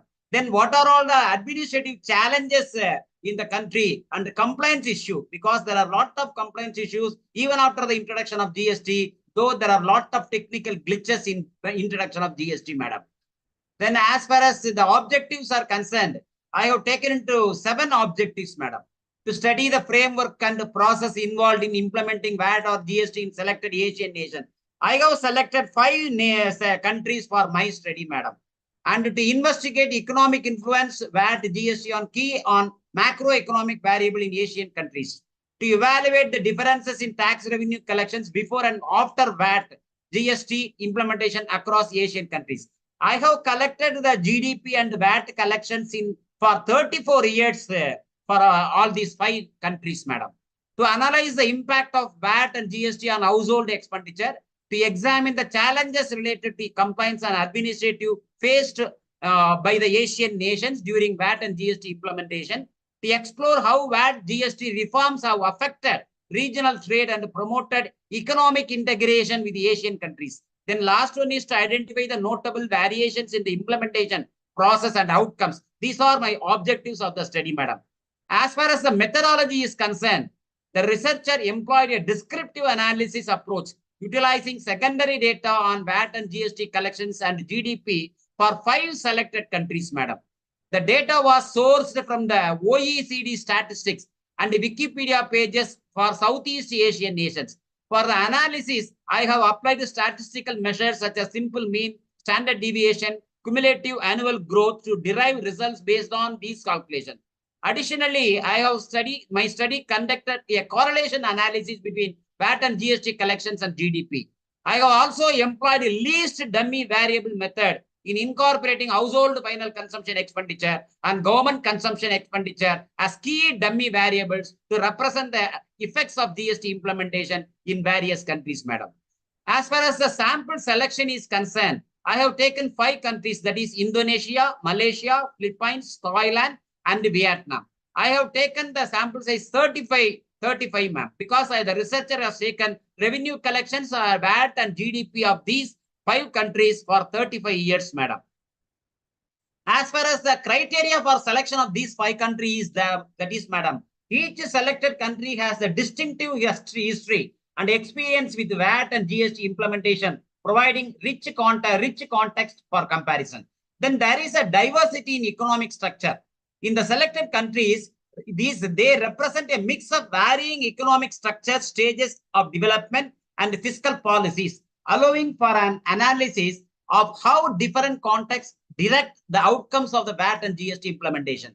And the availability of data is also another one of the criteria for my selection, madam.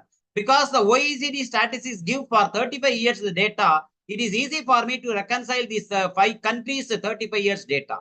The robust analysis it facilitates me. Then regional representation. The selected countries reflect the different geographical and economic positions with the Asian region, enhancing the relevance and the applicability of the study findings across the broader Asian context, madam. Then as far as the quantitative tools and techniques that I have used is mean average, correlation analysis, regression analysis, trend analysis, graphical representation, and I have used tables also wherever it is required, madam.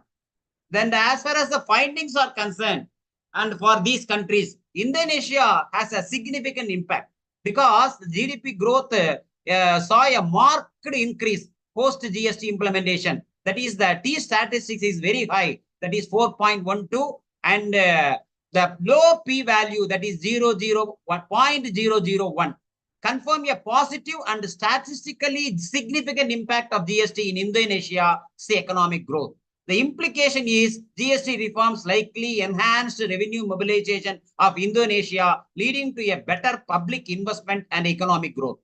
As far as Malaysia is concerned, I'm very sorry to say that there is no significant impact in Malaysia because the analysis indicates that no notable changes in GDP growth rate post GST implementation, findings that low T statistics, that is when compared to Indonesia, it is only 1.02, and high level of P value, that is 0.31, so that it suggests GST reforms were insufficient in deriving economic growth as far as Indonesia is concerned. GST adoption might have faced challenges such as implementation inefficiencies or public resistance. So there may be some problems from the public, that they may be resistance in accepting the GST, and the government would have felt some inefficient factor in implementing the GST. That may be the root cause for there is no significant impact in Malaysia. And our model is Canadian model, madam. Our model is Canadian model. And as far as Philippines is concerned, there is a significant impact. I have taken 5 countries, and all the 4 countries have more significant impact. when compared to Malaysia, madam. Philippines, the T value is what is called is 3.87 and P value is 0.002. So it is having what is called is effectively to stabilize fiscal deficits and enhance economic activities. And as far as Thailand is concerned, they have moderate impact. GDP growth rate showed modest but significant improvement in T value, that is 2.55, and the P value is 0.114. But additional structural changes might be needed to maximize the benefits. It has a moderate impact so that they have to get concentration on the growth and additional structural changes as far as Thailand is concerned. As far as Vietnam is concerned, they have highly significant impact. Vietnam GDP growth exhibited robust increase in post-GST implementation. It has a T statistics of 5.871 and the lower P value, that is 0.01. So it has a high significant impact. My suggestion is that substantial and consistent positive impact. The implication of introduction of GST is that GST reforms were effectively integrated, driving economic expansion through enhanced fiscal stability and efficacy, madam, as far as Vietnam is concerned. So as far as my suggestions are concerned, for countries with a significant impact, that is Indonesia, Philippines, Vietnam, and Thailand, strengthen GST frameworks. They have to go for strengthening the GST framework, though they have significant impact. Focus on improving compliance and reducing evasion to sustain economic growth. Invest GST revenues in infrastructure, healthcare, and educational to ensure inclusive growth enhance.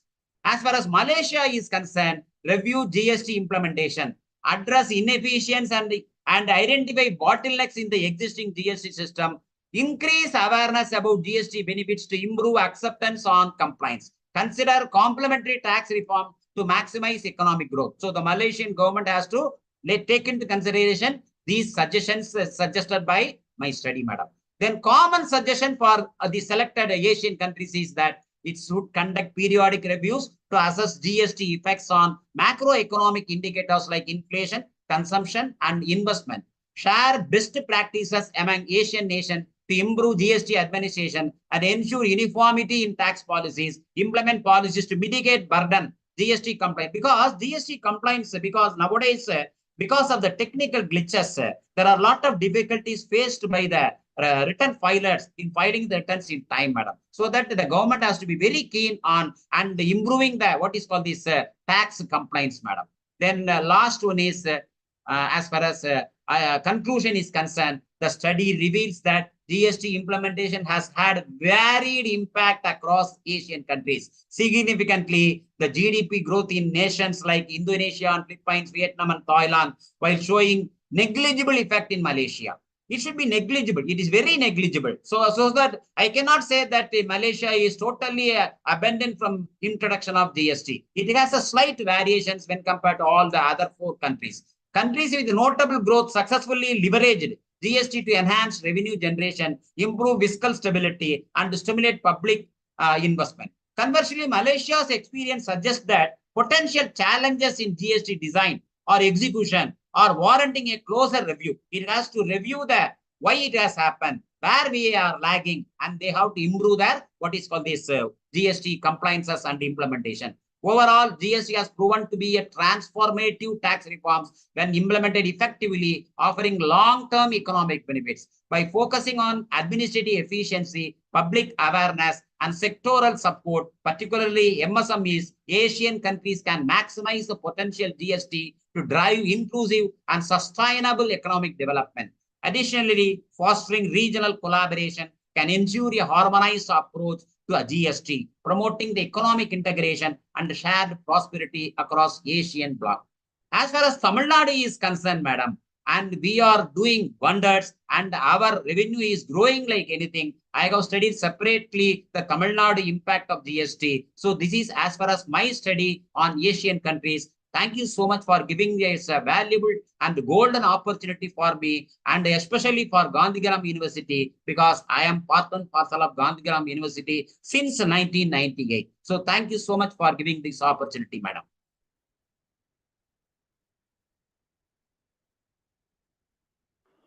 Thank you, sir. Thank you, sir. Thank you so much, madam. Sir, I have a question. Maybe it may be Okay, a you can doubt. ask question, ma'am. Yes, sir. Sir, will GST implementation will Yes. develop a country's financial status? Yes. Will it improve, sir? Definitely, madam. Definitely. Because the rate of tax structure we have in Tamil Nadu general sales tax and VAT, that we were having multiplicity rate of tax structure, madam. Today we are having only 5 rate of tax structure. And in maximum 28%, we have limited number of 83 commodities only, madam. That too, the government is considering to reduce 18% and 12% from 28. So definitely it will improve the economy as well as India and Tamil Nadu, madam. Okay, sir. Which means for India, how much percentage we can implement? How much percentage? We have implemented 100% throughout the country. GST has been implemented, madam. Yes, sir. Thank you, sir. Thank you so much, madam. Very clear. Thank you. Thank you, madam. Thank you. Can I cover all the areas, madam? Which I have, because there is no format given to me. I have prepared my own presentation for the conference, madam. Excuse me, sir. Thank you so much for giving this opportunity. But once again, thanks to Gandhigram University professors for giving this valuable opportunity for me, madam. Sir, I have a question for you. Okay, tell me, madam. Sir, we really appreciate your detailed explanation about GST, DGP, and also you did a detailed study about this in other countries also. That is really Okay, ma'am. appreciable. But Thank you, I have a question. How Okay, has GST influenced the pricing strategy of businesses, particularly in India? Okay, madam. Madam, previously, when the erstwhile regime, we were paying maximum of 43% on a particular product for purchasing a particular product, madam. That is 14.5% central excise duty, 15% service tax, and 12.5%, 14.5% value added tax. Now, we are paying maximally 28%, that too on refrigerator, car, AC machines, and other luxurious items. All other items are coming under 12% and 18%, madam. So the pricing strategies are to the maximum in GST regime. It has reduced only, madam. It has reduced only, madam. Okay, thank you, sir. Thank you. Thank you so much, madam. Thank you so much, madam.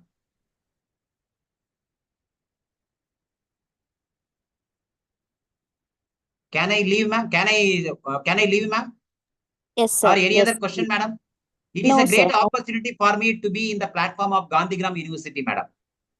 Okay, I am thank working you. as a assistant professor in GT Arts College. Just I have completed the class and entering into the house, madam. So that I didn't know the time, so as to immediately I want to present it, so that I am presenting, madam. Even though in hurry you have a detailed present, you have Thank you, madam. It is my pleasure, madam. And to a day after tomorrow, I am coming to give a lecture on MSME sector. There is a residential program conducted for MSME sector. That is for these persons of having MSME sector in the department is conducting a 1-week residential program, madam. I am coming to Gandhigram University on Saturday, giving a lecture on GST from 10 to 1, madam. Okay, sir. Congratulations. Thank you. Thank you, madam. Thank you so much, madam. Thank you so much, madam.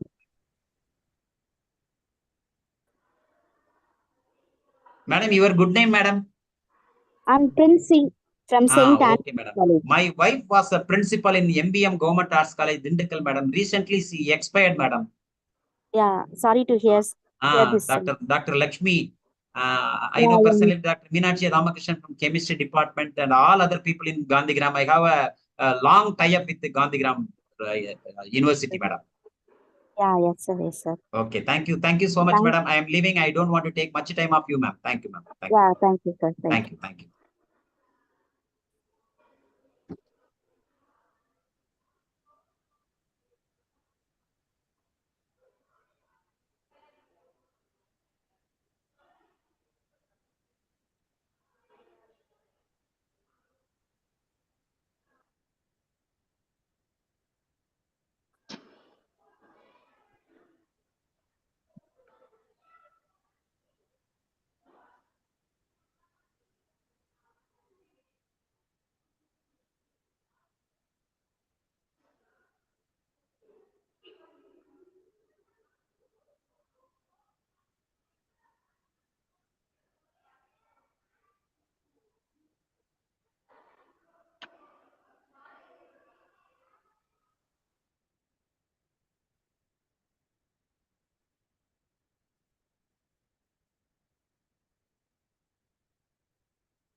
Ma'am, can I leave, ma'am?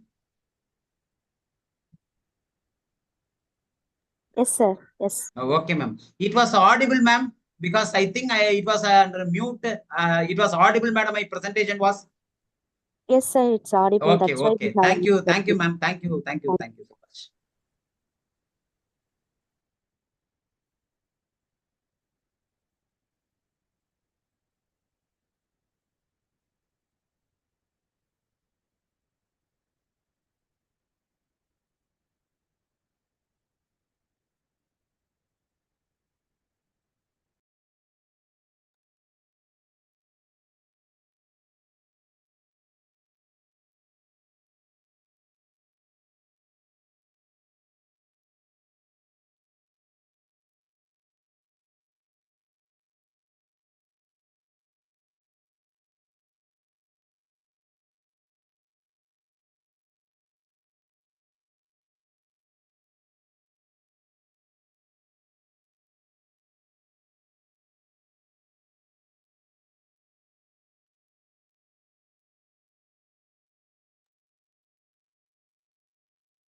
Hello.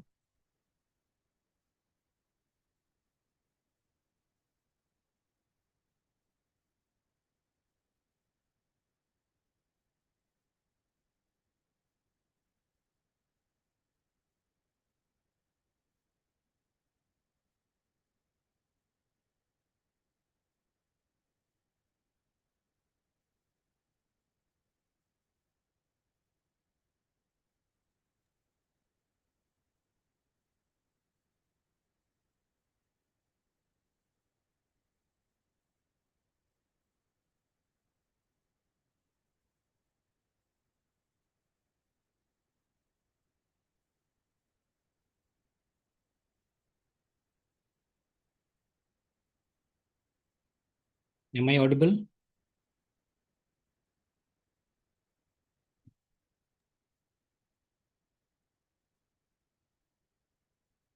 Yes, sir.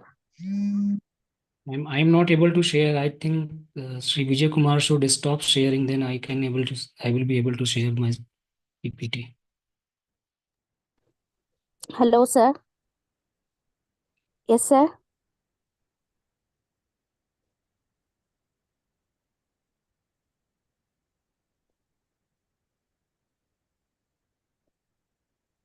My screen is visible.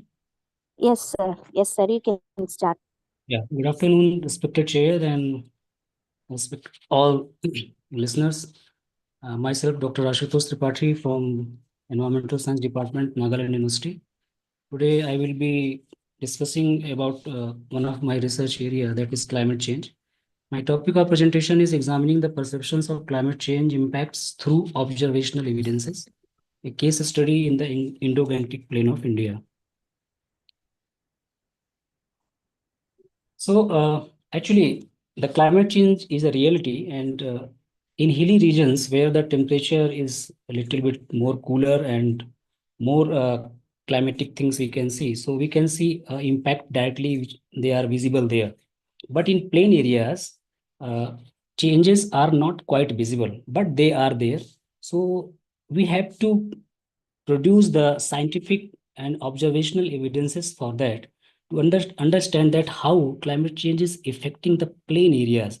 So we have taken the Indo-Gangetic Plain area, which is a vast agriculture area, and it is providing more than 40% people livelihood in India. So, and in that area, this kind of study of climate change impacts, which is being supported by the observational evidences, are quite few. So, because a lot of people who are involved in agriculture sector, especially farmers, they have their own different indigenous knowledge system for weather forecasting, sowing of the crops, nutrient requirements, disease and pest, growth habit, and different things. And they are documented, or they are age old uh, indigenous knowledge. They are in the folk songs and folklores, and they are different kind of knowledge. So they make the expectations of humans and in the form of weather and climate different kind of characteristics. And when these expectations are tested with trial and error in different generation by generation, they comes in the form of perceptions. And obviously and often they are not supported by scientific observational evidences.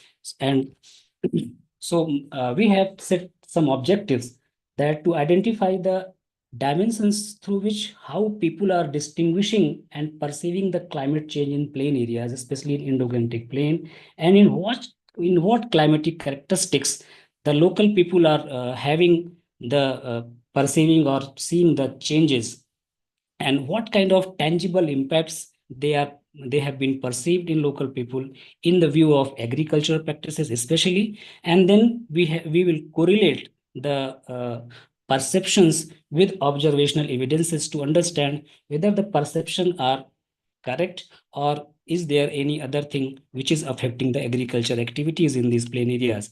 So my study area is Uttar Pradesh, district Prayagraj in Uttar Pradesh, and we have used some primary data by participatory rural appraisal tools, that is known as PRA tools, and some focus group discussions, semi-structured interviews, and by taking stratified random sampling of the respondents.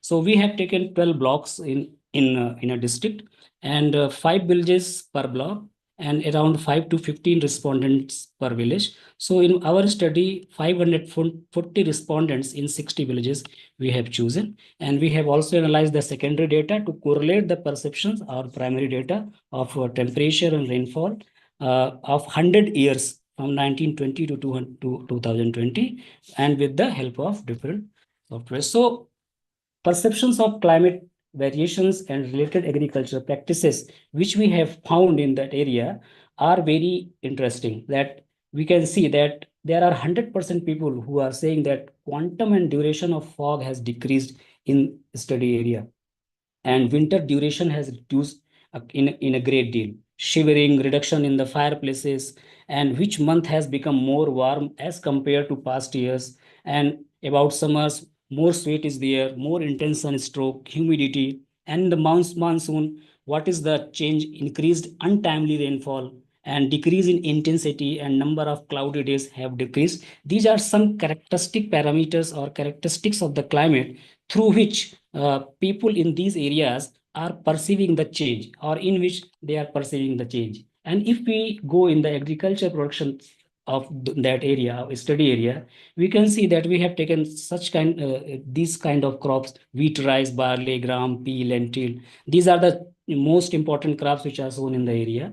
And then we can see that people are experiencing that increased risk of crop failure. In 65% people are saying positively about that. 90% people are saying that linseed, that is a very important oil crop, is diminishing from the area. There are reduction in the crop. Scarcity of fodder also is a very important thing which they are perceiving in the area. And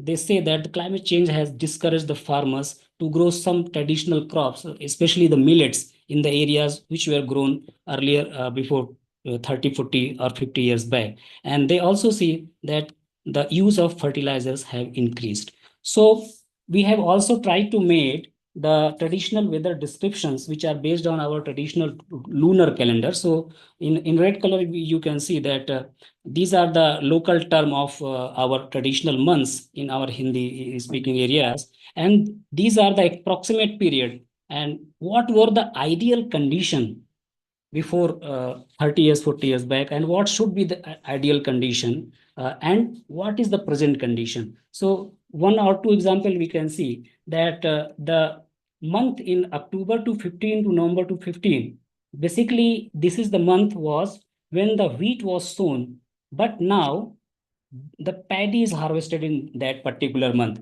So these kinds of shift from ideal condition to with present condition in weather activities we have observed in our study. And so overall impact is that there is a shift in weather related agricultural activities, which is quite common and which is being perceived in a great deal in that plain areas of Indo-Gangetic plain. Then we have also gone for to understand that what kind of changes in land use for agriculture happened, and why this change in land use is happening. So these are some traditional rice varieties and some local varieties. So we can say that cropping pattern and land use pattern is also changing in that particular area in the tune of 40 to 90%. And so now, what are the observational evidences? Those were the perceptions which people are telling in that area. Can we support these perceptions and to understand what are the scientific validations? So we have taken 100 years of temperature data, maximum temperature, upper graph, and lower graph is for minimum temperature. So we can see that there is a general increasing trend, and in some in 1940 to 70, this is increasing. Then again, it is maximum temperature is decreasing. Then after that, after 1979, so, after a decade of 80s, this is continuously increasing. So we can say that what was the 30-year change of the temperature. So we can see that from since 1930 to 2020, there is a continuously increase in the maximum temperature. Then what is the decadal change? So we can see that every decade, the temperature is increasing. And if we can compare directly from 1980 to 2020, it is around 0.4 degrees Celsius in that area.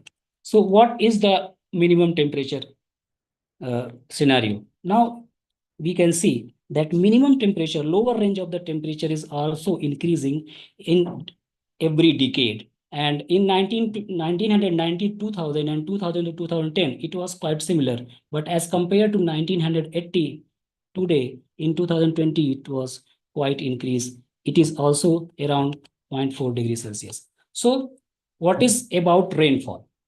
Total rainfall in area, there are two characteristic features are here. We can see that there is a relation between maximum temperature and total rainfall. When maximum temperature is increasing, rainfall is decreasing. And when maximum temperature is decreasing, rainfall is increasing. So if we can go for decadal change in the rainfall pattern, we can see that rainfall as compared to 1980 in 2020 decreased in a great deal. So we have also tried to understand what were the major events, which are the major characteristic of the impact of climate change. So we can see that before 1970, there was major floods, 5 major floods and 4 major droughts. But here you can see after 1980, the major floods were reducing, but droughts were increasing in the area.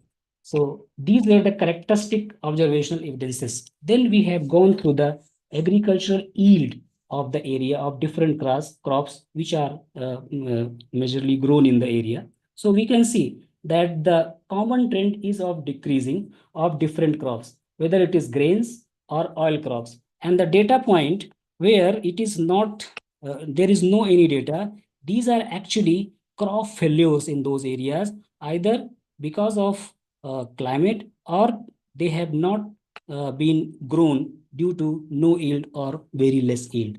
So we have also taken the consideration of pulses which is grown in the area, then fiber crops which are grown in the area, and then traditional crops, millets and traditional rice varieties. And then we compared with the total distribution of fertilizer in those areas.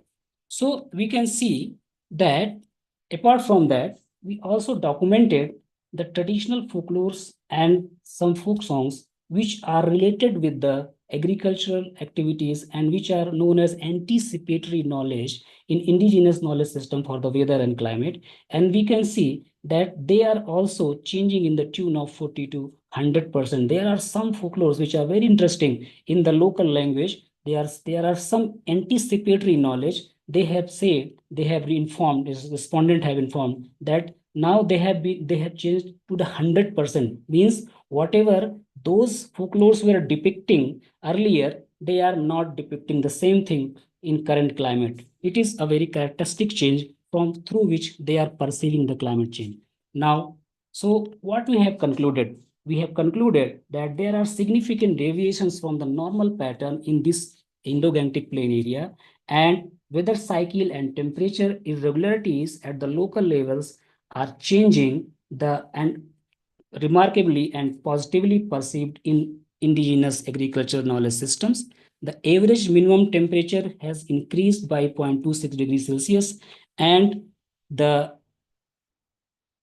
from compared to 1940 to 80, and 0.25% increase in average maximum temperature in last 100 years. Droughts are more frequent in the region with irregular and low rainfall consequences, and incidence of crop failure is now more. And we have also taken note that the yield of different millet varieties like barnyard millet, foxtail millet, finger millets, buckwheat, and others, some traditional varieties have decreased, while there is a positive response also of the current climate in this plain area, that this is favoring some of the crops, especially oil crops in the area like lentil, sesame, and linseed. These three crops, it is supposed that from our study, we have found that some of the oil crops in the area which are grown is being supported by the current climate. So thank you. I acknowledge my sincere thanks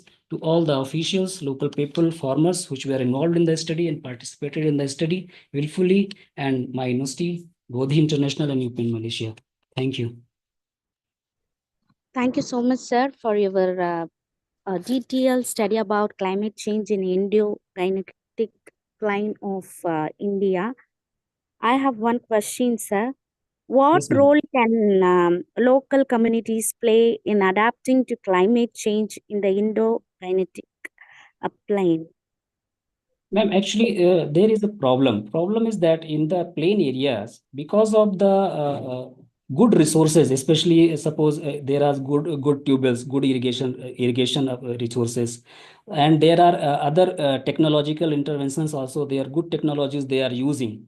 So that's why a lot of people are not experiencing what kind of changes they are seeing. But people who are seeing the changes, they are adapting with their own indigenous knowledge. Suppose they have their own grain storage knowledge. Suppose they are storing grains in our area. Suppose in which area we have studied, they store grains in paddy husk for the safety and to reduce the risk of diseases.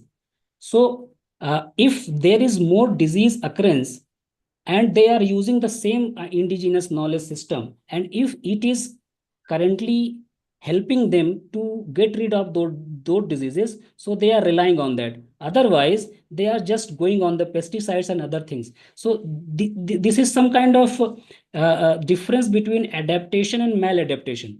So definitely any indigenous community which is directly relying on the climate for their agriculture activities, their indigenous knowledge has a vast role in adaptation of the climate change.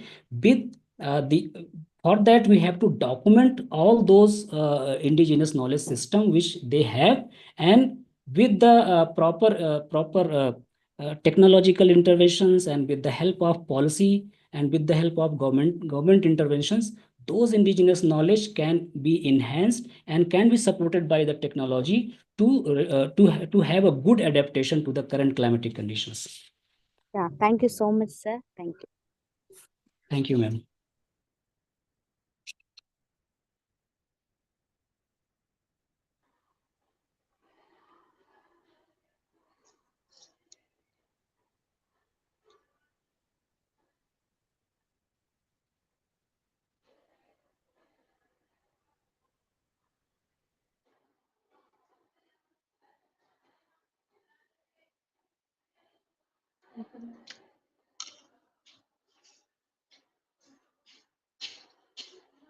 Can we have the next presenter, Shalini ma'am?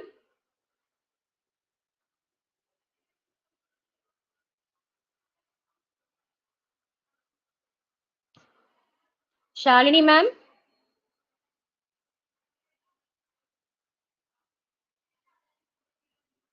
May I call upon the next presenter, Ruchi Pawar ma'am? Hello, good afternoon, ma'am. Yes, ma'am. I Good don't afternoon. have the PPT presentation, so I will just read out the paper. Is it fine? Fine, ma'am. Okay. So,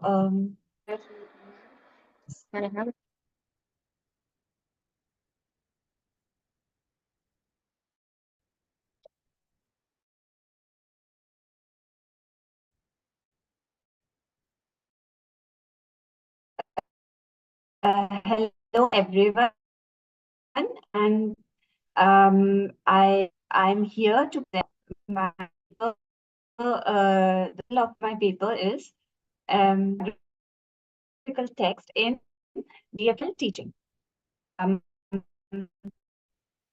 The research article which I'm here presenting.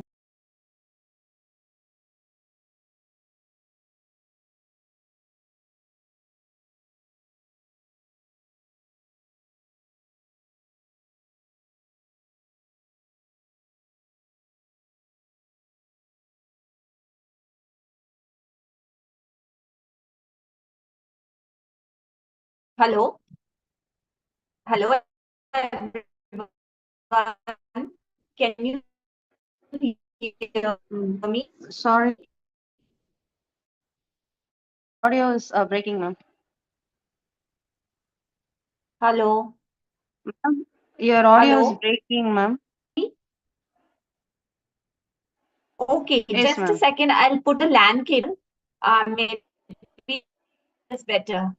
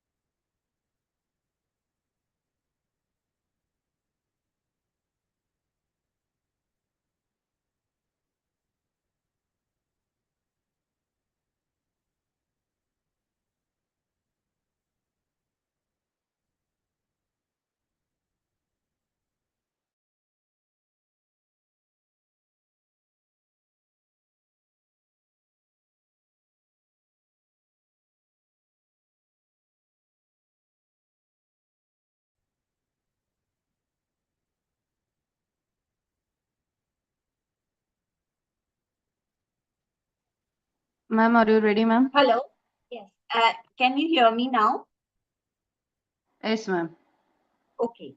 So the title of my research paper is Memoirs of Saya Stoica, an autobiographical text in GFL teaching. It provides a detailed teaching plan with a set of exercises to enhance the writing skills of students of German language. And the paper is based on the primary literature. The primary literature is an autobiographical text, which translated in English is We Live in Secret, Memoirs of a Roman Gypsy, and it was published in 1988.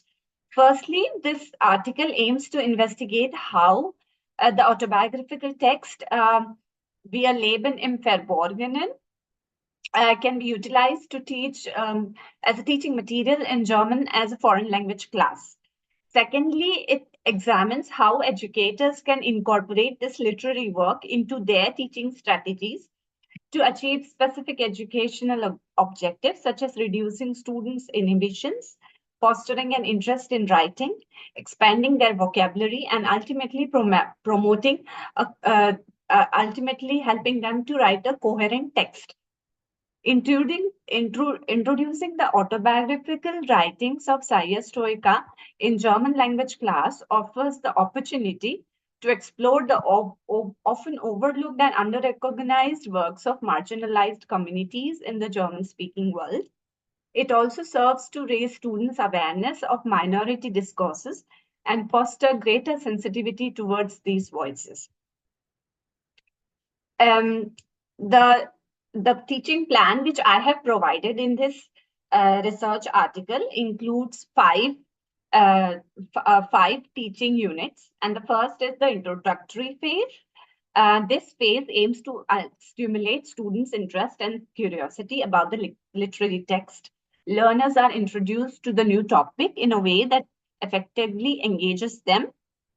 And in the second teaching unit, that is the pre-reading phase, the tasks will be designed to activate students' prior knowledge on the topic. These activities not only help review their existing knowledge, but also introduce new vocabulary. A key exercise of this phase involves creating an associative diagram centered around the concept of minority. once the teacher has written the diagram, she or he will guide the students on the subtopics that are minorities in Germany and German-speaking countries. This includes minority groups such as Roma and Sinti, followed by a discussion on their historical context during the Nazi era.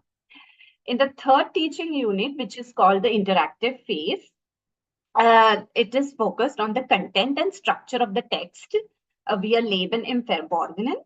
Students are introduced the key terms and relevant phrases, which are subsequently explained and contextualized.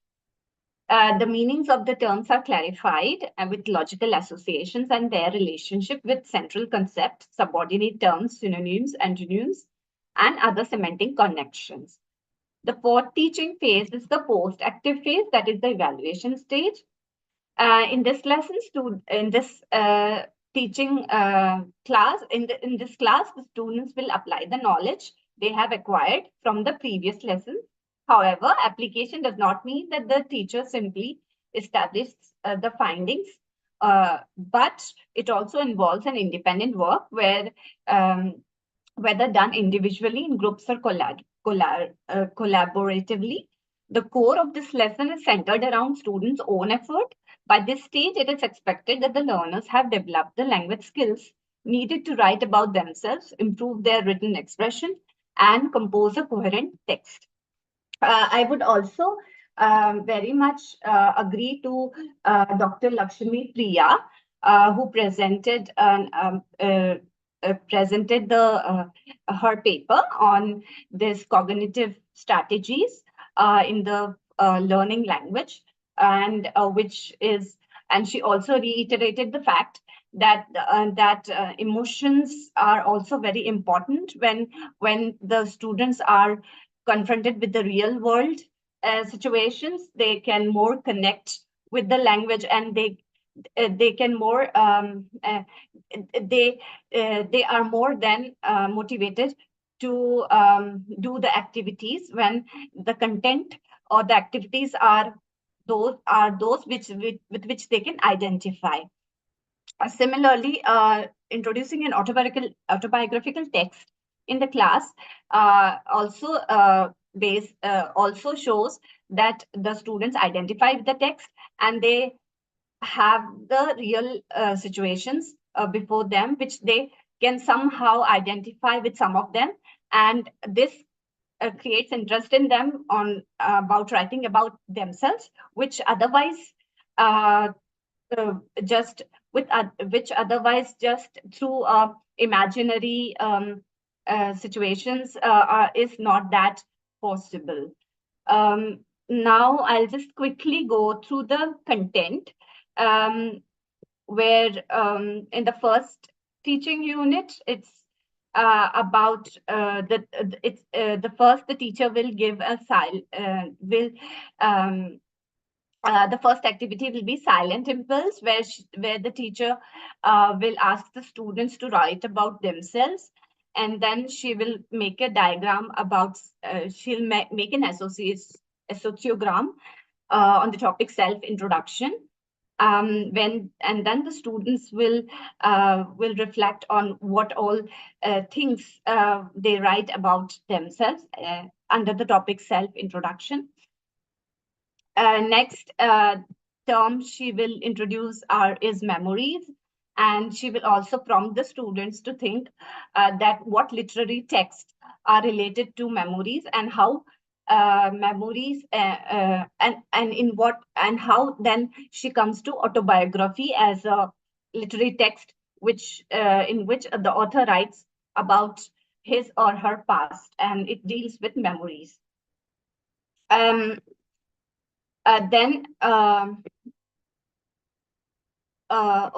and then in the next teaching phase, which is a pre-reading phase, the teacher then elaborates the topic of minorities and asks the students to ponder on the minority groups which inhabits the German-speaking countries.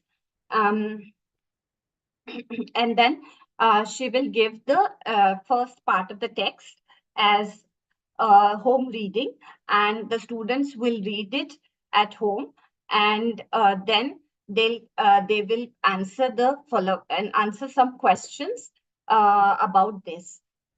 In the implementation phase,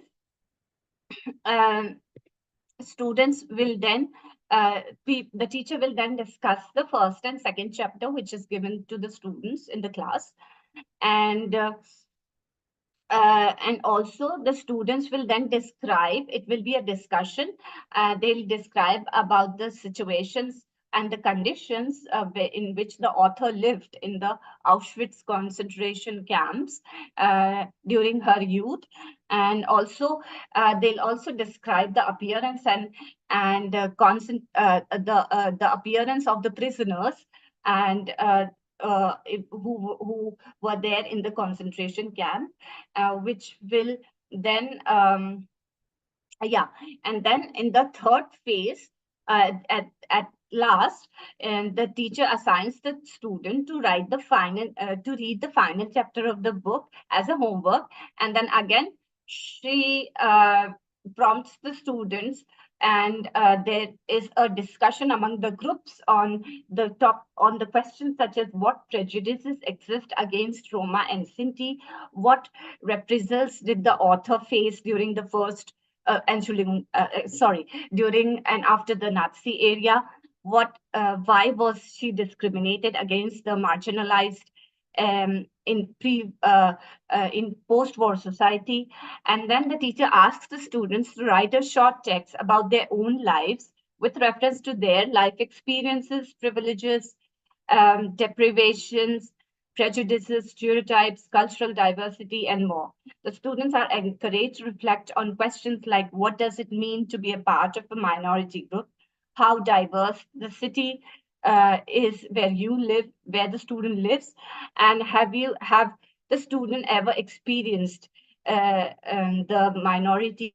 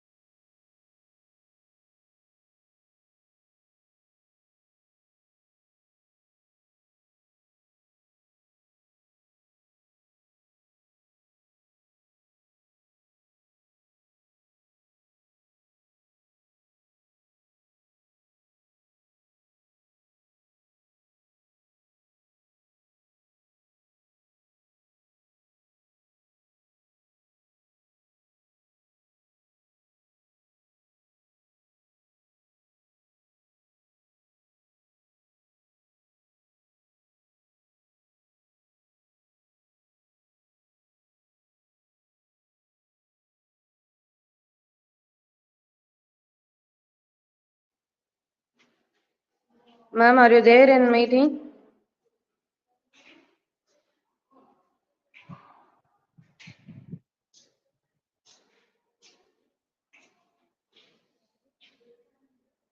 Ma'am, can you hear me? Shall we call the next person to start their presentation?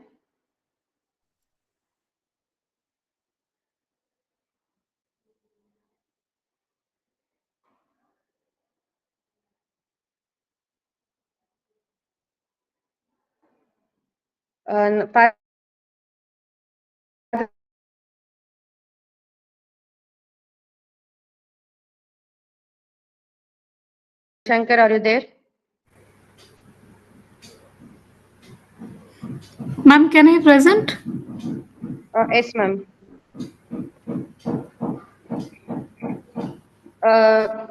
Excuse me, ma'am. So the instruction for the participants, kindly give your presentation for 3 to 5 minutes, ma'am. Please don't exceed above 5, ma'am. So kindly check your net connections. So kindly make it convenient for others also. Try to finish your presentation within 5 minutes, ma'am. Ma'am, is my screen visible? Yes, ma'am.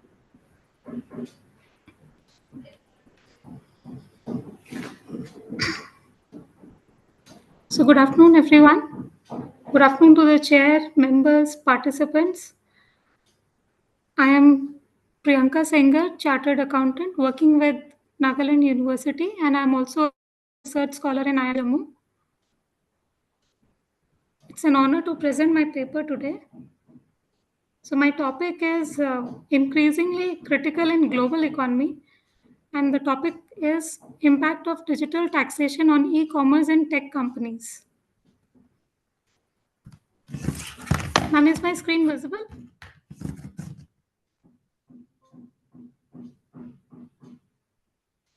Ma'am, is my Yes, ma'am, screen yes. visible?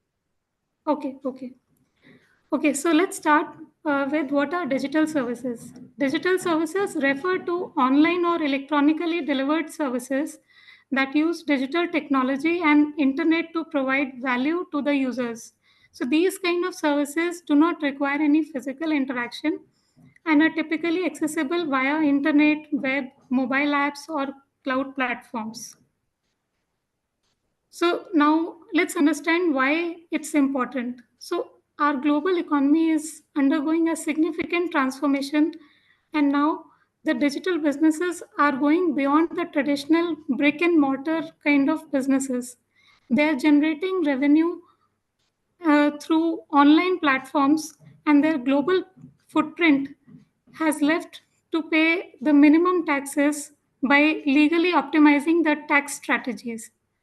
So their borderless nature has created the loopholes that allow for profit shifting, revenue reallocation, and tax avoidance. So now the governments are really struggling hard to implement effective taxation policies to ensure that these kind of digital firms they contribute fairly to the economies in which they operate. As a result, new taxation models have evolved. So the objectives are to assess the effectiveness of digital taxation in promoting or hindering the international tax cooperation, and to evaluate the role of multilateral frameworks in resolving disputes over digital taxation. So why digital taxation is essential or important? So without digital taxation, the countries will lose billions of revenue due to profit shifting and digital tax loopholes. So with digital taxation, there is a fair competition to the traditional businesses which pay high taxes as compared to multinational tech companies that operate digitally. And these digital firms operate globally. Hence, it makes difficult for individual countries also to tax them. Finally, they are required to prevent tax avoidance since these digital firms they establish their headquarters in low tax jurisdictions, basically tax havens where the tax is literally zero. So, therefore, these taxation reforms have become a major focus for all the governments and the international organizations. So what are the challenges in taxing these digital businesses? Since these digital businesses, they don't have any physical presence, they operate remotely from any part of the world. And these firms, they shift their profits through intellectual property rights. For example, like Apple and Google, they routed their profits through tax havens like Ireland, and they avoided US corporate taxes. Then their revenue sourcing is very complex. The countries debate whether to tax the revenue where the consumers are located or where the companies are actually headquarters. These two can be absolutely different places in the world. Finally, there's a difficulty in classifying the nature of taxation for data and digital goods. It's still very debatable and they are yet to be clarified. So now, key frameworks which have been given by OECD, that is Organization for Economic Cooperation and Development, to resolve such kind of challenges. They have given key frameworks such as BEPS, that is base erosion and profit shifting. So they have provided two-pillar approach, where the pillar one says that you have to reallocate all the taxing rights to relevant market jurisdictions only. And the second pillar says that you have to give a global minimum corporate tax, which can vary from country to country, to charge for digital transactions encountered in particular jurisdiction. Usually they are suggesting for a standard minimum corporate tax rate. So here is a figure which shows the full digital service taxes in various countries. So we see there is an increasing trend every year, so which shows that it's really important for every economy in the world. So this table, I have summarized the various global digital taxation models. So we have VAT, that is value added tax, which is imposed on digital services and goods in a country. They are applied in countries like UK, India, Australia. Then we have digital service tax, that is DST, which is basically 2 to 5% on foreign digital ads and marketplace revenue. Then we have equalization levy, which is a direct tax on foreign e-commerce firms operating locally. It is also applicable in India, Indonesia, Kenya. Then we have financial transaction tax. This is basically tax on fintech and stock transactions. So the companies affected may be PayPal, WeChat, crypto exchanges, and this is also prevalent in South Korea, European Union, and India. Then we have cryptocurrency taxation, which is basically tax on crypto gains and transactions. This is basically in UK, Japan, China. So again, I have just shown a chart with the big five tech companies from 2016 to 22, where their revenues are continuously increasing since 2016. So which shows that digital tax is really growing important. So my study observed this research gap, that there were limited empirical research on long-term effects of digital taxation. Then there were fewer studies on consumer behavior and pricing strategies post-tax implementation, which is basically the digital tax. Then there was a lack of cross-country comparisons on taxation impact on digital revenue models. So what are the research objectives? Research objectives were to assess the impact digital taxation on e-commerce revenue and consumer prices. Then we had to analyze tax policy effectiveness and also apply econometric models to evaluate short and long-term economic effects. Then we finally recommended tax policy, balancing compliance and innovation. Our data sources were OECD digital tax revenue datasets from 2000 to 24, then World Bank Economy Report, IMF Digital Trends, ResearchGate, and other white papers. I employed a methodology using secondary sources collating the data from the aforesaid reports. We conducted an empirical analysis using OLS regression model and regression model. Then the case studies from Google, Amazon, Meta, and etc. So this was the analysis which we conducted using OLS ordinary least square regression model to observe impact of digital taxation on consumer prices. My hypothesis was higher digital tax rate and VAT increases the consumer price index and e-commerce prices. So my dependent variables were CPI inflation, independent variables were digital tax rate, VAT, market competition index, and firm specific tax burden.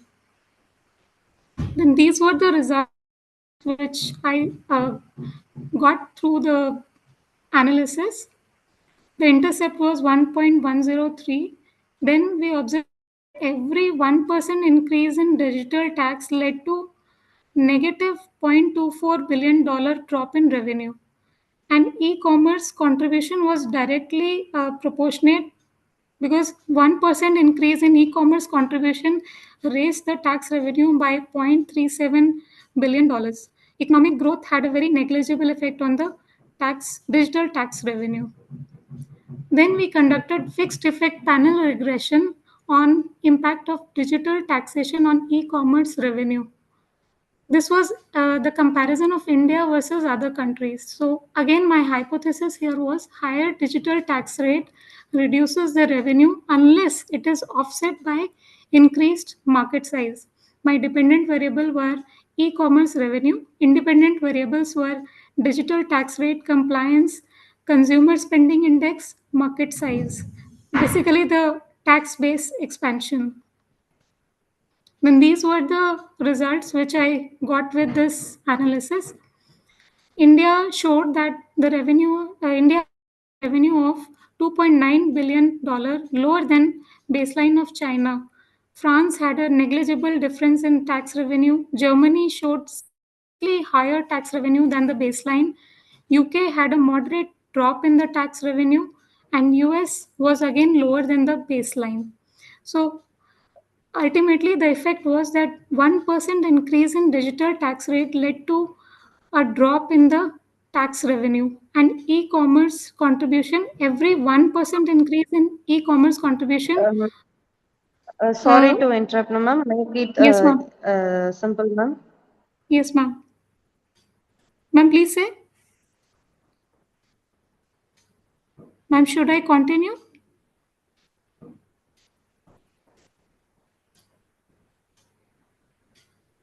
Can I continue? Ma'am, kindly take 2 to 3 minutes to finish it off, ma'am.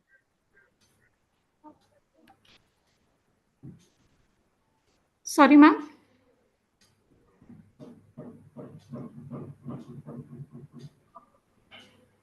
Ma'am, kindly make it simple and finish your presentation, ma'am. Yeah, it's almost over. I'm on the results side, so it's almost over. Okay. Yeah.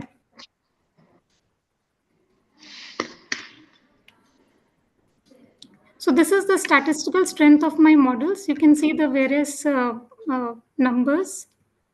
So again, on the conclusion side, inferences drawn are that digital taxation increases the operating cost, which is ultimately passed to the consumers, and VAT and equalization levies also raises e-commerce product prices to offset these tax compliance costs. So key insights, you can see that India has collected less revenue and digital taxes still reduces as it increases, it reduces the revenue in long run, and e-commerce growth drives stronger than the tax revenues. So as we saw in the results, every 1% increase led to rise in the tax revenue. So for India, 6% digital ad tax on foreign firms is there. Meta has also increased the cost. Similarly, other companies has also adjusted the pricing models. So finally, the recommendations are to harmonize the global digital taxation frameworks to prevent these profit shifting. We can implement AI-driven tax compliance and blockchain tax tracking. Then there should be a gradual tax phase-ins to prevent any inflationary shocks to the consumers or providers. So these are the conclusions that digital tax increases government revenue. Econometric analysis confirm that e-commerce is the key driver of digital tax collections, and future policies should balance revenue collections with market innovation. So these are few references. Thank you. Any questions?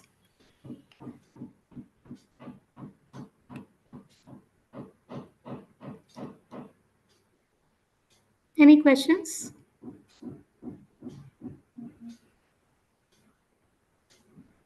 Ma'am, you have explained very well about the effect and importance of a digital taxation.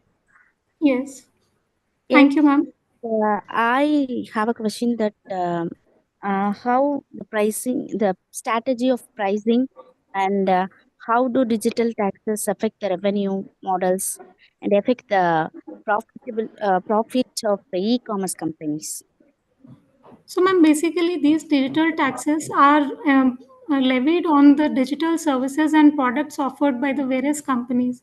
So, since their presence is all over the world and it's not a physical presence, it's an online presence. So, the quantum of transactions is very high, and every country has a different rate of taxation.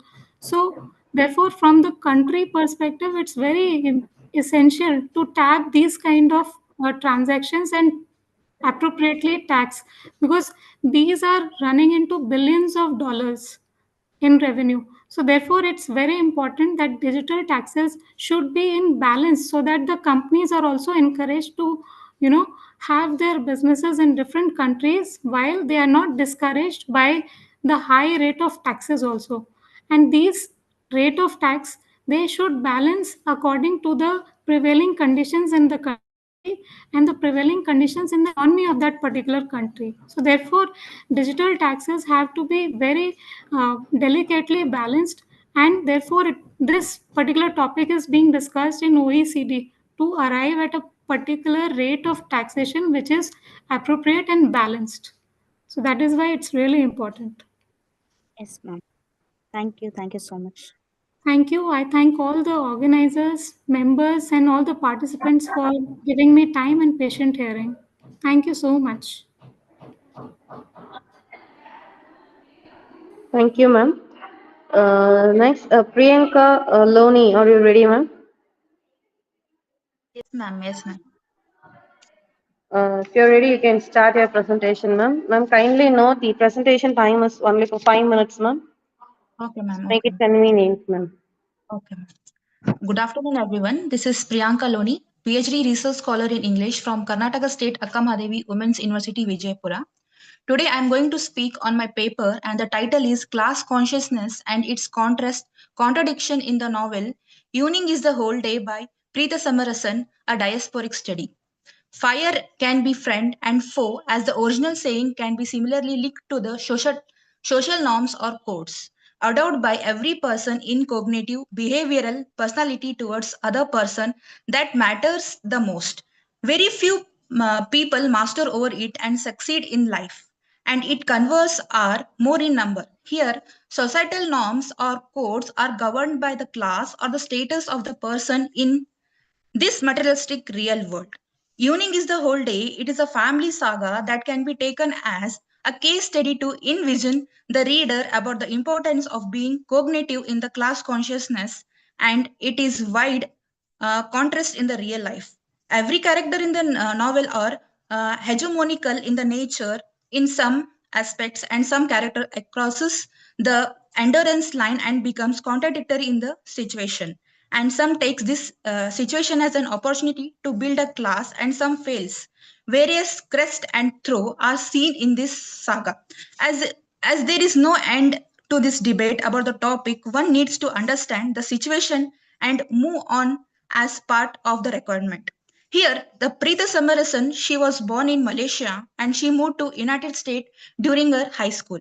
Her first novel, The Evening is the Whole Day, was long-listed for the Commonwealth Writer Prize and Orange Prize for the fiction, and won in 2008 for the Association of Asian American Studies Book Award. The novel also won the Hop Wood Novel Award while pursuing MFA at the University of Michigan. Here, Preeta Samarasan novels finds out the class tension as a consequence for the haphazard experience of national liberation in Malaya in the post-war period as a Bildungsroman, because the growth of the Raju, here the Raju is the main character, Raju's family and Chalama, shifting from rubber estate to the town, is set against the birth and the development of the post-colonial nation state. Here, the societal relation of the colonial racial diversity now relates as the post-colonial class difference. Here, the novel begins with the departure of Chalama. She is a servant of a wealthy and dysfunctional and Rajshekaran family. Chalama is blamed for the various misdeeds, but her dismal serves as a scapegoat to cover deeper issues within the household. Here the family lives in a big house as a crumbling colonial mansion in Ipoh, Malaysia during the 1980s. Here, Raju Shekaran family, it's consists of 4 to 5 members. Here, the Raju Rajshekaran, Appa, who is a controlling patriarch, and he is occupied with his maintaining his own status and authority in his family. And Vasanti, she's a Amma. She's a quite submissive matriarch, resents her own role in the family and harboring her own secrets. Next, Uma, she's the eldest daughter who leaves for her college in United States at the beginning of the novel, and she breaks all the signals of her family. Next comes Suresh. He's the only son who is rebellious and struggles to live up to his father's expectations. And one more last character is Asha. She's one of the youngest daughter, and she's very sensitive, and she becomes a primary lens through which the family is unrevealing is here reviewed. And to conclude, I want to say that here the Raju Rajshekaran's family is left fractured and broken. Uma has escaped to America, distancing herself physically and emotionally. And Suresh remains trapped in the expectations placed upon him. And while Asha she's the one of the youngest daughter in the family, she's left to grapple with the family's unresolved tension. Here, the big house, we can say that it's a symbol of status, continues to decay, embodying the family's moral and emotion collapse. Evening is the whole day. It is a novel. It tells about the pathetic exploration of the family and the societal dynamics, weaving themes of class, race, colonialism, identity into the richly textured narrative. Here, the novel, we can say it is a non-linear structure, and here the and here the prose is highlighted weight of past, and it is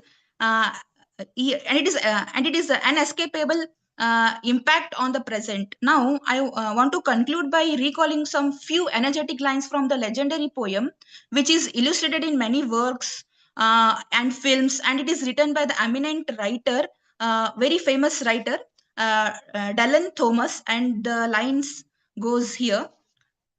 Do not go gentle into that good night. Old rage should burn and rave at the close day. Rage, rage against the dying of the light. Thank you, one and all.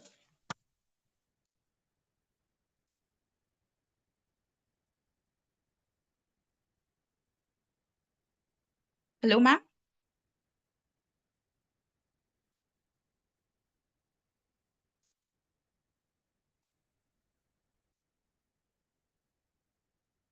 Hello, madam. Yes, ma'am. Ma'am, as I have wind up time, ma'am. Any questions? Yeah. What insight does her novel offers into the experience of Malaysian Indian diaspora? Yes, ma'am. It's a Malaysian. Actually, she's a Preeta Samarasan. She's a Malaysian born, ma'am, and she has written this novel on the basis that on the basis of experience which are done in Malaysia, ma'am. Actually, this novel is about the class status and how a one person is treated, ma'am. Because here the main character Challama, just now I said she's a servant in a wealthy family. How she is treated because she belongs to the lower class, or she don't have any of the status of a wealthy family. Yeah. Okay, ma'am. Thank you so much. Okay. Thank you, ma'am. Dr. N. Valarmadi, are you there?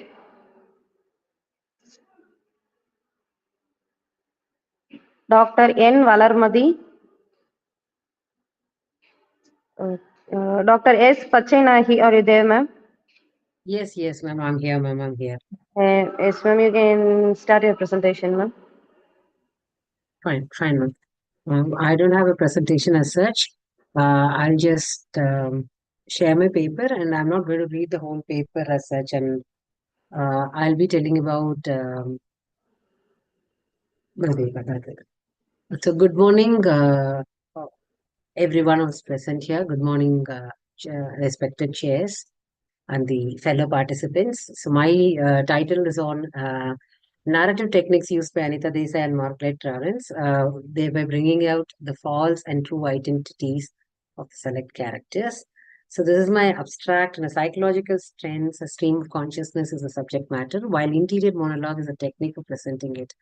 As the literary definition of this narrative device this technique is used by both these writers, Anita Desai and Margaret Lawrence, to depict the multitudinous thoughts and feelings which passes through the minds of their characters.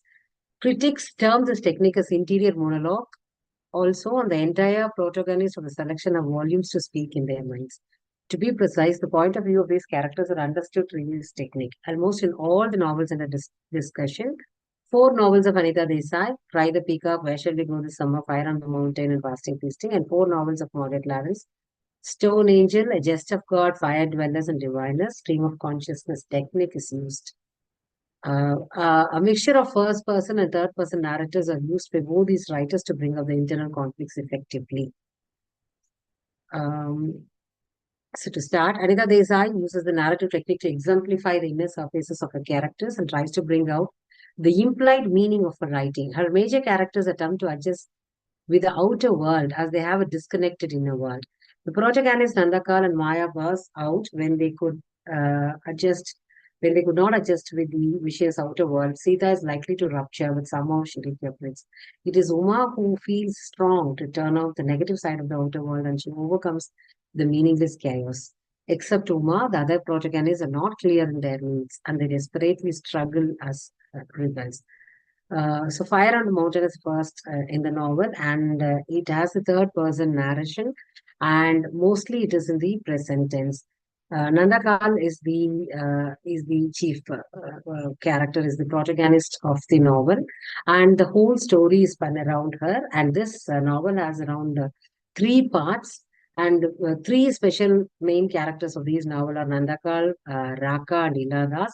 Nandakal is in her 90s; she is an nonagenarian, and Raka is a great-granddaughter, and Iladas is Nandakal's friend.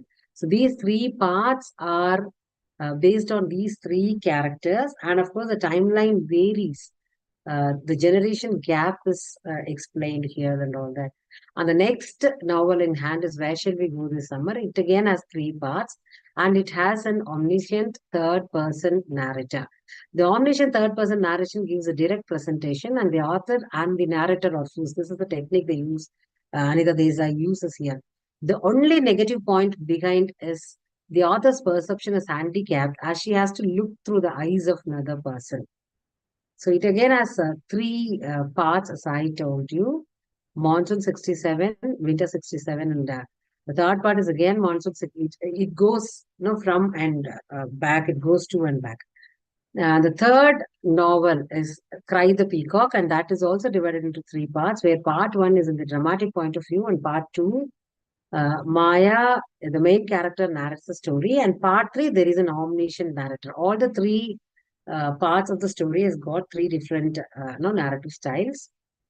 And so part 1 is something that is in the present, where her pet dog is dead, and how she it reminded of the old death prophecy. And part 2 delineates with her mental trauma, where she is gradually becoming insane. And part 3 shows Maya as a mad woman returning to her father's home. This is also a very short part, but is with dense meaning. The murder and Maya's insanity build up the pressure for the readers. The loss of the son affects the mother, and for the first time in the novel, Gautama's mother is projected here. Only in the present tense she comes to end. Unlike the other 3 novels discussed about, Fasting Feasting, the last in the list that I've given here by Anita Desai, has only 2 parts. Part 1 deals with an Indian middle-class family, and the protagonist is the eldest daughter of the family. Actually, the story goes like, it's again, there is a boy and a girl, and the girl who is not given importance, whereas the boy is sent to the foreign so that he's going to take care of the family and all that. The typical Indian family will be shown up there.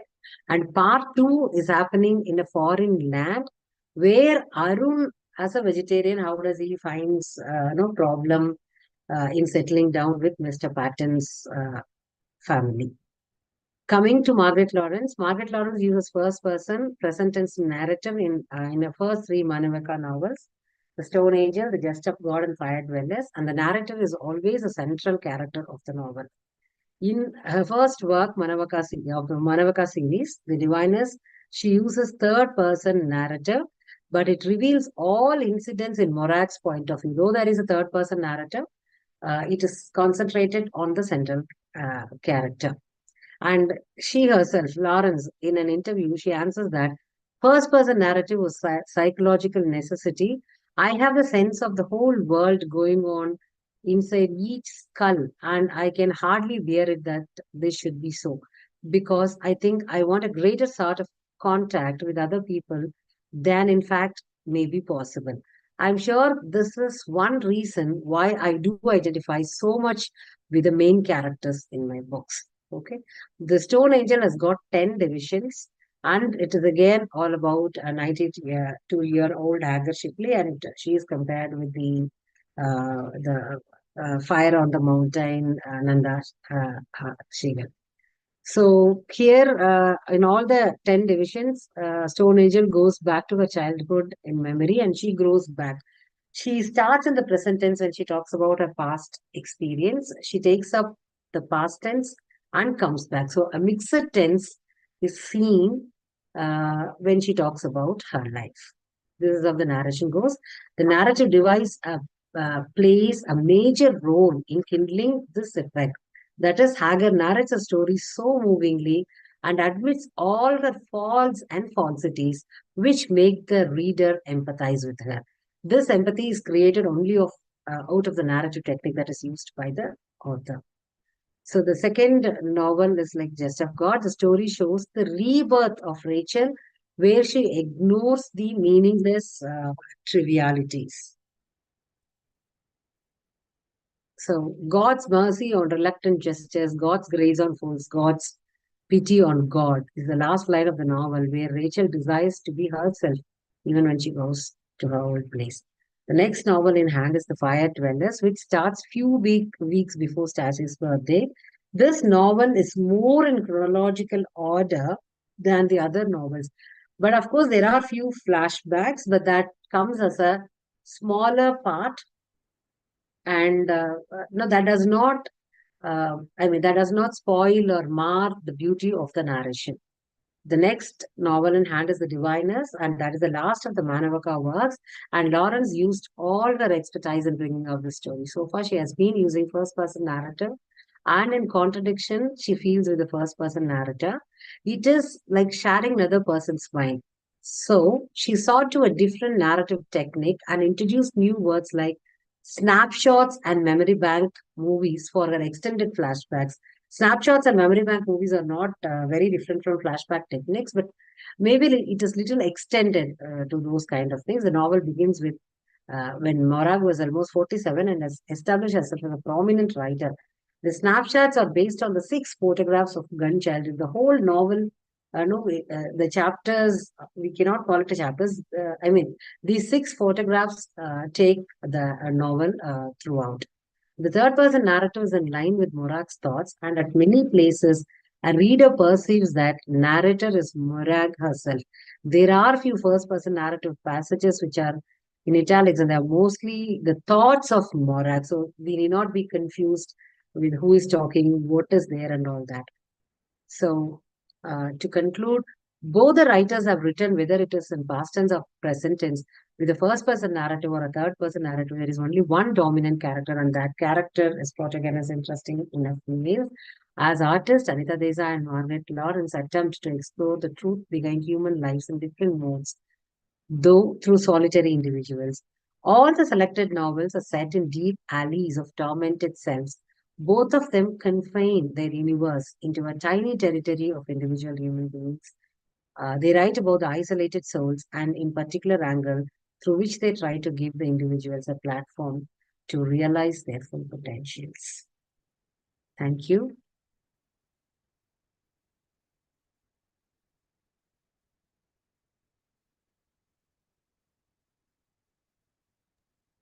Ma'am? Yes, ma'am. Yes, ma'am. Any questions? Yeah, you have detailedly described about the narrative techniques of Anita Desai and Margaret Lawrence. Yes, ma'am.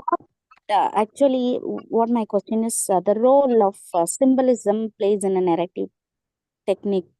of the both the Ma'am, right and your voice is not clear. Ma'am, your voice is not clear to me. What is that, ma'am? what? Yeah, yes, ma'am. Is it clear now? Yes, ma'am. Tell me, ma'am. What role does symbolism play in the narrative techniques of both the authors? Symbolism. Yes, yes, ma'am. Symbolism, I think that's a separate thing that we have to talk about this. Both these writers, they use lots of symbols to bring out the ideas that they have in their mind. That is what I should say.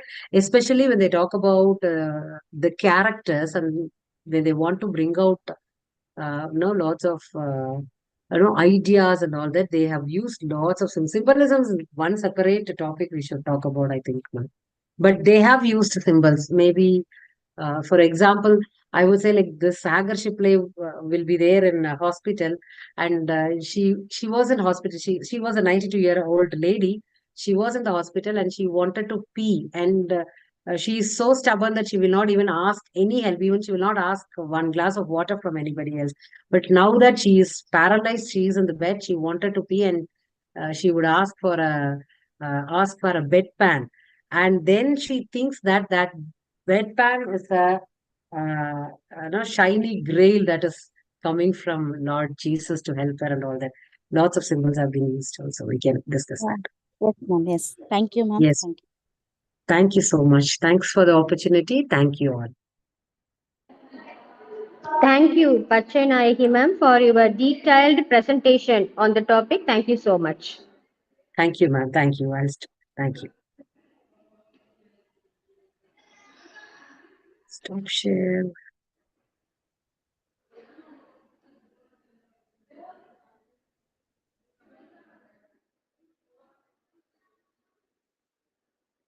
Next presenter, Dr. N. Valarmati ma'am.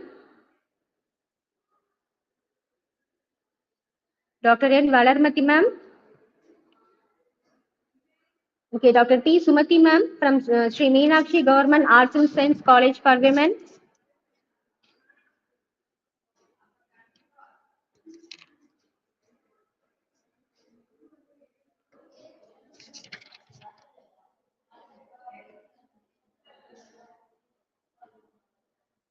Dr. Baishaki Mukherjee ma'am. Ma'am, are you there in the line? Dr. N. Rema. Good afternoon, ma'am. Yes, ma'am. Good afternoon.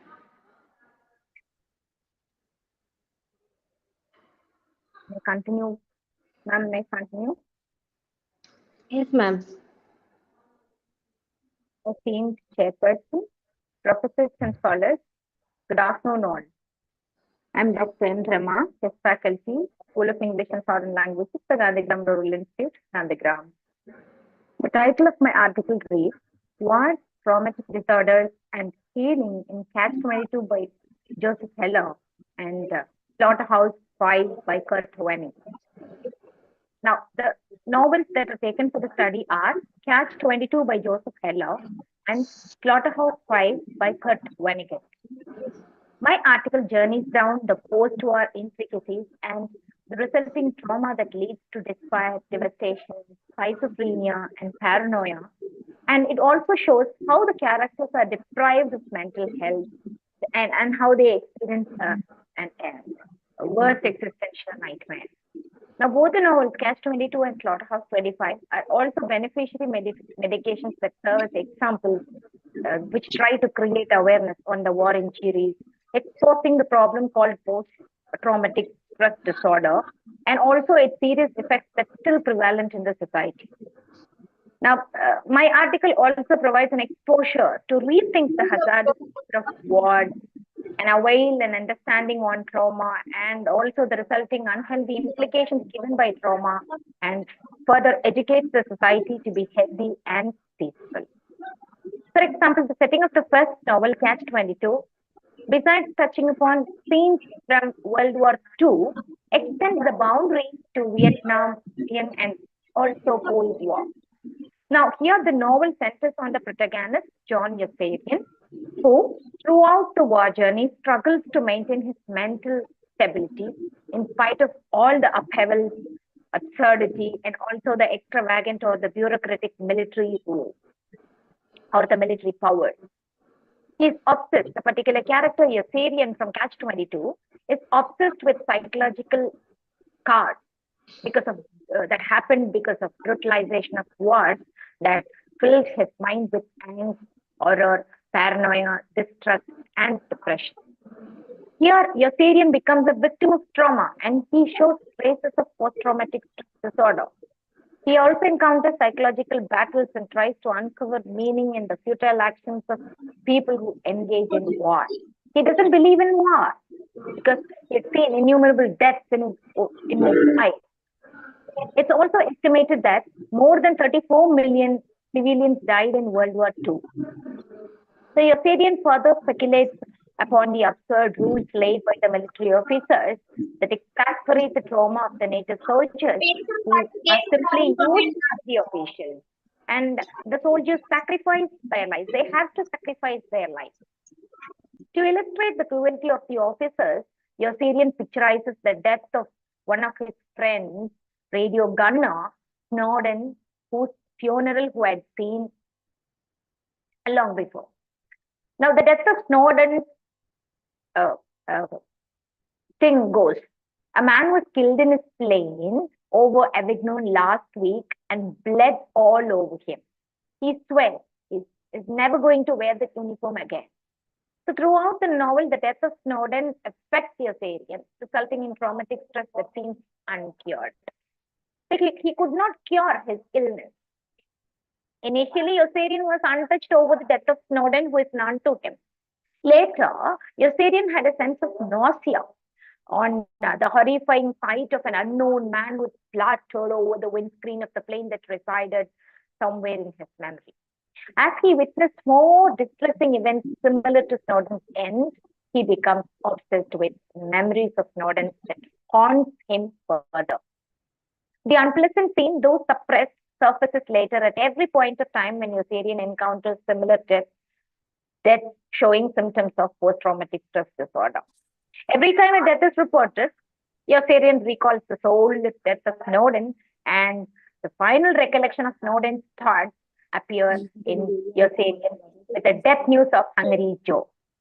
Now, a few of the characters also resemble Yossarian in escaping the mess of the war life. For example, McWat, there's another character called McWat. He flies higher in his aircraft, crashes into a mountain, and kills himself rather than serving for the military. He dipped his wings once and salute, it says. So this is how people kill themselves in order to escape the absurd realities of war. Yossarian realizes that a man in war, according to the officials, was just a garbage. So those the soldiers risked their lives, engulfed in the atrocities of war to make the safety of the country. The peace of mind is often questioned. So the soldier's peace of mind is always questioned. The consequent death propelled him to become insane, and he started imagining himself something unusual. He even suspects that he would have been poisoned. That's how the novel goes. The character suffers from post-traumatic stress disorder and finds it impossible to come out of the problem. Slaughterhouse-5, the next novel by Vonnegut, also shadows Vietnam War and Cold War in the shadow of World War II with certain features of science fiction. Now, the setting extends to Dresden, Luxembourg, New York, and additionally here, an alien planet where the primary character go and take shelter. The particular setting is called, this imaginary setting is called Tralfamadore. The novel focuses on the main character here, Billy Pilgrim, through whom the futility of war and trauma is visualized in a non-linear timeline. The novelist emphasizes the cruelties of war through the bombing that happened in Dresden, and it also unfolds pictures of soldiers who suffer from trauma.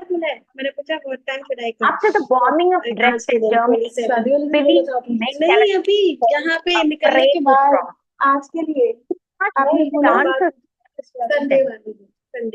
but ended in vain. He reconciles that justice would definitely be achieved. He adopts Tralfamadorian philosophy and recognizes that advancement is possible in the transformed war scenario, where the individuals are in a rest state and being enabled to alter either the past or the future or the present. In the novel, the episode that Preston leave Billy in shell shock. Shell shock, a term that is named as post-traumatic stress disorder. As seen, death is spread everywhere, and it's often addressed as miserable according to Billy's narrative. Billy and his comrades are conditioned to embrace the all-pervasive death or cling on to the fear of embracing it. For example, the cruel death of the taxi driver's mother, Jared Muller, his mother was incinerated in the Dresden-fired storm. So it goes. So it was said that the word "so it goes" appeared 95 times, reiterating the occurrence of death in the novel. Being a fellow prisoner, Billy is compelled to bury and burn the dead body of other soldiers. And he could see the buildings and institutions being demolished,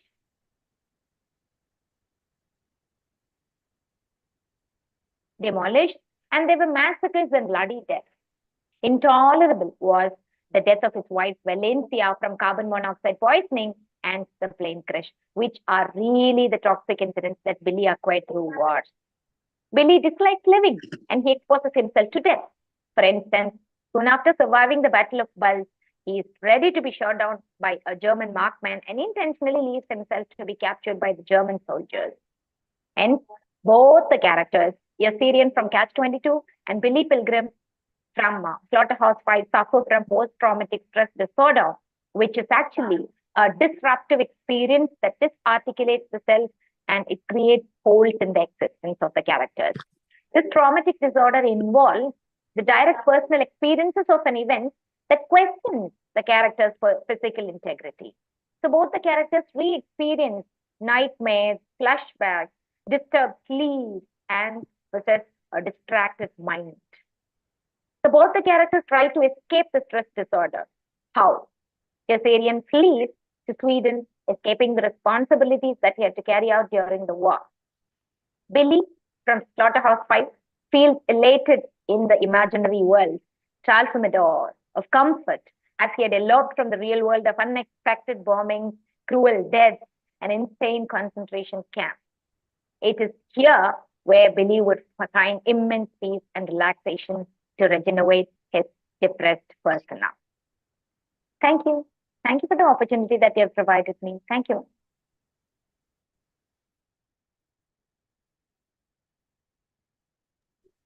Thank you, ma'am. So I have a question that you have talked about the trauma and psychological effect on the character because of a war, everything. Yes, So what is the philosophical idea, morality, free will, or human condition was described in this novel, ma'am? Ma'am, morality is lacking. Everywhere morality is lacking. That's what both these writers, Joseph Heller and Kurt Vonnegut, wanted to put forward. Now, in the chaotic situation, people go blindly after war. They wanted to safeguard, and in the name of safeguarding their country, in the name of patriotism, they sacrifice their lives. They do not bother the lives of others. They kill the lives of others and in turn kill themselves. So morality is lagging, and the philosophy that lies behind both these novels is wars are to be stopped. With no reason, we go with wars. Wars could be stopped, and humans could have a healthy life, peaceful life. That's what both the writers wanted to talk about. Yes, ma'am. Yes. Thank you. Thank you. Thank you for the question, ma'am. Thank you. Thank you. Ma'am, excuse me, this is Pachenegi here. Yes, ma'am. Ma'am, I would like to share my screen once and take a print of that for my official work. Just 2 minutes, shall I? Yeah, yeah, ma'am. Sure. Sure.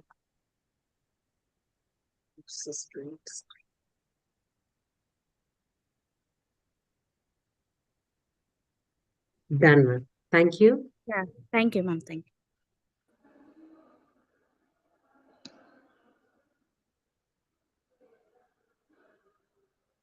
Thank you, ma'am. Our next presenter, Dr. R.S. Ashmai. Guest faculty, Department of Hindi, Gandhigram Rural Institute.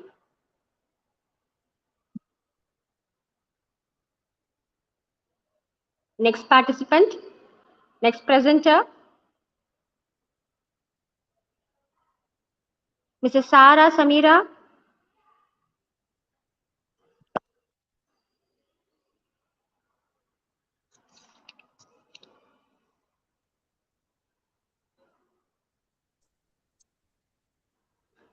Shalini Namashivaya ma'am, are you there?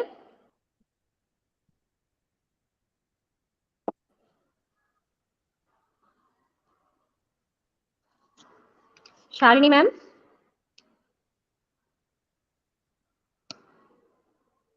Can we have the next presenter, Mrs. Sara Samira?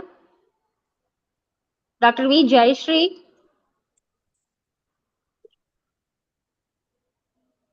Dr. M. Sudha from Gandhigram Rural University. Ma'am, கேக்குதா? வணக்கம். வணக்கம் ma'am. You are audible. And thank you ma'am.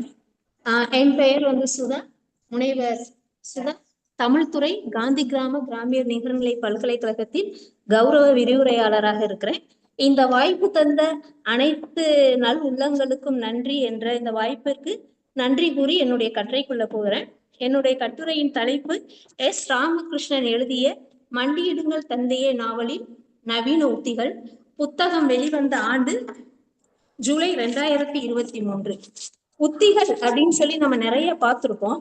அதுல நவீன உத்திகள் அப்படிங்கிறது என்ன அப்படின்னா, இலக்கியமும் மனிதனும் வளர்ந்து கொண்டே இருக்கும் பொழுது அந்த சிந்தனைகளை தற்காலத்திய மனிதர்கள் புரிந்து கொள்ளும் வகையில் பழைய உத்திகளை மேலும் சிறப்பாக சுருக்கமாக ஆழமாக தைப்பதற்கான வாசகர் மனதில் கருத்துக்களை தைப்பதற்காக சில உத்திகளை கையாளுகின்றனர். அதில் ஒரு கிட்டத்தட்ட 6 உத்திகளை நான் இந்த நாவல்ல இருந்து எடுத்திருக்கேன். ஒன்று வந்து என்ன அப்படின்னா, தொடங்கிய புள்ளியில் கதை முடிதல். ஒரு கதையின் நிகழ்ச்சி எதில் முதல் அத்தியாயத்தில் தொடங்குகிறதோ அதே நிகழ்ச்சியானது கடைசி அத்தியாயத்திலும் இருந்து நாவலை முடித்தால் அதற்கு அந்த உத்தியின் பெயர் தொடங்கிய புள்ளியில் கதை முடிதல். 2, டைரி எழுதுதல், நாட்குறிப்பு எழுதுதல் அப்படின்னு சொல்றோம். அது வந்து ஆரம்ப காலகட்டத்துல எல்லாத்துட்டையுமே இருந்தது. இன்னைக்கு நமக்கு நிறைய சோசியல் மீடியா வந்ததுனாலயோ என்னவோ நம்மளுடைய கருத்துக்களை நமக்குள்ள ரகசியமாக வைத்திருந்த சில அருமையான தருணங்களையும் நம்ம இன்னைக்கு சோசியல் மீடியான்னு சொல்லிட்டு எல்லா இடத்துலயுமே வெளிப்படுத்துறோம். அதை விட சிறந்தது தனக்கான தருணத்தை தானே தன்னுள் புதைத்து வைத்தல் அப்படிங்கிறதுக்கு அடிப்படையில டைரி எழுதுதல் அப்படிங்கிற விஷயத்த வந்து ஒரு உத்தியாக பயன்படுத்தியிருக்காங்க. அடுத்து அத்தியாயங்களுக்கு பெயரிடல். ஒவ்வொரு சாப்டருக்குமே பேர் தராங்க. இது எல்லாத்துலயும் இருக்கிறது தான் அப்படின்னாலும் இது எதுக்கு பயன்படுது அப்படின்னா, அந்த அத்தியாயத்துல அந்த சாப்டருக்குள்ள என்ன இருக்குங்கிறத அந்த தலைப்பை படிச்சே நம்ம கதையை புரிச்சு கொள்றதுக்கு ஒரு வாய்ப்பாக இருக்கு. இன்றைய அவசர சூழல்ல வாசிப்புங்கிறதே ரொம்ப பின்னாடி போயிடுச்சு. அதுல முக்கியமானது என்ன, அந்த வாசகர்களை மீண்டும் படிப்புலகத்திற்கு இழுத்து வருவதற்கு படைப்பாளர்கள் ஒரு சில தனித்துவமான தங்களுக்கு உரிய உத்திகளை பயன்படுத்துறாங்க. அதுல ஒண்ணுதான் இந்த அத்தியாயங்களுள் பெயரிடல். அடுத்து கதைக்குள் கதை. கதைக்குள் கதைனா அந்த நாவல் போயிட்டு இருக்கும் போதே கிளைக்கதைன்னு கேள்விப்பட்டிருப்போம். அந்த கிளைக்கதை வேற, இந்த கதைக்குள் கதைங்கிறது வேற. கிளைக்கதை அப்படிங்கிறது ஒரு மாறலை சொல்றதுக்காக பயன்படுத்தப்படுது. ஆனா இந்த கதைக்குள் கதை அப்படிங்கிறது இந்த கதைக்கும் அந்த நடுவுல எழுதக்கூடிய கதைக்கும் தொடர்பற்றதாக இருக்கு. இது கிட்டத்தட்ட ஒரு நவீன உத்திகளின் ஒண்ணுதான். மரபு உத்தியான அந்த கிளைக்கதை உத்தியிலிருந்து சற்று தன்னை வளர்த்து கொண்ட ஒரு உத்தியாக இது பார்க்கப்படுது அப்படின்னு சொல்றோம். அடுத்து வந்து இது வரலாற்று நிகழ்வு மற்றும் மாந்தர்கள் இடம்பெறுதல். உண்மையான வரலாற்று மாந்தர்களை வைத்து எழுதப்படும் கதையாக இருந்தால் அந்த அவர்கள் சந்தித்த நபர்களாக யாரெல்லாம் இருக்கக்கூடும் என்று கற்பனையில் உண்மையான மாந்தர்களை உள் நுழைத்தல், அது ஒரு உத்தி இருக்கு. அடுத்து கூற்று முறையில் மாற்றம் அப்படிங்கிறது என்ன அப்படின்னா, கதை சொல்லிட்டு போற அந்த ஸ்லாங் ஸ்டைல் இருக்கு இல்லையா, அந்த இது வந்து நான் லீனியரா கொண்டு வந்து கொடுக்கிறது. ஒரே நேர்கோட்டில் ஒரே மாதிரி கதையை இப்ப நிகழ்காலம், இறந்த காலம், எதிர்காலம் என்று எப்படி ஒரே இறந்த காலத்தில் தொடங்கினா இறந்த காலத்திலே கதையை முடிக்காம அந்த நிகழ்காலத்தையும் எதிர்காலத்தையும் மாத்தி மாத்தி கொடுத்து வாசகருக்கு இடையில வந்து அந்த கதாபாத்திரத்தினுடைய மனநிலையை புரிந்து கொள்வதற்கு இந்த உத்தி வந்து தராங்க. இதுதான் இந்த நாவல்ல இருந்து கண்டுபிடிக்கப்பட்ட உத்திகள் அப்படின்னு சொல்றது. இந்த உத்திகள் எல்லாமே எதற்கு பயன்படுது அப்படின்னா, இந்த கதையினுடைய சுருக்கம் என்ன அப்படின்னா, லியோ டால்ஸ்டாயினுடைய வாழ்க்கை வரலாற்றை தமிழில் எழுத முனைந்துள்ளார் எஸ் ராமகிருஷ்ணன். அதை நமக்கு அவருடைய வாழ்க்கையில நடந்த சம்பவங்கள் என்ன அப்படின்னு சொல்லி இந்த கதைப்படி பார்த்தோம் அப்படின்னா, பண்ணை அடிமை முறையை ஒழித்து இவர் எங்கனம் தன் பண்ணையில் வேலை பார்த்த அந்த ஊழியர்களுக்கு கல்வியும் பொருளாதாரத்தையும் சமமாக வழங்கினார் அப்படிங்கிறது தான் கதையினுடைய கரு. அதை இத சொல்றதுக்கு இந்த உத்திகள் எல்லாம் நமக்கு ஒரு பயன்பாடாக இருக்கு. அப்ப இதோட முடிவுகள் அப்படின்னு சொல்லி பார்த்தோம் அப்படின்னா, மண்டியிடும் தந்தையை நாவல்ல தனித்துவமான முறையில் மிக நேர்த்தியாக அவர் நவீன உத்திகளை கையாண்டுள்ளார். மொழி மீதான கட்டுப்பாடும் வடிவமும் கச்சிதமான ஒருங்கிணைவான நிகழ்வுகளை மிக நேர்த்தியாக தனது படைப்பில் படைப்பாளர் எடுத்தாண்டுள்ளார். கதை மாந்தர்களின் உணர்வுகளை அறிந்து கொள்வதற்கு உத்திகள் அனைத்தும் பயன்படுத்தப்படுகின்றன. குறிப்பாக டைரி எழுதுதல், அத்தியாயங்களுக்கு பெயரிடல், கூற்று முறையில் மாற்றம் போன்ற உத்திகளின் வழியே கதையின் போக்கினையும் பரிணாமத்தையும் இதன் வழி அறிய முடிகிறது. தொடங்கிய புள்ளியில் கதை முடிதல் என்னும் உத்தியின் மூலம் திமேஃபிங்கிறவர் யார் அப்படின்னா, லியோ டால்ஸ்டாயின் நேரடியான வாரிசாக இல்லாமல் பண்ணையில் வேலை பார்த்த ஒரு பெண்ணுக்கு பிறந்த ஒரு மகனாக வருகிறார். அவருடைய மனநிலையை உணர்வதற்கு இந்த தொடங்கிய புள்ளியில் கதை முடிதல் அப்படிங்கிற உத்தி மிகவும் முக்கியமாக கையாளப்பட்டுள்ளது. இப்ப மண்டியிடுதல் நாவலில் இடம்பெற்றுள்ள ஒவ்வொரு உத்தியுமே வாசகரின் மனதில் அந்த கதாபாத்திரங்களை கொண்டு செல்வதற்கு பயன்படுத்தப்பட்டுள்ளமையை இக்கட்டுரையின் வழி அறிய முடிகிறது. நன்றி.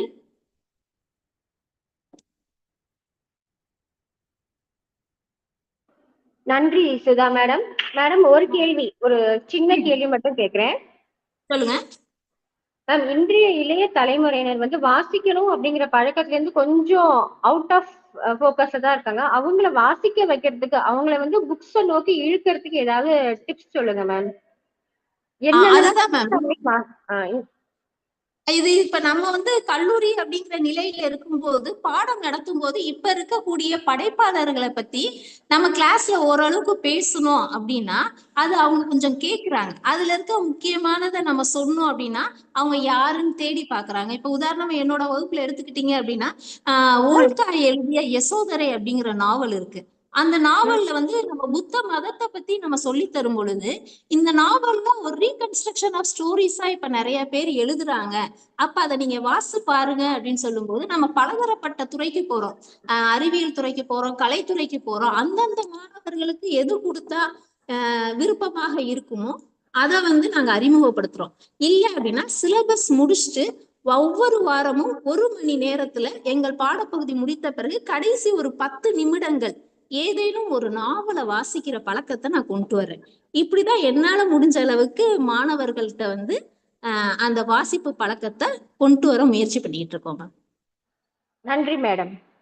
Thank you.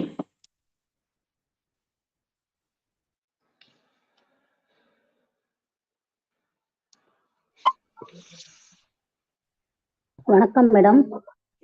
Ramathilagam madam from St. Anthony's College. Madam வணக்கம் மேடம். வணக்கம் மேடம். உங்களுடைய கட்டுரைக்கு நன்றி. நான் ஒரு கேள்வி வைக்கிறேன். கதை கரு சொன்னீங்க, மைய கருத்தா மாணவர்களுக்கு எதை வைக்கலாம்? நீங்க சொன்ன நாவல்ல இருந்து மைய கருத்து மேடம் கேக்குதா மேடம்? கேக்குது. மைய கருத்து இந்த நாவல்ல கேக்குறீங்களா மேம்? இந்த தொழிலோட அடிப்படையில யாருமே வாழ்றதில்ல இப்ப இருக்கிற மாணவர்கள் பொருளாதாரத்துல மேடம் கேள்வி எனக்கானதா?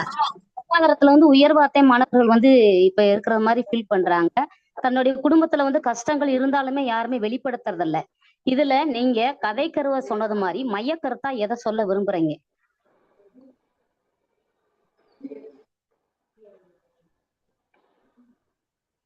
மைய கருத்து சொல்லணுங்க மேம்.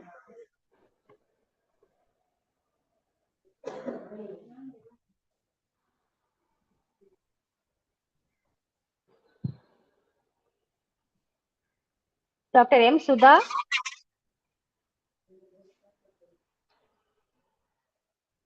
Sudha, madam.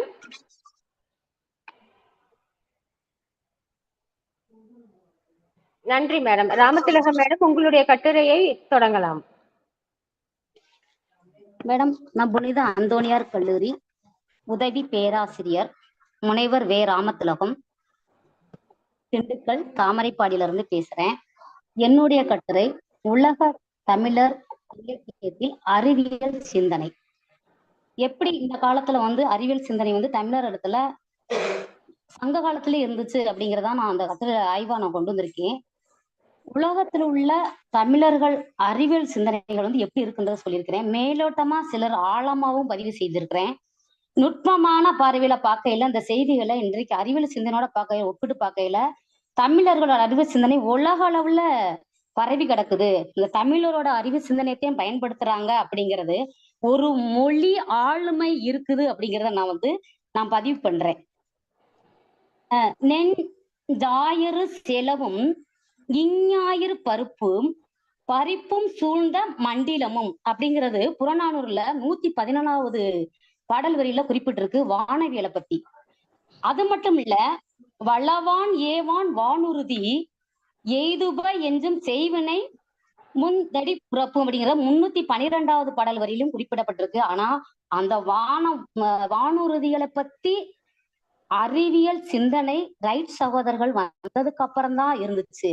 ஆனா நம்ம புறநானூற்று காலகட்டத்திலே நம்ம அறிவியல் சிந்தனை தமிழர் இடத்துல சிதைந்து இருந்திருக்குது, நிறைந்திருக்குது அப்படிங்கிறத அந்த இடத்துல பதிவு பண்றேன்.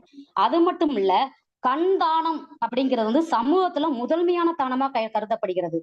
ஆனால் கண்ணப்ப நாயனார் புராணத்துல அன்றைக்கே இந்த கண் தானத்தை பத்தி சிவபெருமான் கண்ணில் ரத்த வடியில பெருக்கெடுத்து ஓடுகின்ற அந்த ரத்தத்தை நிப்பாட்டுவதற்காக உன் என்பது அப்படிங்கிற ஒரு வார்த்தையை அவர் மனசுல வச்சுட்டு அந்த கண்ணை எடுத்து சிவபெருமானோட முகத்துல பதிக்கிறாரு. பதிச்சதை ஒரு மலர்த்தெழும் முன்னோடு மகிழ்ந்து முன்னிருந்து தாங்கள் அப்படிங்கிற ஒரு வரியிலேயே சொல்லப்பட்டிருக்கு. இன்னைக்கு 2000 ஆண்டுகளுக்கு பிறகு நம்ம 5ஆண்டு திட்டத்துல கொண்டு வரப்பட்ட திட்டம், அதாவது உறுப்பு மாற்றும் அறுவை சிகிச்சை பிரதமர் அவரால் கொண்டு வரப்பட்டது இப்ப தற்காலத்துல. ஆனா முன்னொரு காலத்திலேயே சொல்லப்பட்டிருக்கு 2ஆம் நூற்றாண்டுக்கு முன்னாடியே அப்படிங்கிறது ஒரு வியக்கத்தக்க சிந்தனை, அறிவியல் சிந்தனையா நான் கருதுறேன். அது மட்டும் இல்ல, நீர்நிலை சார்ந்த உண்மைகளை பத்தி சொல்லும் பொழுது விசும்பின் துணிவில் அல்லாத மாற்றாங்கை பசுவின் தலைக்காம்பு அரிது அப்படிங்கிற ஒரு செய்தியை இங்க பதிவு பண்றேன். இது மட்டும் இல்ல, கடல் பெரிது மண்ணிரும் ஆகாது அதன் அருகே சிற்றிரால் உண்டிரும் ஆகிவிடும் அப்படிங்கிற அந்த பதிவையும் இந்த வரிகள்ல இந்த அறிவியல் சிந்தனை பதிவு பண்றேன். அது நீர்கள் அதிகமா இருந்தாலுமே தேவாரத்துல சொல்லப்பட்டது போல பன்னெடு காலமாக மழையை மறிக்கணும் பஞ்சமும் உண்டு அப்படிங்கிற ஒரு செய்தியும் சொல்லப்பட்டிருக்கு. பஞ்சம் அப்படிங்கிறது வறட்சி, வர்க்கடம், வற்காலம் அப்படிங்கிற சொற்கள்லே நம்ம அறியலாம். கடல் நீரை பத்தியும் சொல்லப்பட்டிருக்கு. இந்த அறிவியல் சிந்தனை கிமு 3ஆம் நூற்றாண்டிலேயே சொல்லப்பட்டிருக்கு. யார் அப்படின்னா நம்ம உலக புகழ்பெற்ற திருவள்ளுவர். அவர் எழுதிய குறளிலே தொட்டனை தூரும் மணற்கேணி மாந்தருக்கு கட்டணை தூரும் அறிவு அப்படிங்கிற ஒரு அறிவியல் சிந்தனைய நீர்நிலை உண்மைகளை ஆராய்ந்து நம்ம தமிழர்கள் அன்னைக்கே சொல்லியிருக்காங்க அப்படிங்கிற செய்தியும் பதிவு பண்றேன். அது மட்டும் அல்லாம 3ஆவதா நான் சொல்ல போத உலக தோற்ற கொள்கை. உலக தோற்றக்கலையை 5பூதங்களை பத்தி சொல்லியிருக்காங்க இலக்கியத்துல. நிலமும் தீது நீவழி விசுமு போல அடைந்து கலந்த மயக்கம் உலகம் ஆதலின் இருந்தினை ஐம்பால் எண்ணறி வாழா அப்படிங்கிற ஒரு வரிகளோட தொல்காப்பியத்துல பொருளறியாத்துல 635வது பாடலா பதிவு பண்ணியிருக்காரு தொல்காப்பியர். அது மட்டும் அல்லாது இந்த முதல்ல இந்த உலகம் தோன்றுவதற்கான காரணத்தை பத்தி சொல்லியிருக்காரு. முதலில் வெற்றிடம் தோன்றும், ஊழி காலத்துக்கு பிறகு காற்று தோன்றும், அடுத்து தீ தோன்றும், 4ஆவதாக தீயிலிருந்து மழை நீர் தோன்றும், மழை நீர் தோன்றப்ப நீரும் தோன்றும், அப்புறம் கல் தோன்றும் அப்படின்னு 5பூதங்களை பத்தி கலவையா அறிவியல் சிந்தையில் இதுல புலனாய் இருக்கு அப்படிங்கிறத செய்திய சொல்றேன். அது மட்டும் இல்லாம நிலப்பாகுபாடை பத்தி சொல்லையில நம் முன்னோர்கள் நிலத்தை வகுத்ததை பத்தி தமிழ் இலக்கியத்துல கூறப்பட்டிருக்கு. தொல்காப்பியத்துல அகத்திலையும் சொல்லப்பட்டிருக்கு. 5வது மாயோன் மேய காடுரை உலகமும் சேயோன் மேய மயிரை உலகமும் வேந்தன் மேய தீம்புழல் உலகமும் வருணன் மேய பெரும்புழல் உலகமும் முல்லை குறிஞ்சி மருதம் நெய்தல் என சொல்லி சொல்லடும் பதினே அப்படின்னு சொல்லி இதை முடிக்கிறாரு.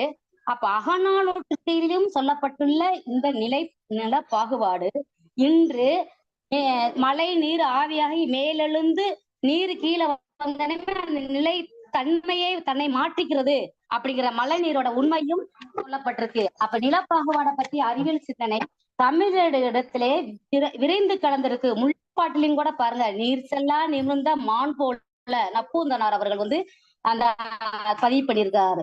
அது மட்டும் இல்ல, முக்கியமான நீரை வச்சுதான் மக்களுடைய நற்குணங்கள் வெளிப்படும் அப்படின்றத சொல்லியிருக்காங்க.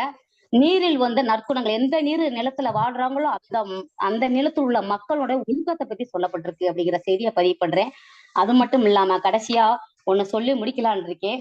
தாவரங்கள் அறிவை பற்றி சொல்லையில விஞ்ஞானிகள் நிறைய விஷயம் நிரல்படுத்தி நிறைய சொல்லியிருக்கிறாங்க. விஞ்ஞானிகள் இதுல பதிவு பண்ணிருக்காங்க. அந்த செய்தியை இப்ப சொல்ல போறேன்.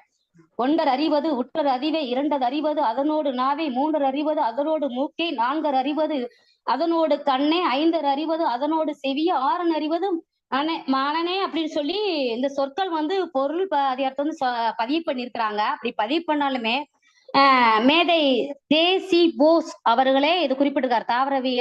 தாவரவியலை பத்தி ஆராய்ச்சி பண்ணி தாவரவியல்ல உணர்ச்சிகளை சொன்னவர். இதை நிரூபிச்சிருக்கிறாரு. நான் எங்க இருந்து இந்த செய்தியை எடுத்தேங்கிறதையும் அவர் சொல்லியிருக்காரு. இந்த சூத்திரத்தை நான் இலக்கியத்துல இருந்து எடுத்தேன் சொல்லியிருக்காரு. அவர் மட்டும் சொல்லல, நம்ம உலகத்திலேயே தாவரவியலோட தந்தை என்று அழைக்கப்படுகிற C.R. டார்வின் அப்படிங்கிறவரும் முன்னோடியாக அமைந்தவர். அவரும் சொல்லியிருக்கிறாரு. இந்த உலகத்துல உள்ள 5 பூதங்களை பத்தி நான் எங்க கண்டுபிடிச்சேன் அப்படின்னா புறநானூற்று செய்தியில இருந்து கண்டுபிடிச்சேன் அப்படின்ற செய்தியும் சொல்லப்பட்டிருக்கு. அது மட்டும் இல்ல, தொல்காப்பிய பொருளாக மரபியல்ல பாத்தீங்க அப்படின்னா நிலமும் நீரும் நீர்வழி விசும்போடு 5ம் கலந்த மயக்கமும் உலகம் ஆதலின் அப்படின்ற ஒரு வரிகள் அதுல இடம்பெற்றிருக்கு. அது மட்டும் இல்ல, இன்ற அறிவியல் பேசப்படுது அப்படின்றா இலக்கியத்தினாலதான் அப்படின்ற நான் சொல்றேன். அது மட்டும் இல்ல, மண்மணிந்து நிலத்திலும் நிலம் ஏந்து விசிம்பிலும் தீமுரளி நீரிலும் அப்படின்னு புறநானூற்று செய்தி 2வது பாடல்லையும் சொல்லியிருக்கு.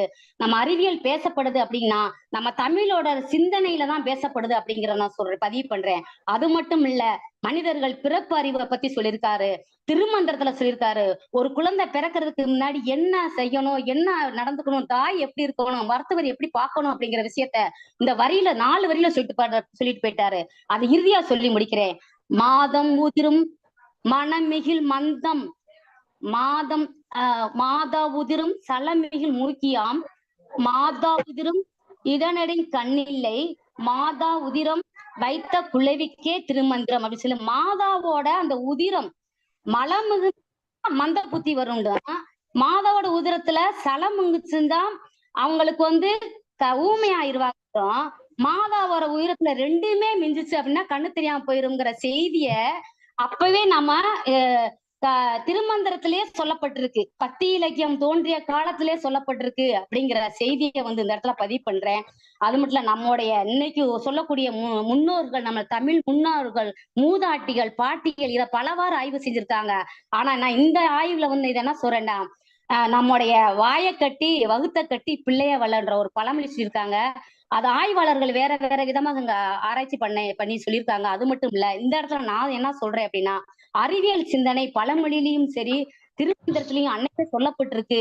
குழந்தை எப்படி வகுத்துக்குள்ளே கருவிலே வளர்க்கணுன்ற விஷயத்த நம்ம தமிழர்கள் ஆராய்ச்சியில அன்னைக்கு ஆராய்ச்சி எழுதியிருக்கிறாங்க அப்படிங்கிற செய்தியை சொல்லிட்டு முடிவா நான் என்ன சொல்றேன் அப்படின்னா, அறிவியல் மாற்றங்கள் எத்தனை வந்தாலும் நம்ம இலக்கியம் இலக்கணம் சித்தர்கள் அடிப்படையாகத்தான் தோணுது, சித்தர் இலக்கியத்தின் அடிப்படையாகத்தான் தோணுது அப்படின்னு சொல்லி என்னுடைய உரையை முடித்துக் கொள்கிறேன்.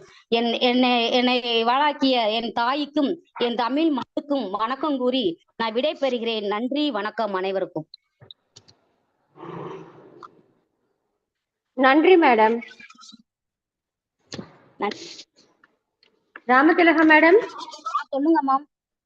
இன்றைய அறிவியலுக்கு முன்னோடி அப்படின்னு சொல்லி சங்க காலத்துல இருந்து ஒரு சில இலக்கியங்களை கொடுத்தீங்க இல்லையா உதாரணமா கண்ணப்ப நாயனார் வந்து சிவபெருமானுக்கு கண் கொடுத்தார், அதுதான் முதல்ல கண் தானம் இப்படி எல்லாம் சொன்னீங்க இல்லையா மேம்? ஆமாங்க மேம்.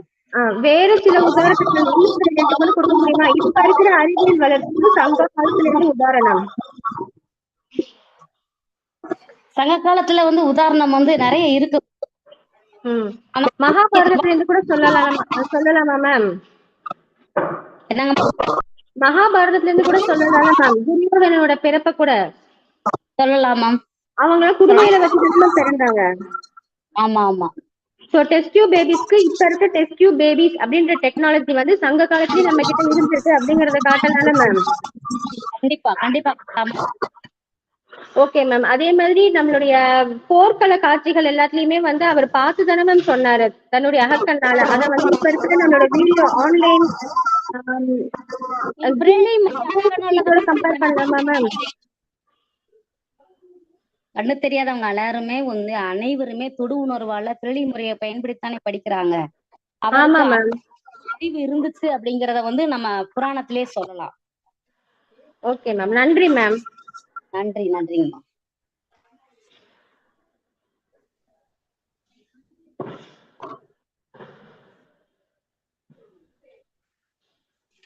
டாக்டர் என் Valarmathi ma'am.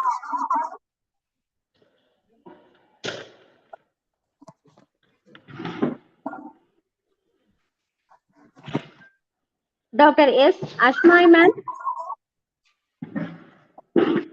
Mrs. Sara Samira ma'am.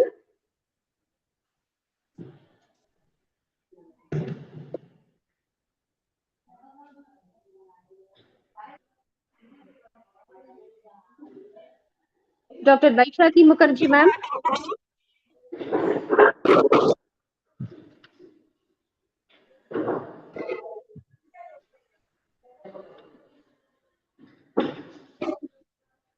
Okay, let me wind up the session by giving a thankful note. Dear presenters, we would like to express our sincere gratitude for presenting your research paper at the international conference on BICOHAS'25. Really, your contribution enriched our discussions and added value to our event. Thank you for sharing your expertise and insights with our global audience. We appreciate your participation and look forward to your future contributions too. Thank you so much. Thank you all.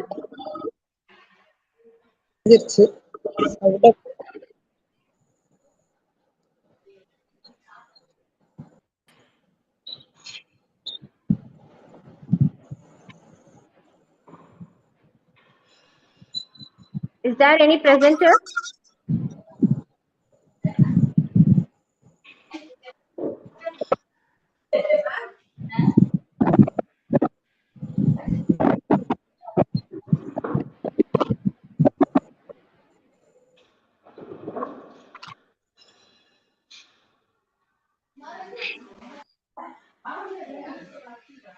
They முடிச்சிடலாமா? நான் சொல்றேன்.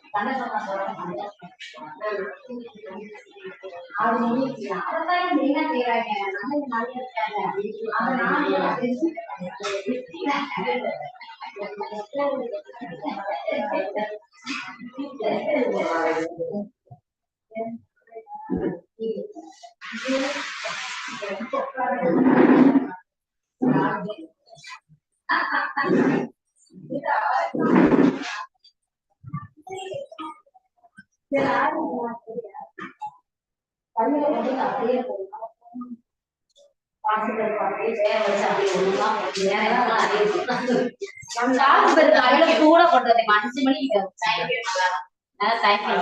இவன் தோட்டத்து போலாம்.